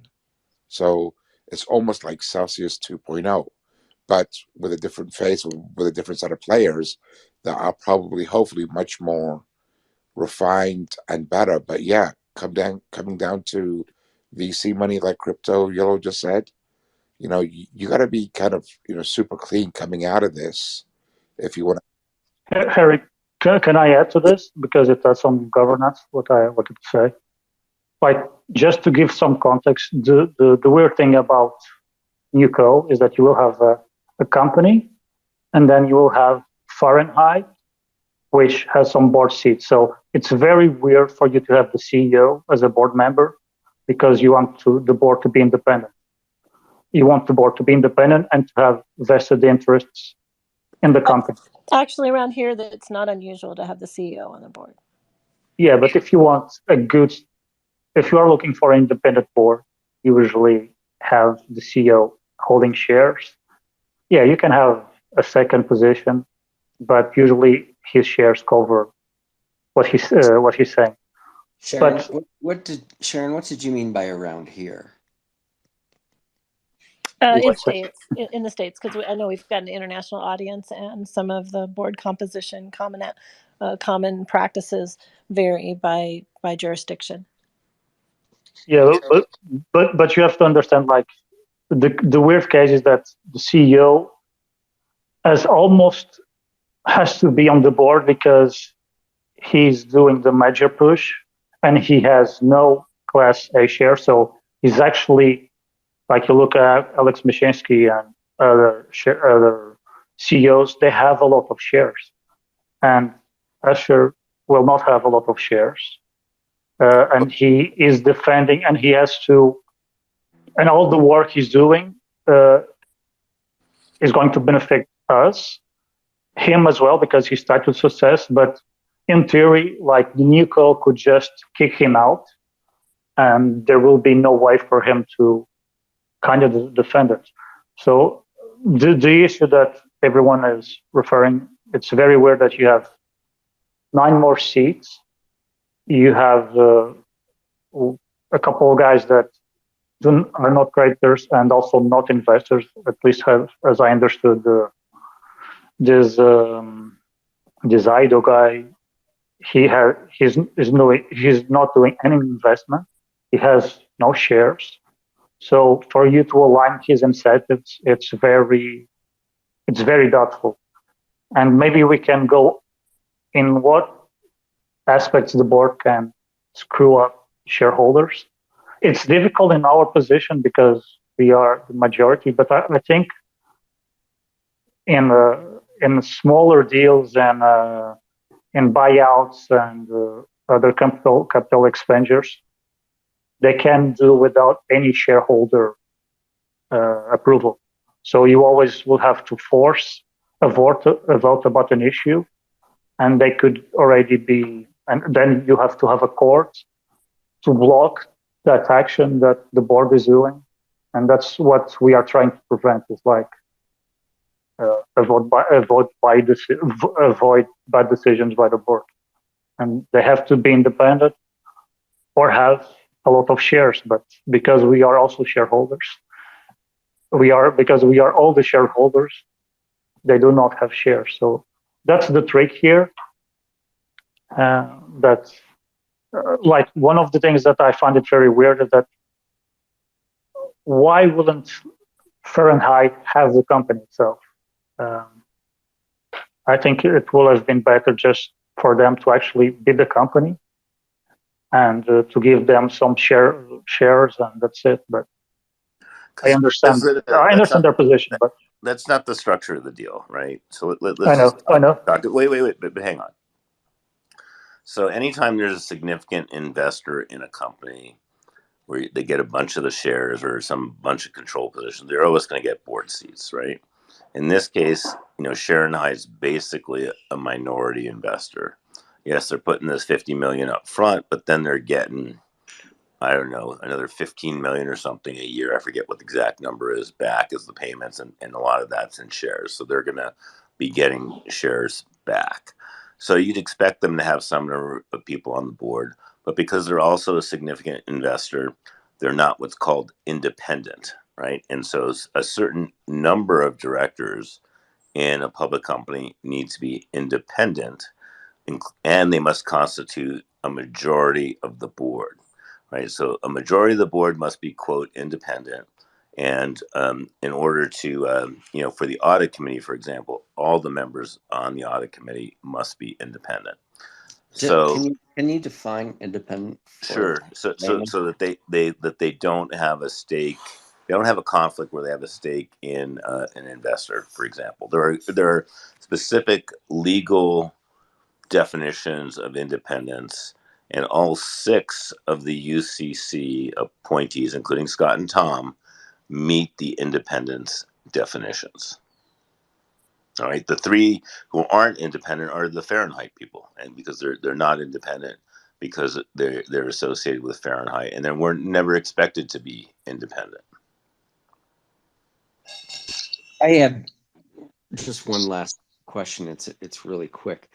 The people that the UCC appointed, are they major creditors? Like, are they in the millions? No, none of them are creditors except for Scott and Tom.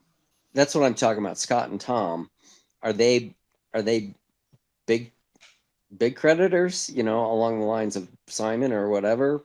Or I think Tom is a substantive creditor. Their holdings are listed in a docket filing. Yeah. And actually, I think Scott, which is from a company, I believe his company was top 20.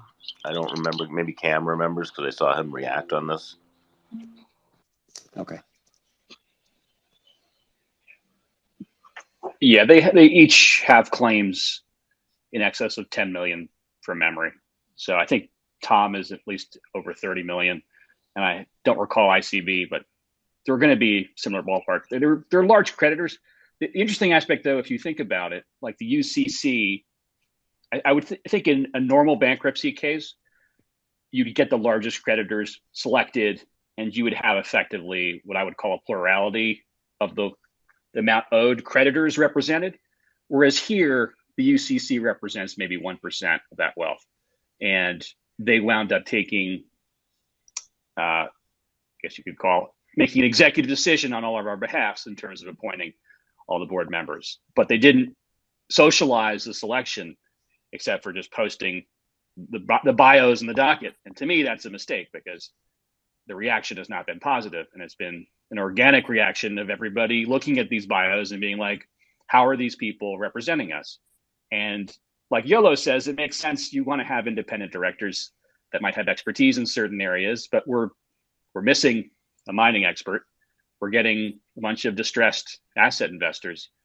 And how can we be confident that these people are going to be representing our interests? And I think to expound upon what Sharon was saying, from my perspective, the greatest risk is how is the board going to dictate the financing of the business that it's looking to build out?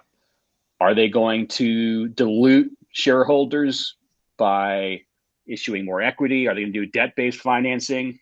Because if they issue debt-based financing, we're going to be behind those people in the next bankruptcy if it goes there. And then effectively, we'll probably not get anything out of what's remaining. So if everybody's banking on just dumping their shares on some other suckers, that's not really a great, in my opinion, long-term vision for generating value. Like if we're just looking to ride up a bull market that may or may not come, to me, that's more of like a hope and pray strategy. Like, can you build a company that's actually going to generate recurring revenue over time? Because that's where the multiples come from. And we don't really have what I would call a reliable business model that's been pitched us. We have a mining company, capital intensive, in my opinion, a terrible business to be in. I would never in a million years want to put my play money into mining, let alone other people's retirement money into this. And it's very speculative. And then we have, $500 million worth of Ethereum that's going to be staked on our behalf. And then they'll play around with Eigenlayer. But the notion that somehow there's an idea that was floated by somebody who may or may not be on the board that having our Ethereum in NewCo is value accretive because it will trade at a multiple, which is, in my opinion, the most farcical, fucking insane idea ever. Basically, if I ask any of you to give me your Ethereum because I'm going to create an entity and it will trade at a multiple, how many of you would sign up to do that? It's insane. Like, Ethereum is better in your own control rather than somebody else's control. But they needed to have extra value in this new entity. And there is a risk that they'll run down some of the staked Ethereum to fund the business. And it seems very likely. So the question is, can you have board members that are going to police the nonsense and prevent this company from essentially being a zombie company that has no real prospects, that's going to just run out the clock for 3 years, hoping for a bull market, and then leave creditors with nothing at the end of the road? Like, that's a real possibility. And somebody needs to be on the board policing that. And can you rely on the two architects of this plan that are on the UCC that greenlit this, that had, obviously they were eyeing this board position from the start, right? So they're co-signing this. They're going to be responsible. So maybe it makes sense for them to be on the board because we're all going to blame them if it doesn't work out. But to me, the most important position, I don't really care who it is, but there should be a creditor who's not part of the UCC, who's qualified. And I can't dictate who it should be because they would need to pass background checks and certain other requirements that the selection people might need to look into that we can't dictate from the outside. But for my mind, having Yolo or Joe, there's a lot of creditors that would fit the bill. Having Sharon there, somebody who's not part of the UCC, who's not drunk the Kool-Aid, who can be in the room and speak for the rest of us, the other 99%. That, I think, is essential. And the UCC hasn't done that, and doesn't seem like they're going to stick to their guns and just stick with their selection. But to me, it's very disappointing because they had a lot of qualified candidates and they're missing the most essential demographic. So Okay, thanks for all that. I really appreciate everybody on here and the time you're taking. Yeah, that's an interesting. I was not aware that claim about the staked ETH. Yeah, Yeah, give me there's 60 million. give me your crypto, and I'll take it, and I'll make more money on it than you could if you just. I think I've done that before, somehow. Yeah, Not and gonna do it keep in again. mind, there's between 60 to 75 million in the first year, well, in the first 6 months that is going to be necessary to make the plan work, or more, because there's all these monthly management costs and pass-throughs and things like that. Okay. Well, thanks again. Thanks, Harry. I'm going to step down so somebody else can come on. But by the way, some correction. I think it's literally impossible to dilute the company without shareholder approval. So only through that financing could you screw us. I think we are covered well on dilution from everything I read. Correct me if I'm wrong. Say that again. Say your logic again, Ron. I'm saying that we are protected from dilution because we are the shareholders. If you want to dilute the company, you have to take it to a vote. So if there is no prior approval of dilution, there cannot be no dilution. It requires a shareholder vote. So from that point, I think we are well defended. Besides what already has been said, that we are going to dilute by the fee structure for Fahrenheit. But besides that, I haven't read any sort of other dilution. I guess maybe Ido as well, because he's going to have a success fee, and I think it's tied to company equity. But besides that, no more dilution will happen without a positive vote from shareholders, and I don't see that being passed. Well, the good news is you won't be diluted because you don't have any equity, so we can all rest easy. Yeah, I'm correcting you, but if you understand other way, if you read anything that signals dilution, please say it, because that's a very important aspect. Yes, you realize board members are going to receive equity as part of the plan, right? You understand that because you read it? Every board member is going to be compensated via equity? Certainly a significant number of them will. Yeah, yeah, Ron. I mean, seriously, the standard comp package for board members is usually a combination of cash comp plus equity, not straight equity, but equity that's in the form of options, that basically only have even that value is clear. if the share price accretes from the time that, or increases since the time that they get those options, which the initial tranche would be, upon approval of the plan, the option plan, not the bankruptcy plan, but the option incentive plan, and then they usually get annually kind of reloaded as part of their comp package. Yeah, but you have a set amount that is filed with the Securities Commission. You know exactly how much is allowed to be diluted for compensation. So everyone will know how much compensation will be given, and essentially will be diluting it. That's clear.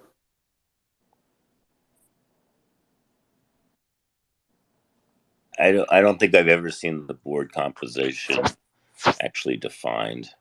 Normally, ongoing companies that's already defined when they list, and then when there's a change to it, it goes to some kind of shareholder vote as part of the annual meeting package.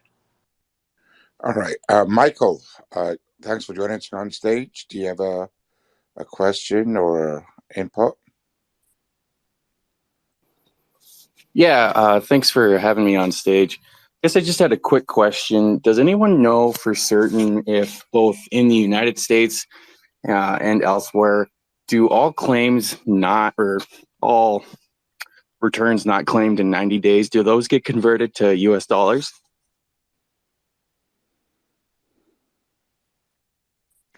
I believe that is the case. And if they're not claimed within 1 year, then they revert to the estate, which I think plans currently to send it to the litigation trust, is what I think I heard, to the benefit of all the other creditors who did, put their distribution instructions in. It's 1 year of the attempted delivery, or the first attempted delivery. Okay, thanks, guys. I know that was a big question in the clawback telegram. Well, Deb can ask the debtor that question also if it's unclear, since she's counsel to the clawback folks.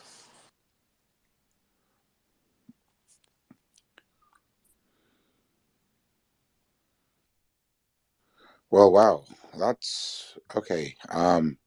Any other questions, statements? Hey, Cam, thanks for coming by, dude. Good to have you. Thanks, Harry. Thanks for Yeah, hosting. no worries. Yeah, always. Well, this space has been going on for like 5 hours now.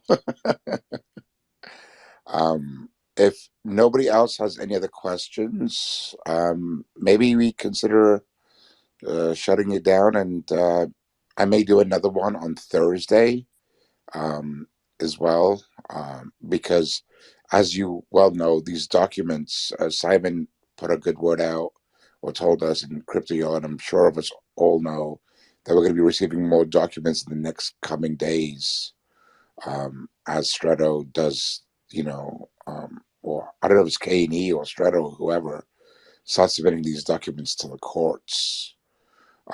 So if no one else has any questions, I'll leave the room open for another about a couple of minutes. See any more requests. If not, we'll adjourn to Thursday, and I'll try to attempt to have another one of these spaces. And hey, I just want to say thank you to everybody that came on stage. It was peaceful. It was great. Differences of opinion were given, but guess what? We all talked it out, which is perfect. These are how these rooms, these are how I like my rooms run. And thank you to Mary, and thank you to Sharon for co-hosting. These are ones where we could get the different viewpoints from each of us creditors, and we work to an agreement and figure this out. And we're all in this together, hands down. And I really hope we could do something to sway this board, to put more creditors on it. And Daniel's input has been, very valuable in this. I'm like, okay, putting it in front of a judge doesn't, may have some effect, but getting one of these ad hocs to actually put a motion in could actually work in our benefit. But so that's, there's some really good valid points. And then thanks for Jeev for bringing up that one point with that 25% something or other earlier on in the call.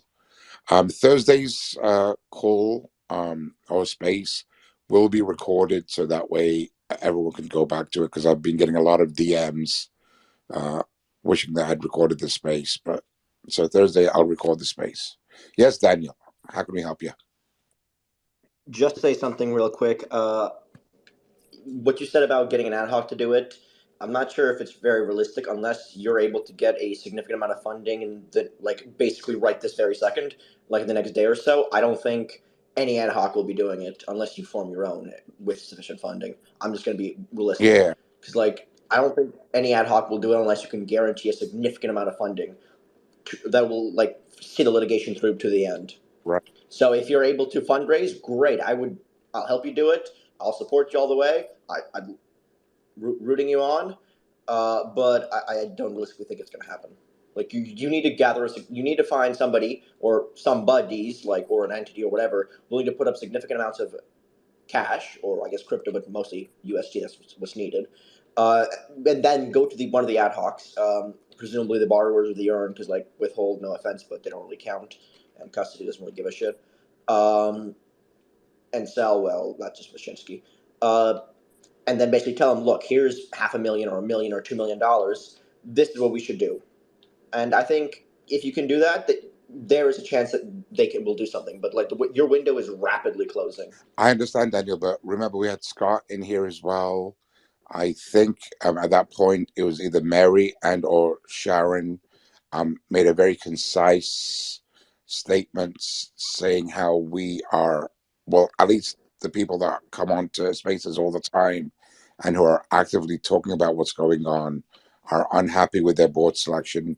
So hopefully some of that resonated to Scott, who may resonate it to Tom and the rest of the boards, that this is not how we like it.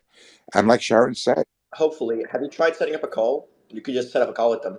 right. I personally haven't, no, sir. But what the good thing is about all of this as well is what Sharon just also pointed out earlier in the call. If these votes are being counted live, they're getting real time views as to how the votes are going. And if that happens to be the case, then they will know that we are, accordingly unhappy. Yeah, but the thing is, we have to be willing to vote the plan down straight up, and then that'll open up a whole other Pandora's box of issues because you'll have to fight the cram down. They're gonna do a cram down, almost guaranteed, which means you're gonna need to find funding to fight said cram down, and you may very well may lose. So you're gonna need funding either way. Sounds good. All right, we got it. Yep. We're gonna go to Blue Demon or Blue Devil, and then Temco. Hey, first I need to apologize to Temco. I hit the wrong button. Oh, no worries. Trying to sorry about that. So Blue Devil, go ahead. Oh, Blue Devil's gone. All right. Temco, I guess you're up. Yeah, I just wanted to say I don't mean to be that guy, but do you think they picked this board because they thought we would like it? Like, they didn't pick this board. They didn't choose this path to go down this whole NewCo thing because that's what most people wanted. Like, they're doing it for a reason because it benefits them. Yeah, exactly that. The thing is, what they kind of forgot about is they forgot about the creditors and how they have a fiduciary duty to us, and they forgot about giving a shit about what people actually want. Because what they're doing, and it could be intentional, is this is basically this is amongst the best ways to get everyone to dump their shares. Maybe they want to buy them on the cheap. I don't know. Yeah, I'm not going to speculate this could be a price depression. It could be, because that's the only logical explanation for it.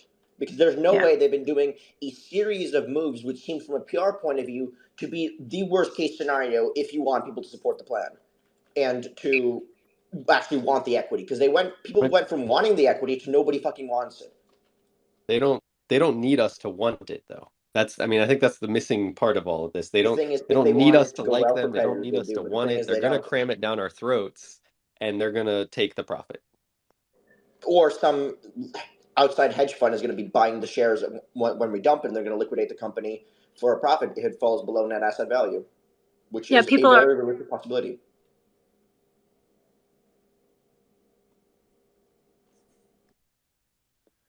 The least nefarious theory that I can come up with is, I'm just envisioning what a typical board setup looks like, and ideally, if you're running a company, you want a board that's going to, for the most part, work well with you, function well, and support your your views and how you want the direction you want to take the company. So it's kind of understandable. Yeah, right. So it's kind of understandable how it turned out this way. But what's disturbing is that in the process, they didn't think about, hey, 1 second, but for the first year, we're still dealing with creditors that we're trying to get a better recovery for. So not considering that in the calculus of who to select. And again, it's not like they selected some, really big name people that are going to bring so much more value to the company. In fact, it looks like they lacked basic due diligence on some of these people. But putting aside, like they could be great people. That's not the point. The point is that they are dealing with creditors' money. Their fiduciary duty right now is to protect creditor and to get them the best recovery possible. I don't have a problem with Scott and Tom being on the board, but just ignoring the fact that the initial shareholders are going to be 100% creditors that don't have this risk profile and will basically, be stuck unless the market happens to pump at that time. They will likely capitulate at the worst possible time. Just makes me want to puke, I guess. It just makes me like not want. It doesn't give creditors faith in that our interests are being looked out for, and that was been like what's been told to us from day one. This is all about giving creditors the best opportunity possible. We don't know how it's going to work out. NewCo could do really well. It could completely flop. We have no idea. I do have a lot of respect for the crew that they put together and their capabilities, but this was such a severe lack of judgment in my mind that it wasn't an issue until they did it, like the governance. I didn't think governance would be a big issue for me, and it turned into one of the biggest issues. And I know it's easy, people say, okay, well, a lot of people that are speaking up about this are seeking, board positions. That I could tell you from discussions that we're having here and discussions in the background that it's not where this is coming from. For pretty much everybody that is looking, to be involved in NewCo and try to make it as successful as possible and give creditors a chance to recoup. This is not about that. I don't want to get into detail, but from the biggest names to the smallest creditor names of people that are interested in being involved on the board, they, for the most part, have been willing to, not get the seat as long as the right people are put in place, for the benefit of creditors, which is pretty amazing to see. Yeah. Also, real quick, I wanted to add, I'm not saying that it's nefarious, incompetent stuff. It's probably not nefarious. It's probably not some giant conspiracy to rob us. It's probably just incompetence or them not caring or forgetting what they're doing. I just wanted to put that out there. I'm sorry if I... Or having focus in a different area, right? Having a different profit motive and different returns horizon and a much different risk appetite for a different view on the different kinds of risks and how they would play out. Also, we have to remember this is one of the largest creditor communities in this court, and with the Spaces technology, probably one of the most active creditor communities. So and that's probably has been underestimated. Yeah, and it's underestimated, and it's squandering an opportunity to build that support, which they did such a great job. I mean, people that were never interested in considering, no matter who did the reorganization, people that were never considering wanting anything to do with equity in NewCo, were looking to toggle. That's phenomenal. I mean, it's a little crazy. I don't think the thought crossed my mind, and I guess everybody is in a different position. So, I ruled it out very quickly. But just the fact that I thought about it, and so many other people were thinking about it, and now have lost so much faith over what, if it, like Daniel was saying, there are different reasons, and it's competing priorities. They have one priority to creditors, or should have had, and then their priorities for future shareholders and attracting institutional investors. But they completely just ignored the first priority that should have trumped any other priority. And it's not like they gained anything by emphasizing the other priorities. It's not like they brought in big names that are attracting so much, generating so much interest in NewCo that it would, counterbalance any negativity that creditors have. This was a total loss with no gain. So it's very hard to understand how that happened. Same with the 50 million, instead of 50 million up front, 33 million up front. They basically gave away for nothing. We got nothing in exchange. It seems like a lot of very little. Well, that's very not short true. I gotta go. That's not so let true. me just... They got the exit option out of the 5-year contract. That's the whole reason that the 50 million was reduced to 33 million, because the amount of fees guaranteed to Fahrenheit was reduced, right? Because now the NewCo can elect to terminate the management contract with Fahrenheit after 3 years, and again after 4 years. Makes sense. Thanks for explaining that to me. I'm not sure how likely it is. I'm going to be honest, because the 3 of the 9 members are Fahrenheit appointees. If the Well, contract is they don't get terminated, they Fahrenheit don't still owns the board seats. Daniel, they don't get to vote on that. Hopefully not. Do they still get the board seats if All they right, no longer I got to manage get their off here. So contract? let me just, you guys have been going back and forth. My hand's been All raised right. for 5 minutes, so shut up for a Go. second. Um, so just I want to make the point real quick, that it doesn't have to be nefarious in nature. It just has to not align with the majority of what creditors want. That's at the end of the day, Correct. the entire point of NewCo was saying this is a better option than Chapter 11 or 7 liquidation. That's the whole point of the entire process. And Yeah, and the key is for creditors, not for future yeah, shareholders. exactly, for creditors, and it's not for random people that just join the process that have, maybe not so great backgrounds. Like if your NewCo idea is supposed to bring more value than liquidation, then you would bring on people that have reputable names, that have big names, that can bring in value, that can make the price of the equity go up. That's how you reward creditors.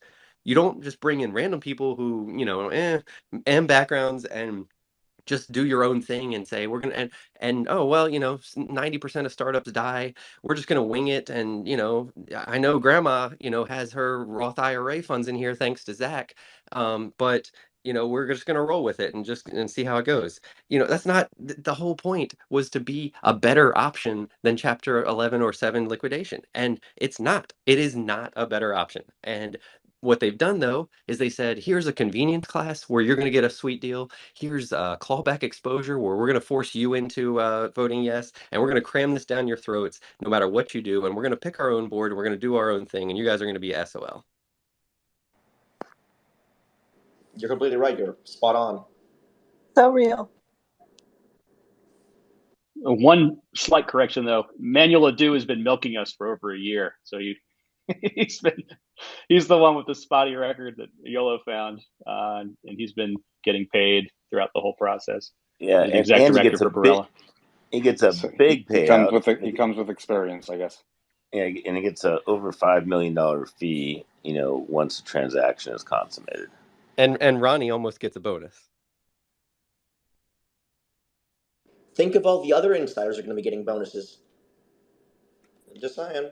Ronnie wasn't the only one that was getting a bonus. I mean, look, basically, everyone involved in the process that should be in jail right now, such as all the mining folks, the various people who knew about it, Chris Ferrero, who knew about it and did nothing. Every single one of them is going to be getting a bonus once it's approved and the transaction is consummated. And the thing is, they're getting bonuses for basically doing nothing, because the goals and the bonuses are bare minimum expectations. It's don't steal crypto. That's one of the expectations, basically.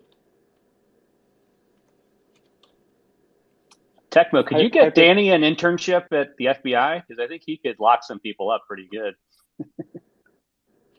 Hypothetical question for everybody. If creditors got to choose a few observers, knowing that observers don't really have that much influence, if any influence at all, but if that's all we were left with, do you think there are a couple of creditors that could represent our interests by just observing and giving their 2 cents to Scott and Tom and the rest of the board? Would that increase confidence that our interests are being looked out for, or it would do nothing for us? And think of it this way: would it increase your confidence if there's 3 of them, or 4, etc.? What is the ideal number?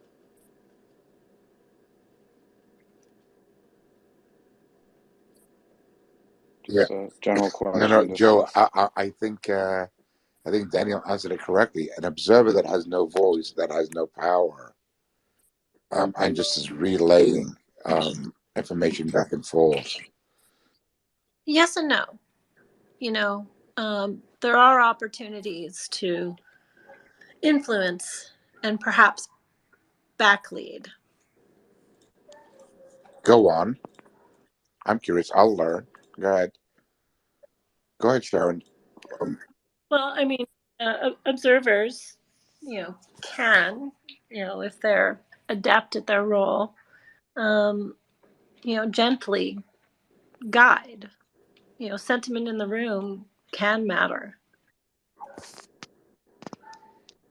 So, but they would only, okay, so these observers can basically give the board a feel as to how the community feels currently. But Basically. right, but what I feel that could happen, it is a possibility.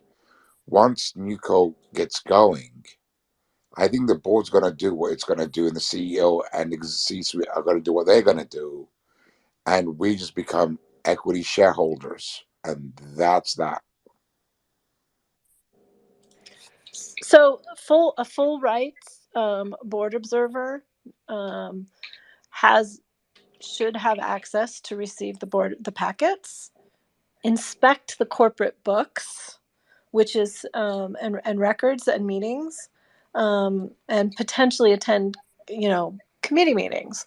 These are things that regular investors don't necessarily have the right to do, to attend and to inspect. I think Sharon, the question is, what do they do with that information, right? Because in the normal context of a board observer, they represent somebody. The most typical case being that there's somebody that lends money to the company, so they're not entitled to vote for the board because they're not an equity holder. Yeah, They're typically they're a debt holder, and and looking that the covenants are maintained. Yeah. right, and so I think, well, I guess Joe's question is, what do people think of it? But you're right that a board observer gets certainly more rights than a member of the general public. The question is, what do they do with that, in my mind?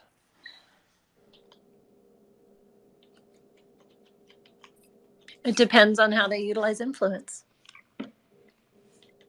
And having line of sight and having rights to inspect the books. With it comes a bit of je ne sais quoi, power, not power, but I guess it is power. To keep things on the straight.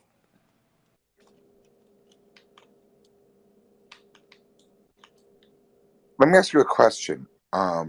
If an observer feels that what is being done is against the premise of what was led to believe to entice their creditors' votes, can this go back to court?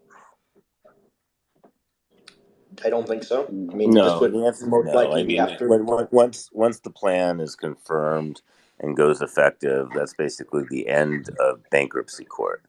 And then anything that happens with NewCo, sure, but that's a different court than bankruptcy court. There's all sorts of shareholder disputes and various other kind of things that happen in corporate law, but that's all NewCo stuff.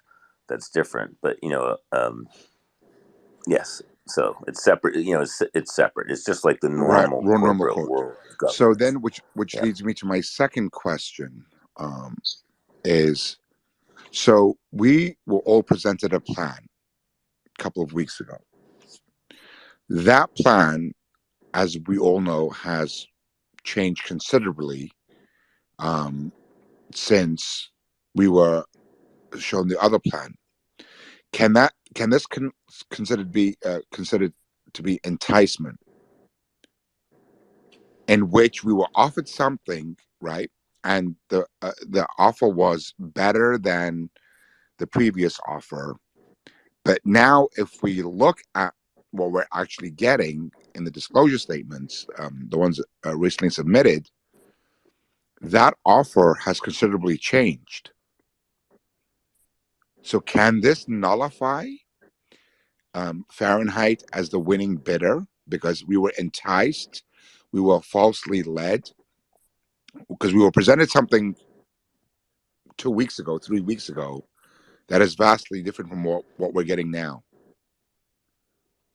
Well, I think you're asking multiple questions. I think Fahrenheit being the winner and the plan sponsor was something that was set up by the auction in the spring. And to my knowledge, they haven't reached their plan sponsor agreement.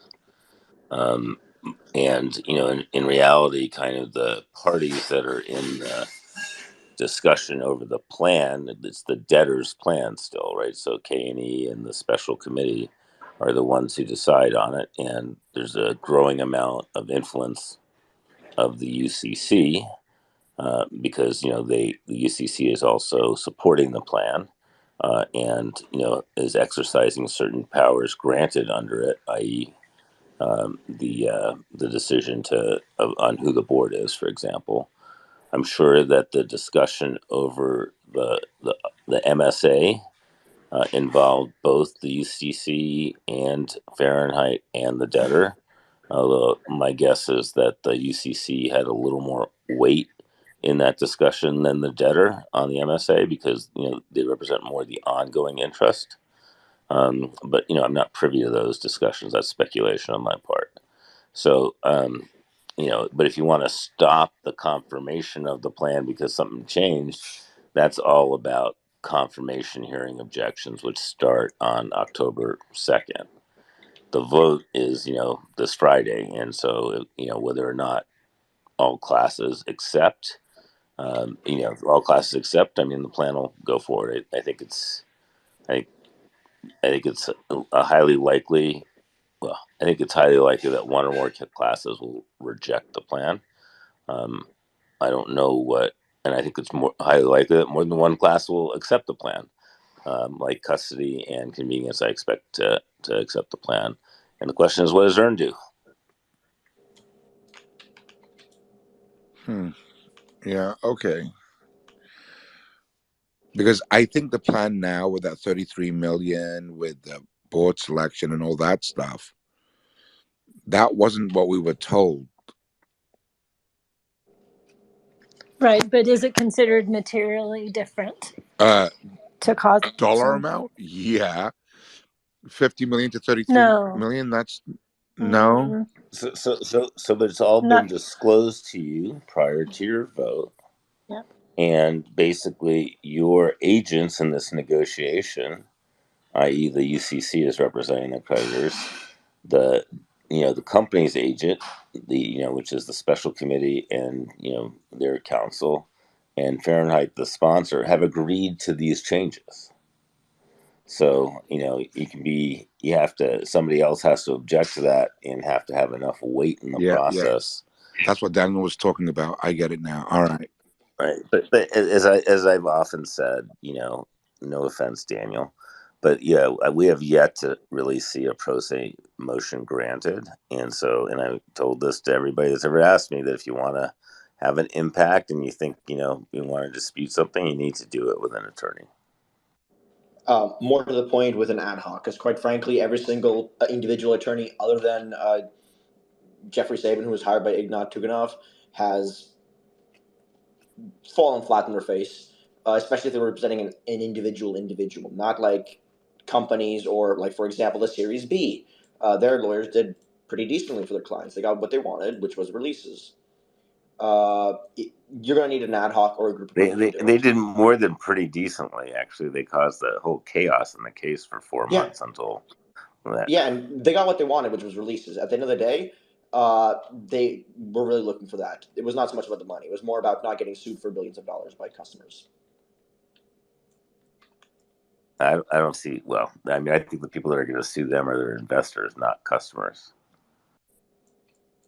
That's a different lawsuit. They were worried about Celsius customers because what they did is they effectively legitimized Celsius. They were, and I'm quoting from memory here, but quote, Celsius is a world class in size and scope, and end quote. And they were talking about how Celsius was providing fraud.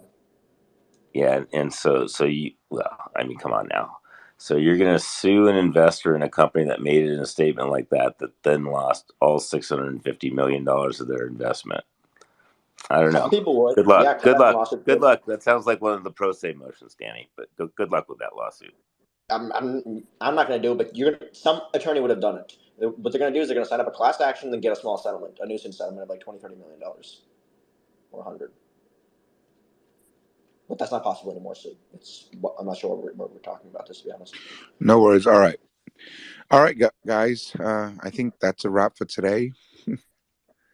So. Thank you, Yeah, no Harry. worries. Thanks for Yeah, no worries. Thanks, Sharon. All right, I'll try to do one on Thursday. Thanks, I'll let you guys know. Yeah, and I think Simon's planning on doing a video on Thursday. Oh, perfect. Yeah, so late in the day, preferably, both y'all. Yes, I'm planning on doing one in the evening, Thursday evening. So if anybody, for those of you that may or may not know, Michael Arrington and what's his first name? Jessup from Proof Group. Noah Jessup. Noah. Yes, sorry that they are speaking at 10:30 in the morning in New York City at the Mainnet conference, and the topic that the two of them are speaking on is cleaning up after Celsius. Is CDFI dead? Yeah, I think that should be interesting. And I will make one comment that I haven't made all day today. But what's interesting to me is that the CEO of the NewCo, Steve Kokonis, has been relatively less present than other members of the Fahrenheit team. And usually when you're promoting a new company, i.e. doing a roadshow for an IPO, it's the CEO who you put front and center to stand up there to give people confidence in the NewCo. Yes, that's a very important observation, Yolo. Thank you. Yeah, and he's raised quite a bit of capital in the past, so it's quite interesting. So thanks for pointing that out. All right, and on that note, I bid you guys all a good night, good morning, good afternoon, wherever you are. Thanks, all right, Harry. much love, guys. Much love. Bye.